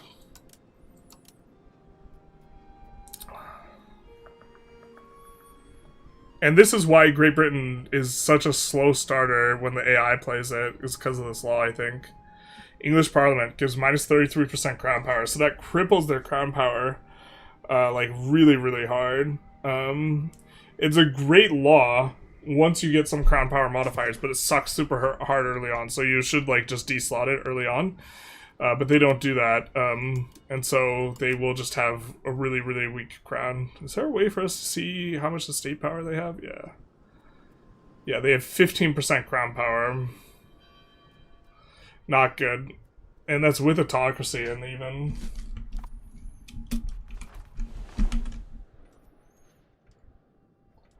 I have a question regarding forced culture on vassals. Is it normal that they flip back? It's normal that they flip back. I don't think it's WAD, but it's normal. But sometimes it sticks. It tends to stick quite a bit better if they're smaller. Because if they end up converting a large chunk of their culture, then they'll stay it.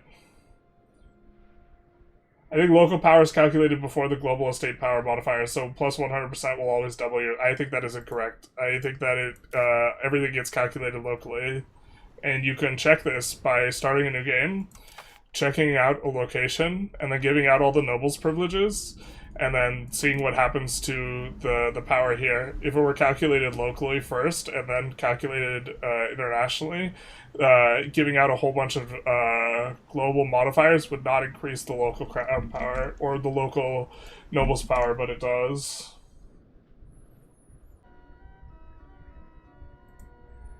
Are we buffering? No. What's going on?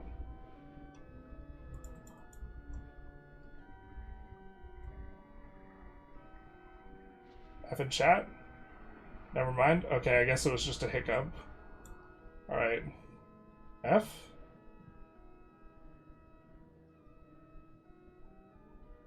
Are we bricked?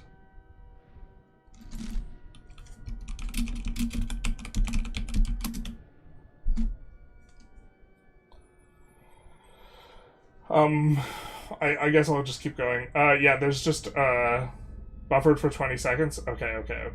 That's what it looked like was maybe happening.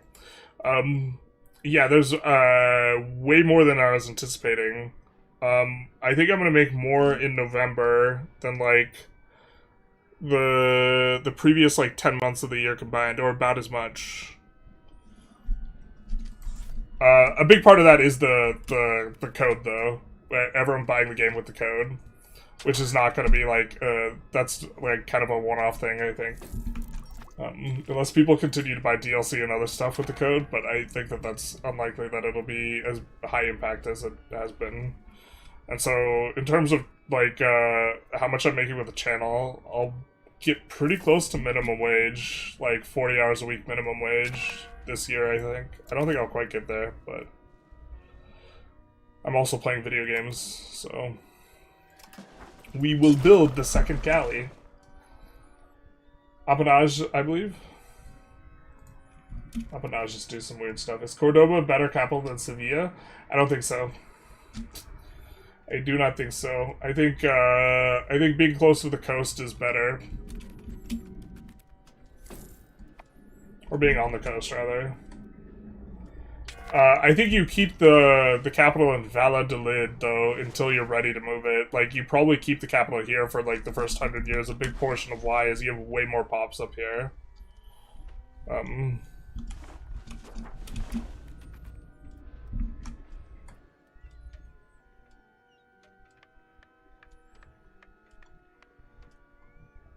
Your videos have been a huge help. Thank you, bro. You're very welcome.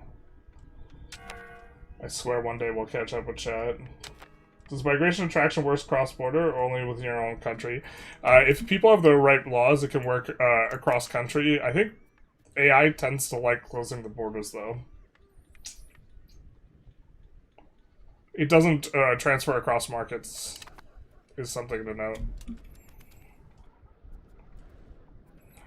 With this one book, we shall supply books to everyone. Is there a reason not to rush Denmark? They seem very defeatable with parliament levies and a few galleys. Well, getting 2 galleys takes a while.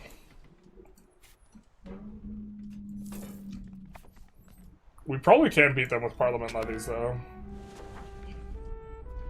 I think we're gonna fight the Modian Order next, though. This is gonna be the plan. How are you enjoying Norway? Do you recommend it as run? Not really. It's kind of a really slow start. We haven't done much. You don't have a lot of pops. Chat wanted to play it, though.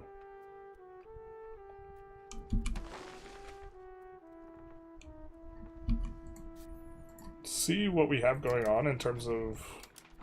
Is there anything that has a really negative balance? Just pepper.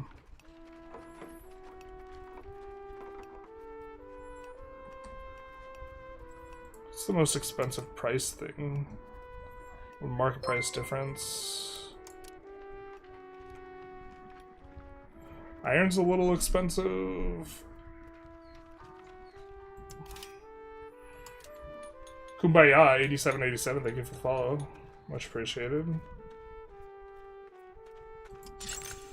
Bog iron smelter profitable? Not really.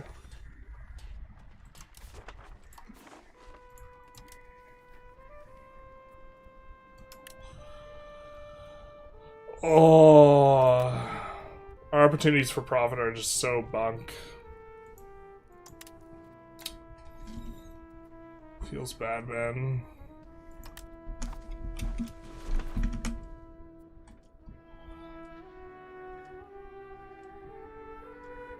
Enjoy your content. Have a nice day. Thank you, Ulu.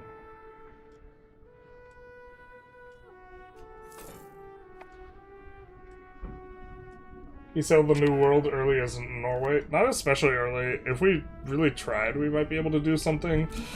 It would probably involve us trying to spawn the institution ourselves by discovering this. I can't remember which one we need to discover. I'm in the wrong UI.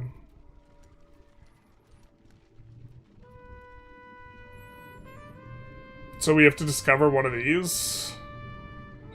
And have more than 2,000 burgers, so we probably just build around this. And then save scum it.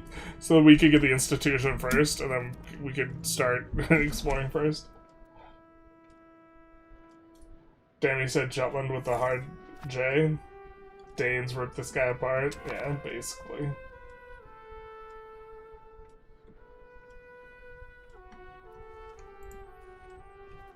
Almost done with that boat.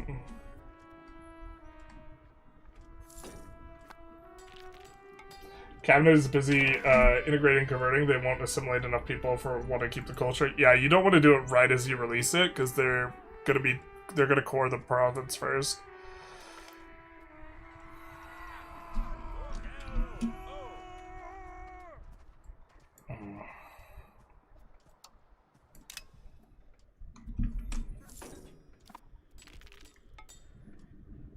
I feel like the power of cabinet actions for vassals shouldn't be so good. I think the value of cabinet actions just scales in a weird way. You have just like a lot of entry level power with the cabinet actions. I think that that's more a problem with just cabinet actions in general than like vassal cabinet actions specifically, it feels like.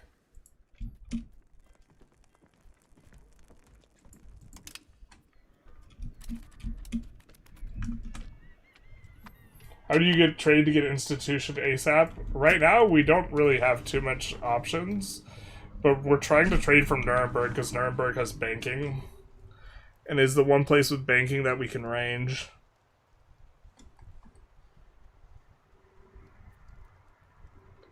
Paris is gonna have it soon, though. But you just kind of like, okay, so like, let's look at Oslo, and we take a look, we can see what we can range. And we can't really range all that much, so keeping an eye out on what places get institutions, and we see Paris is going to have it soon. Bohemia might actually already have it, so Bohemia, Praha has banking, so now this is actually good for us, because we should be able to import gold from Praha. So let's cancel a little bit of this.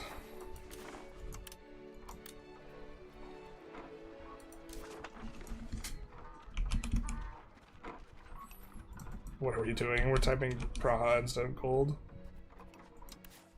And what you want to do is you just like want to maximize trades from that area. if you can.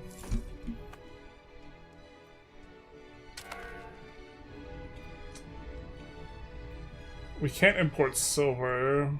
Wait, why does your greatest needs include that? Iron we might be able to import from them, actually.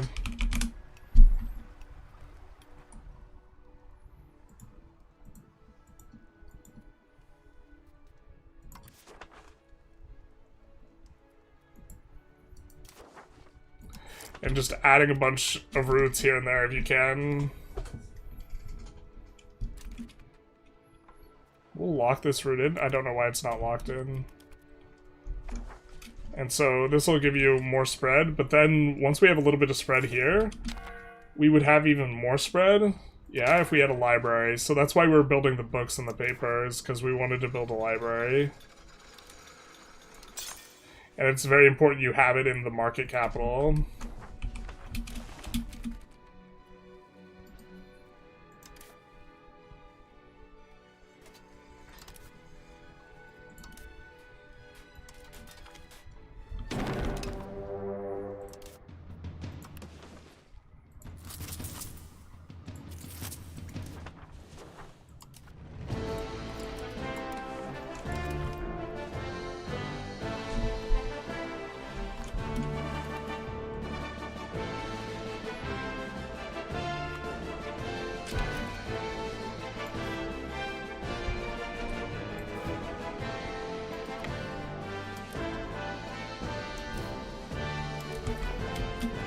Six levies from the guy, like one province we could consider releasing as a subject. It's just not enough.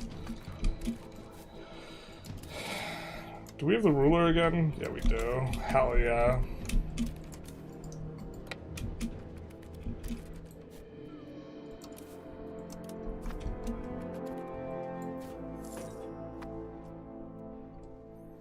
I was about to say, did we declare the war in the wrong month? We might have. Got him stuck on the mountains. You play D&D? I have in the past. Like, I'm not involved in any tabletops, and have not been for some time. Or I played tabletop RPGs, not D&D specifically, actually just other RPGs. Did my message send? I'm not sure. There's a lot of messages in chat. I'm having trouble keeping up with all of them. I'm kind of skimming through and not answering 100% of them anymore, just because there's so many.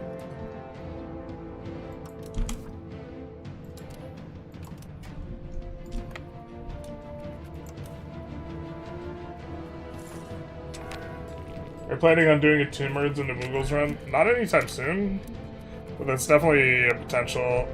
I kind of, like, think that the Timurids are a little bit silly, to be honest.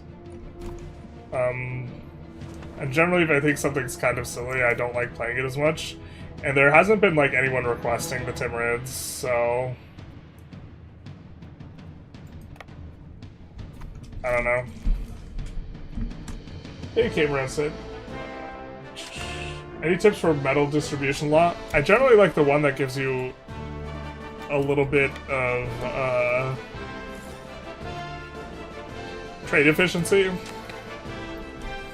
But if you are getting an absolutely enormous portion of your economy from it, I don't mind the one that gives you more output, like the export prioritization one.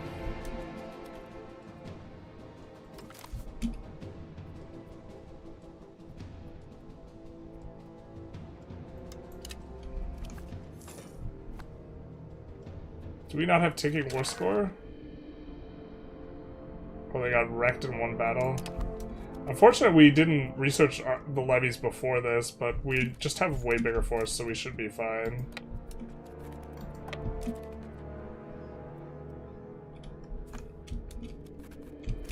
Unless they have regulars. Do they have any regulars? God, I hate the UI for this. It's like, they make it really hard to check.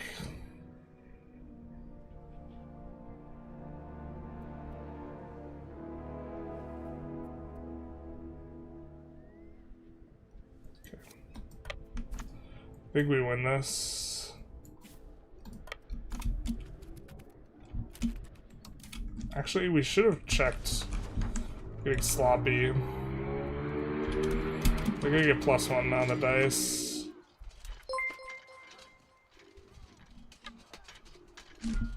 It looks like we're in fine shape here. Swole Joel, thank you for the follow, big nice.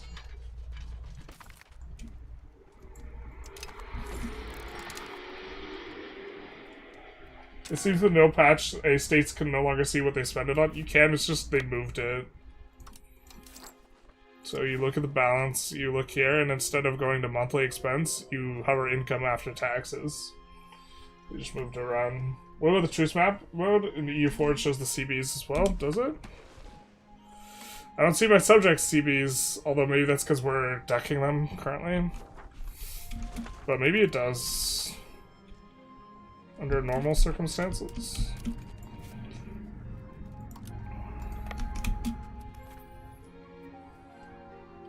Do you automate exploration? No, because they only explore with like 3 explorers if you automate it. It's kind of annoying. They don't explore enough, and I also don't want them, like, explorers are very likely to die, so I don't want them to use premium characters on exploration as well.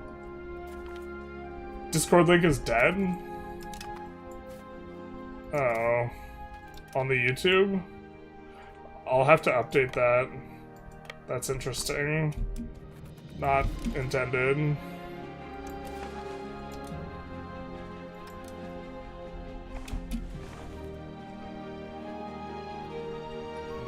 I know it's working on my YouTube videos, but maybe the Discord link on the stream thing is dead?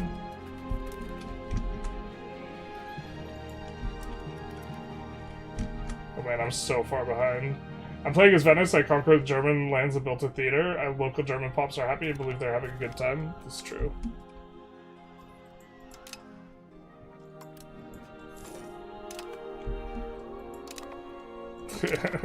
The dopey-ass guy is the Buccaneer. You love to see it.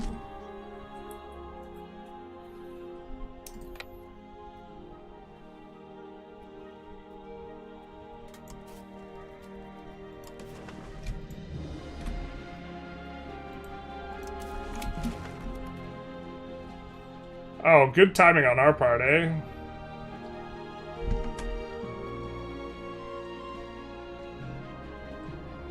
Why do some of my court characters move to the Livonian Order? I think that has to do with the content of the nation, like the specific things. I don't know the reason, but I think that is a thing. Yeah.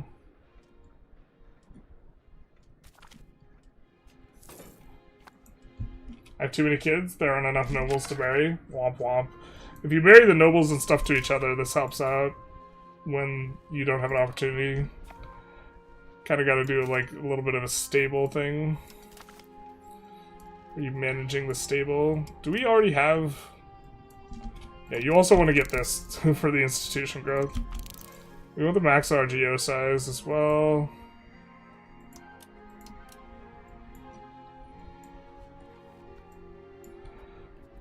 And this is going to be what's going to be best for propagating naval control for us for some time. Actually, you know what?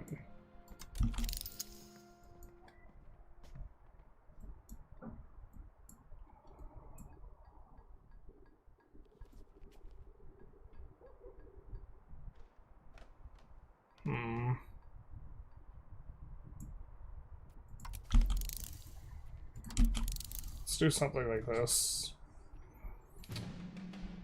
This will give us like 1% dev growth. Guess it's okay.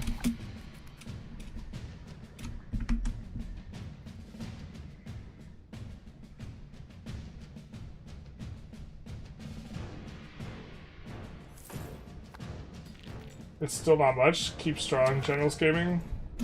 Oh, regarding the income? Yeah, I don't know.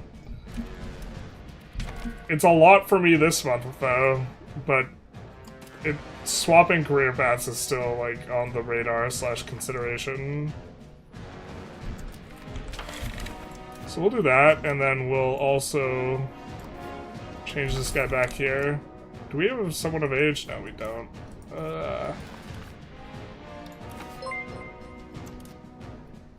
So this will push towards 43, and then we'll get plus 10 if we pass this.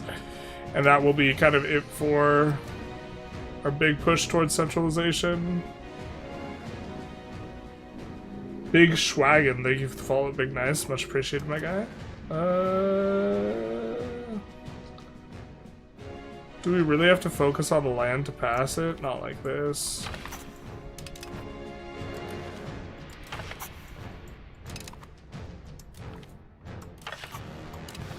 This is what hell is. I don't want to contain baking.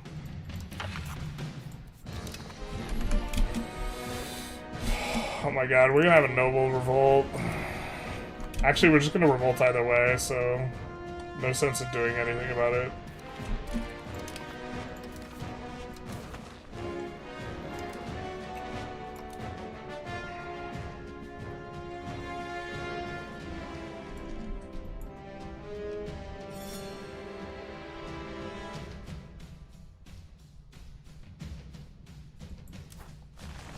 I mean, kind of want to do that.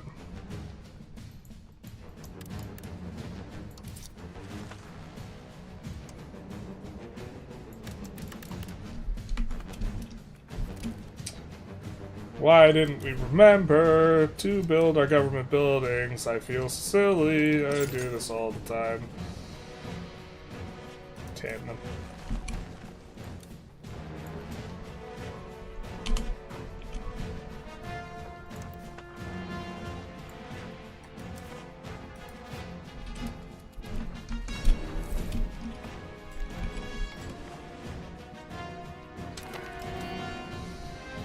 Literally just made a video about not forgetting to do this and then promptly forget to do it.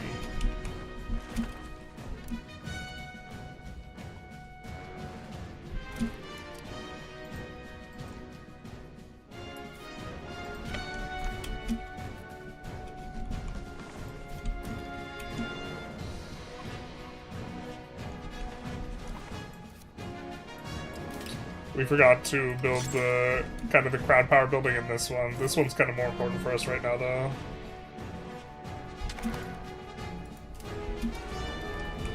So we want the diplomats.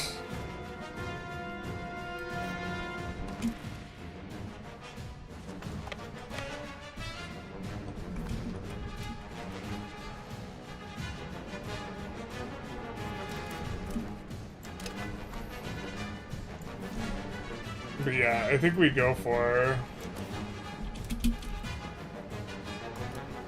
Wait, why can't we... Brother, what is this? Why can't we subjugate them anymore? Teutonic order, please.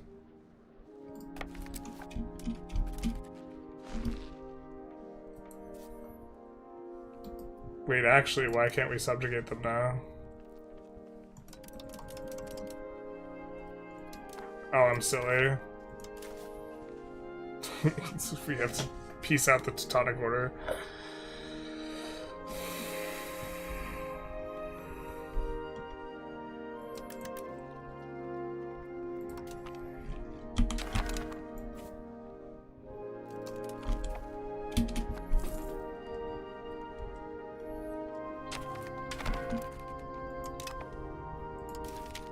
Yarp.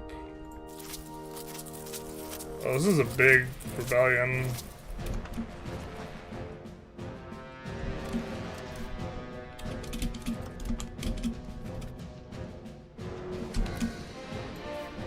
I think our subjects help us out, though.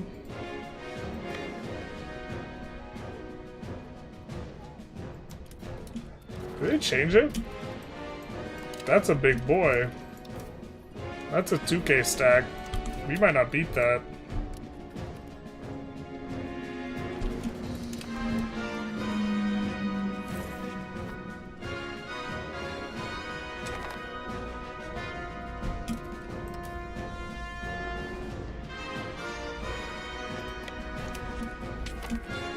We might have to use underhanded measures to win this.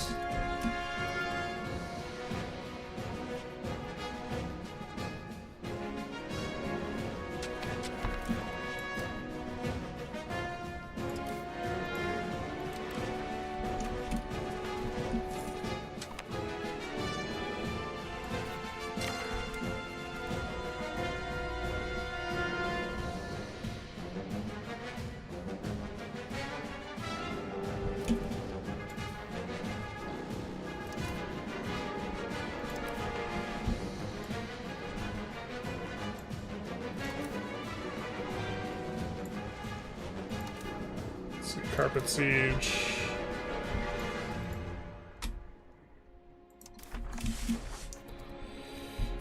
Alright.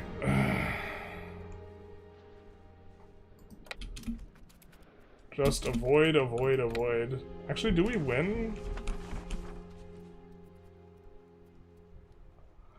We have more modifiers than he does. He has 1 cavalry unit with 67. We have less cavalry.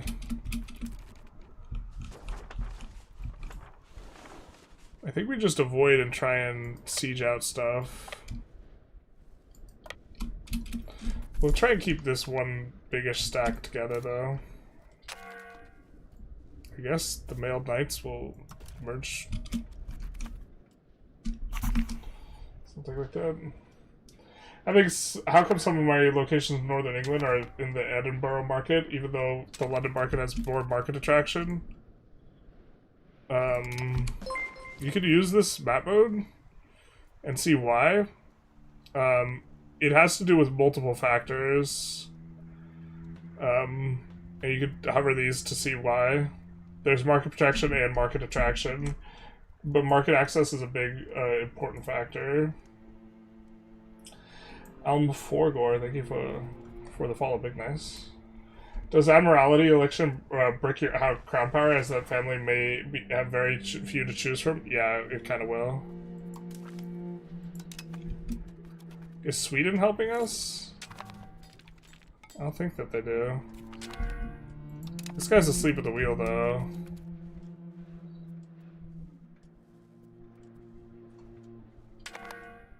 Just like straight up not moving around at all. This kind of suits us just fine.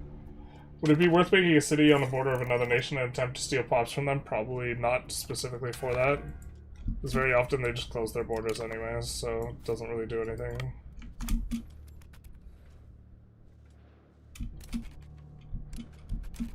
Where are we going, brother? Wait, why do they have so many levies? Jesus, what the hell?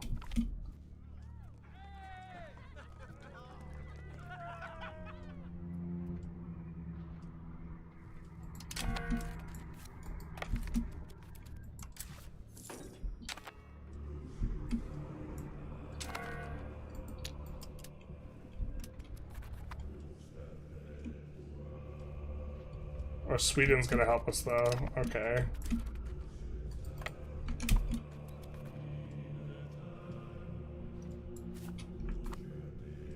I guess that works for us.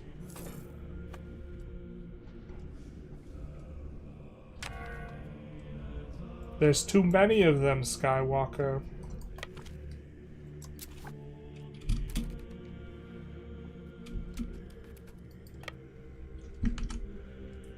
The River Arrows map mode not work at all? No, it's a relic of times long past.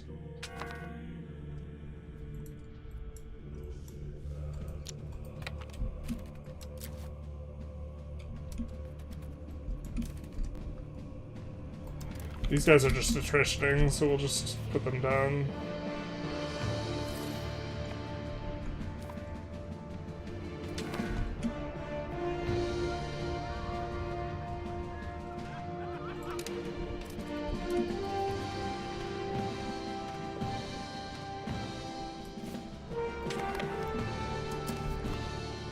But I don't want to get a fleet ready for that.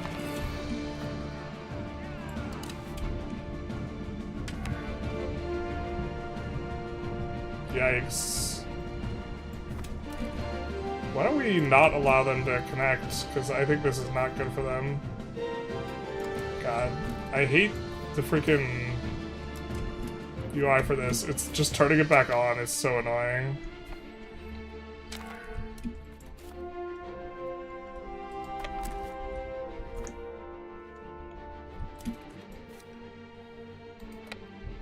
Run away, run for your life. Think we lose this now?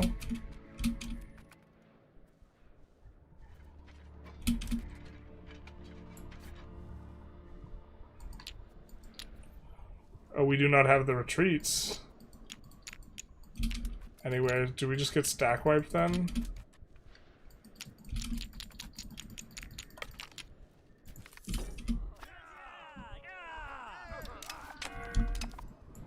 Well, I guess if you're gonna come with us, then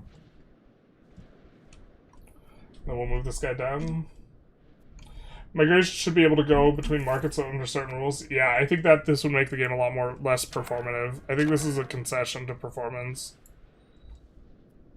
Or that's how I think of it.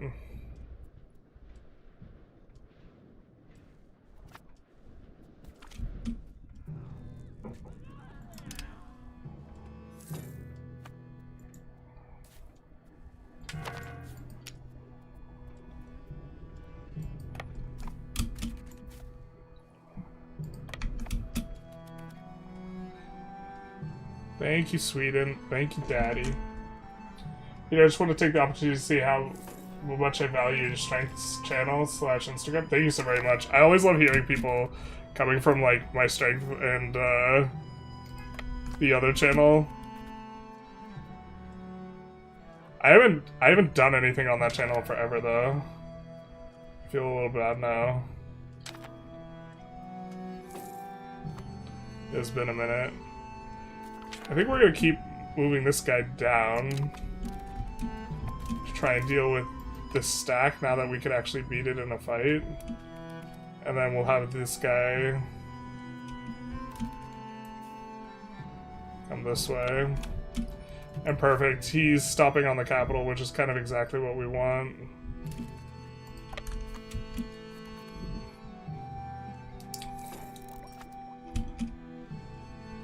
Also, can you imagine how much more annoying this would be if we had a bunch of forts?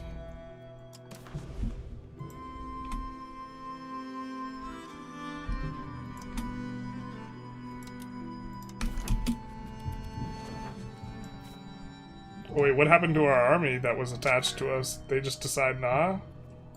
They just decided nah. Well, we got stuck in the mountains. No. I feel like actually I should have been paying closer attention to some of this ish, because our army's like gone. Wrecked by the winter attrition. Also trying to pay attention to this. I think arguments can be made for a cost of waging war too high. Using levies as a sacrifice to eco-growth. Our standing army protects pop destruction and pays for itself in that way. Yeah, but you shouldn't be able to like turbo re-raise the levies, I don't think.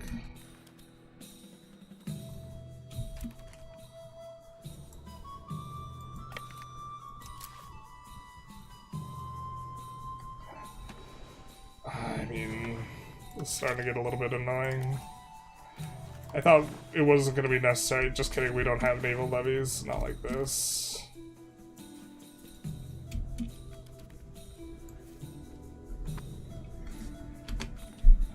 Is Ankara on some rivers? Are there a bunch of rivers that run out from the center of Anatolia? Yeah, there's also a bunch of lakes in there too, so if you're asking for Padlock Canal reasons, there's like more than it looks like.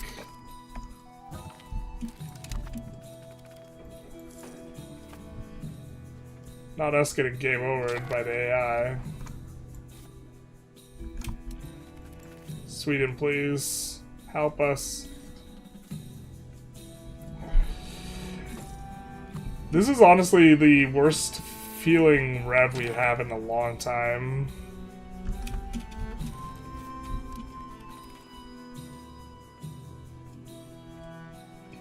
We will go out of our way to avoid revs as Norway in the future. God damn it, dude.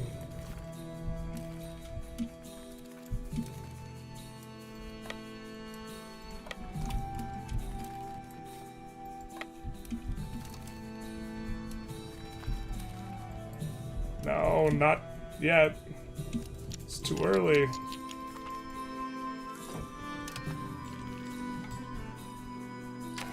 I've lost the capital province, which actually is where most of the levies come from. Oh no. I think we might be losing here to the rev.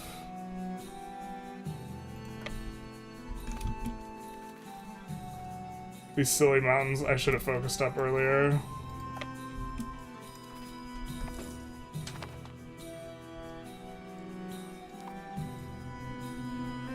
We can beat the army.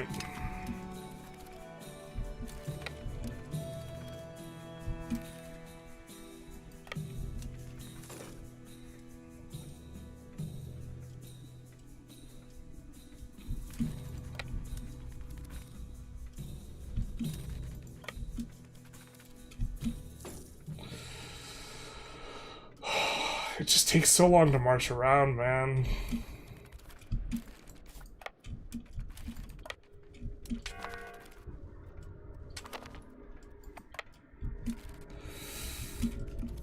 By the time we get there, it's gonna be winter again. We're gonna get trapped by the winter. No, no, no. I guess we could take this. Gives us vision. Okay, okay, okay. Thanks for letting us know that there's a battle prediction when there's fog of war. Pretty sure that shouldn't happen. Sharing your thoughts on Journey via Gym has helped me immensely. Inspiration during dark periods of life alongside injuries. Thank you. Yeah, injuries are rough. I definitely feel you there. Injuries be a vibe.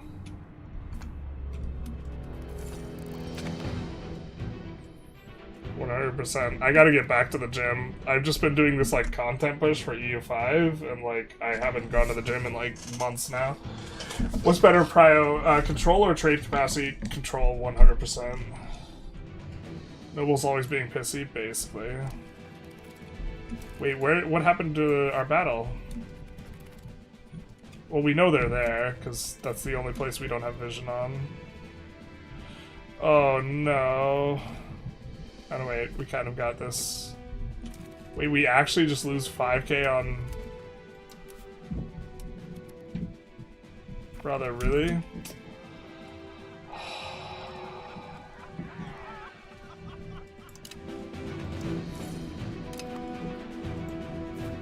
Actual insane, dude.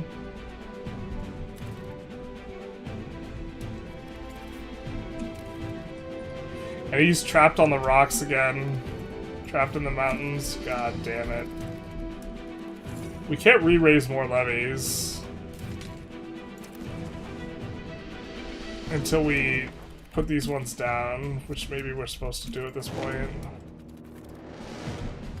Okay, yeah. The other ones are trapped too, right?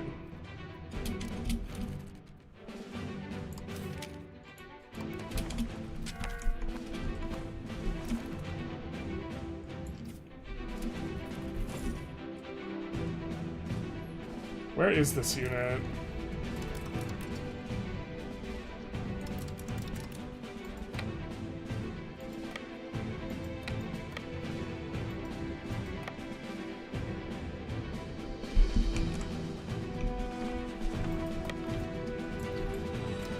Oh, this war is stressing me out so much.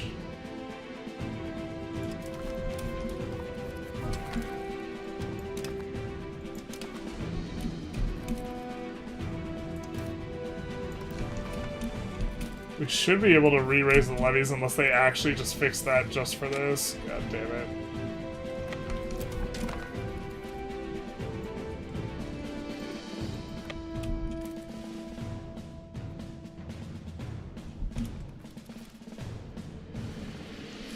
We're stuck because it's mountains, right?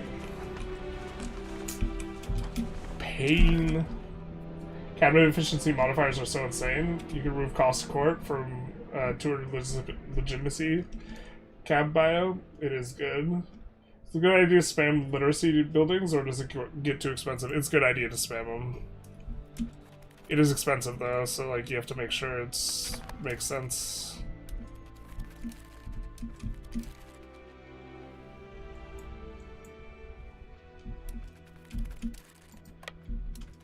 Oh my god, I hate how they're visually not where they are. It do me feel bad. You facilitate some chill community multiplayers? Probably. I think there's more that needs to be done on the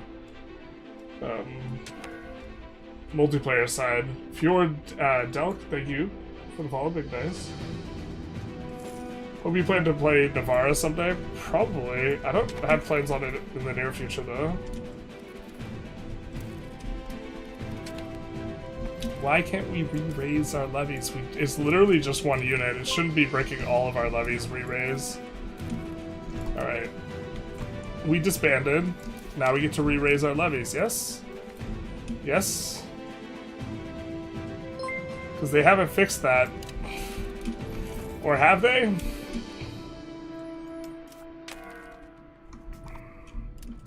You get levies from more than just this capital province. Oh, god damn it. I'm in pain, chat. Found the Twitch stream. Welcome, welcome, Soldier. Removing capital Constantinople. I read that it locks you out of some of the great Asia texts, so maybe keep it in Anatolia. This is a reason, yeah. Maybe you should keep it in Anatolia, to be honest. The difference is somewhat marginal. The Asia texts are really good. Why do nations guarantee the vassals of other nations? If they don't like them, then they want to, like, you know, put the thumb in the pie. Do you use free subjects? Sometimes. Sometimes I go serfdom when I feel like I can. Where will I get the big brain paradox info if you stop? I'm not sure. Although, it doesn't... We don't look very big brain right now. Struggle busting with this ish. I guess Sweden's eventually going to handle them. This has just been absolutely catastrophe, to be honest.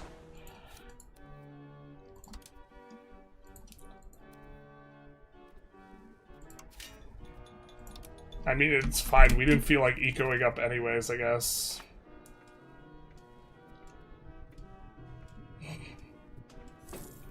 I don't understand why we can't re-raise an army. Used to be like if you disbanded everyone. You can blame us for mistakes. We're distracting. No, this is pretty bad. To be honest, like the terrain is like a nightmare more than anything. What is the 67 meme? I guess by the time I get there to chat, it won't be. I'll be caught up. But they get river map mode. There's one that says river arrows. And that map mode's not functional. The river map mode's functional, but the river arrows is not. The river map mode used to have a bunch of arrows, and it used to look super cool.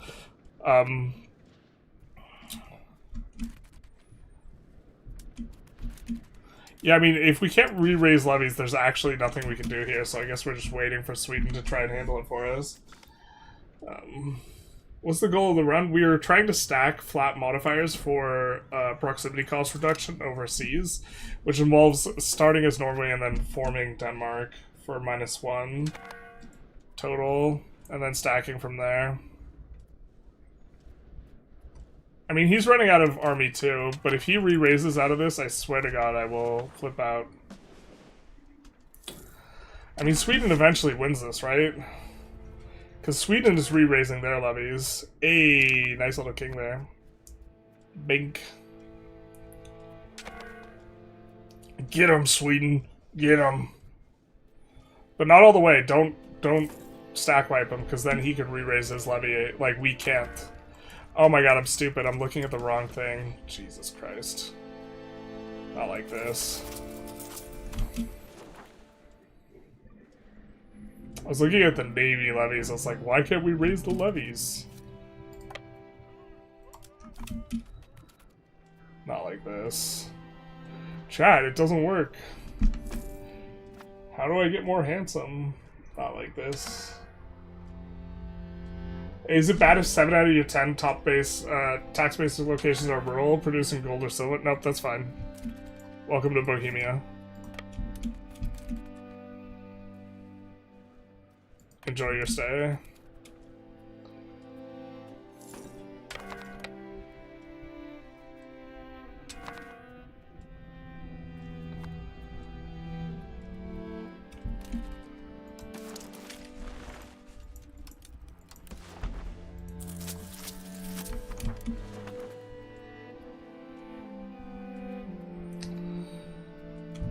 Just an absolute nightmare here.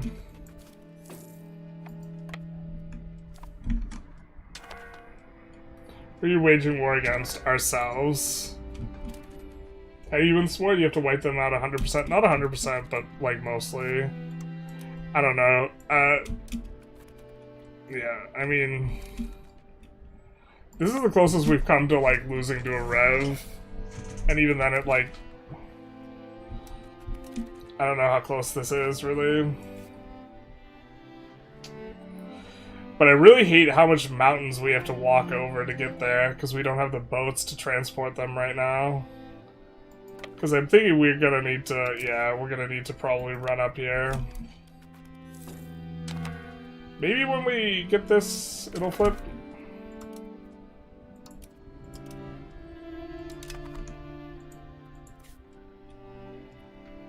$250 in the fort, not like this.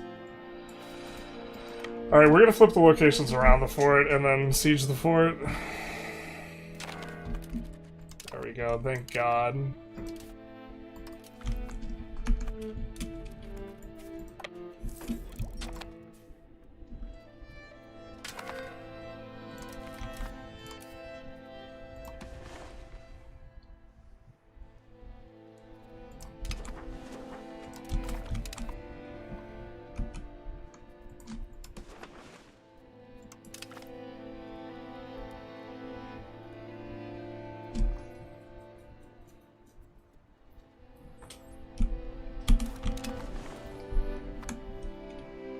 Is he not local culture?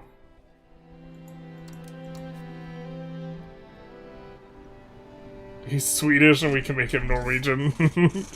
Does this just go back and forth? Oh, we'll just keep him Swedish. That's fine. You prefer playing as England or France? Probably France. I don't know. Can one support your channel but not work out? I want to do that. I mean, you can watch the videos and stuff, yeah. The normal YouTube algorithm stuff. Honestly, I don't make that much content there because it just never gained that much traction. To be fair, my most viewed video, though, is on there. It's like a short with like 300,000 views or something like this.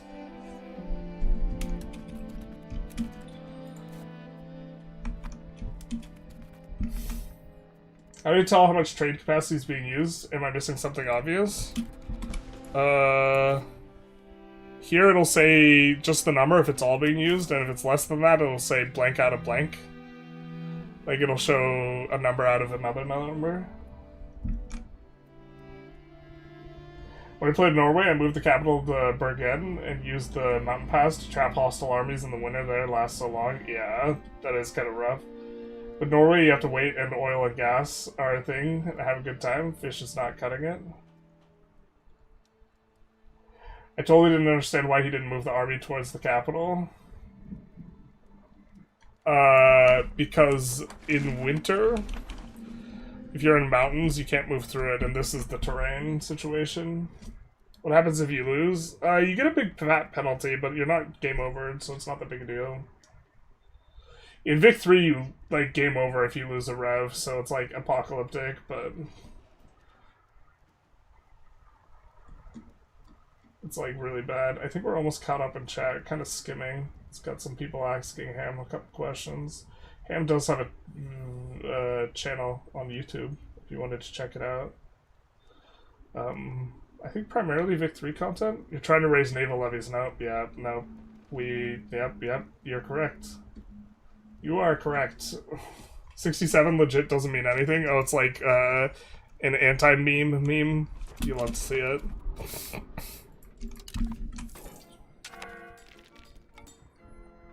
Can you explain how migration works? How do I get 1 million pops as Ryuku? You probably don't.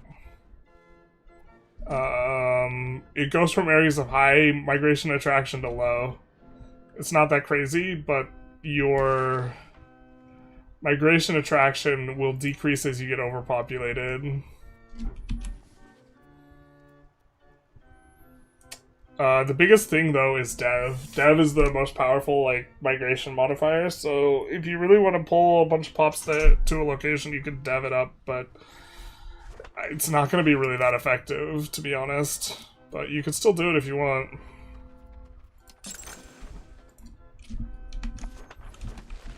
We're probably urbanizing. God. We actually just have so few opportunities for profit. It's insane. Like, nothing we do makes that much money. Like, we're making okay money from right now, but a lot of it's from our subjects, I think. Yeah, four ducats is from subjects. It's like nearly 1/3 of our income is from subjects.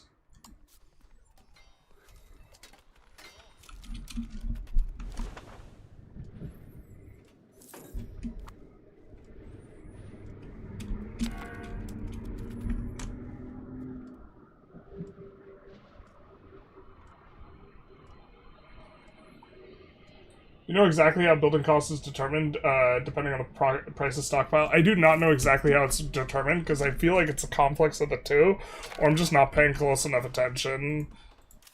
Because I've seen it, like, with just minus 5% price, and, like, still get the full price collapse, and I feel like I've seen it at minus 5% and not gotten it as well. We're obviously getting the full price collapse here, but also, like, I've seen even supply and demand, and you get the price collapse because the price is low enough, but even supply and demand, are you really building a stockpile? And so it might just be, like, a double thing, where you could either have a low price or a big stockpile. I'm not sure exactly how it works, though. I wish I knew exactly how it worked, because I know if you build a lot of it, the price collapses, but I don't know how precisely it works. I do know that counterintuitively, like, it's better to have yourself, your own exports, exporting a good that you're trying to collapse the price of than burgers exporting, so sometimes you actually want to export a good to get the price lower, but if price lower gives you the price collapse, or the collapse on the discount, then this is, like, a thing. I guess we could build roads, man. God. Yeah, I mean, like, that's just the one thing we could build. It's just, like, normally you build a road out to your good RGO, but, like, what's that? I mean, I guess we're gonna build it to the wall.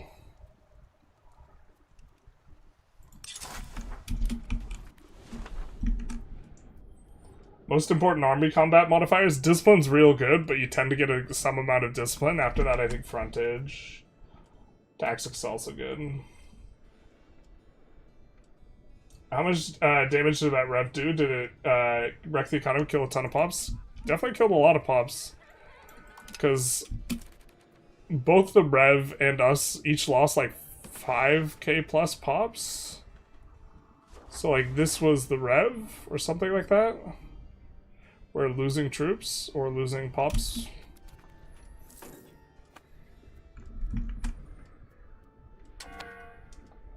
Video idea, since I don't think I've ever seen anyone use it, cover it yet, is Colombian exchange. I wasn't totally sure what to replace other than the obvious fish and legumes. Also, where to replace stuff is a bit of an interesting one.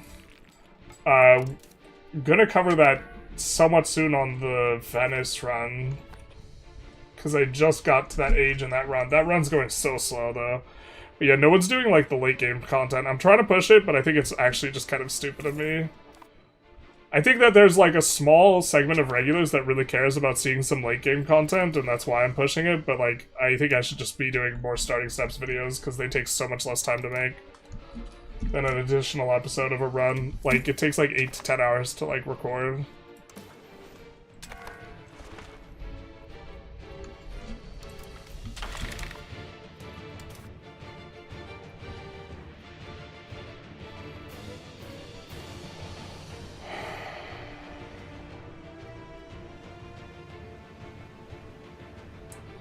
Don't hate communalism. You can always pull that off of them if we decide we don't like it.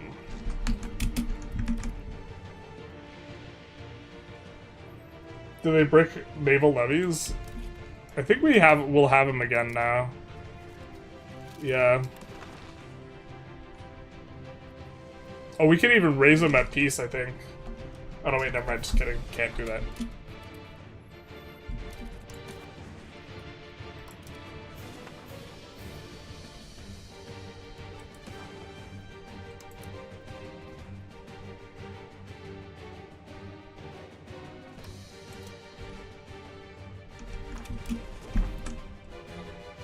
How do you get 6 or 7 regiments going? You need to research armories in H2 to get enough manpower to get kind of that amount. Does expelling pop from cabinet just move pops around, or do they leave the country? It just moves them around, moves them out of that province. Wetlands are fine? Kind of. Compared to what, exactly?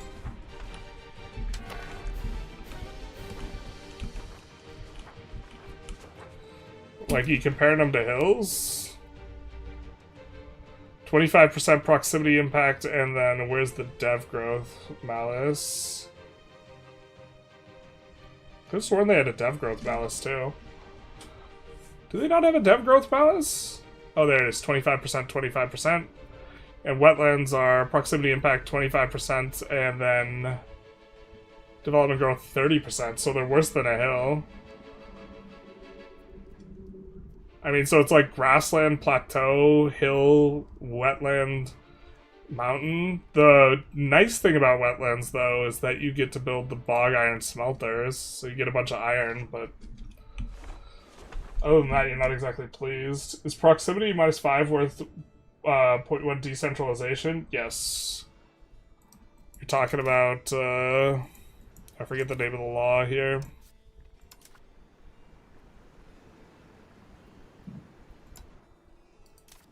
It's in legal code, right? No, it's not. Yeah, this one's real good.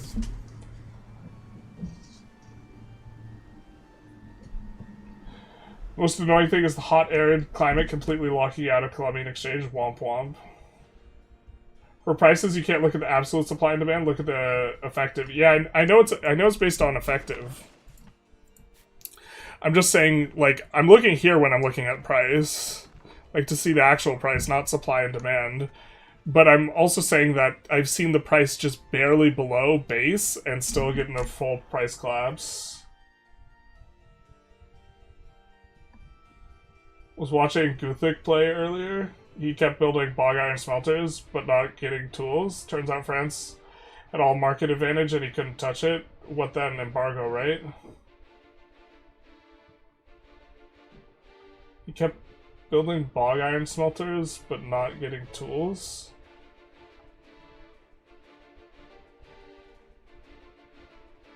I'm not sure about the context you're talking about here. Was he trying to import? Was he like building in northern France and then trying to import to a different market or something like this? And France had all the market advantage, so he couldn't? Or he's building here? If you're within your own market, you can just build the tools and then they can't import it because your own market gets priority. Looks like Great Britain's getting wrecked.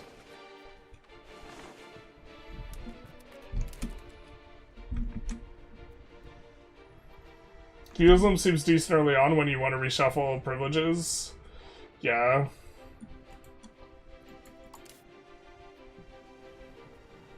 It's also maybe better for pop growth. Oh my god. That got bricked by our rev. Alright. I guess we'll build those things. We'll build the Chancery because I don't want to forget. And we don't really have too profitable opportunities right now anyways. We're just kind of building roads. We're waiting until we get trade. Let's make sure that too much of our stuff didn't get bricked. We're importing gold, but what else are we importing from Praha? Wanted to import iron.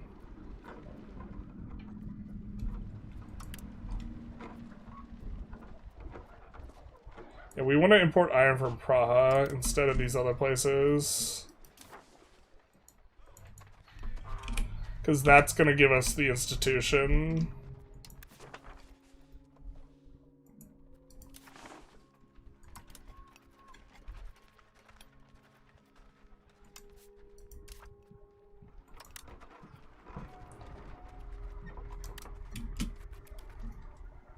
We don't really care if it doesn't make money, because we're just trying to get the institution here. I'm not doing too bad, though. Pro Armies is coming up. We still have, like, decent amount of tech to research. Trade monopoly privilege good? I don't think so. What are we aiming at this run? We're going to form Denmark, and we're trying to stack as much of the flat naval proximity cost reduction as possible, so this modifier here, although we're kind of coming up on the end of the session, but we get this, and then we form Denmark, and we get the same thing from Denmark, and then we move the capital to Indonesia to get another 5, and then we get the Mandate of Heaven. I think there's another source too, but run starts getting silly, huh? Itinerary Courts is good, yeah.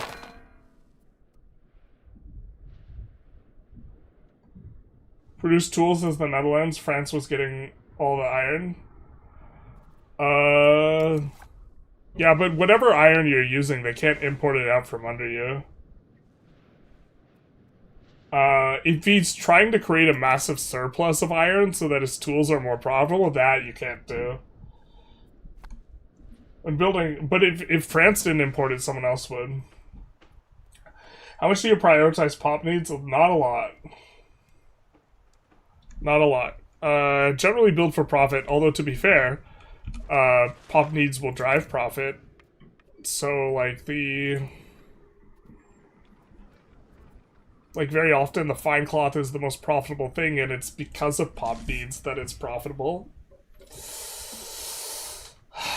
This one, not so much, but just in general.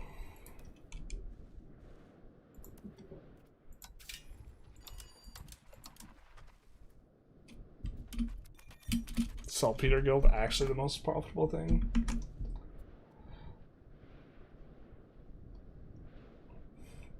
Norway seems even more painful than Persia? Yeah. I would agree. Do not think it's... I think being in the Arctic with very little pops is not... not where it's at. I think that we're gonna wrap up here, though. And probably continue this one again later. Let's see if there's anyone to raid.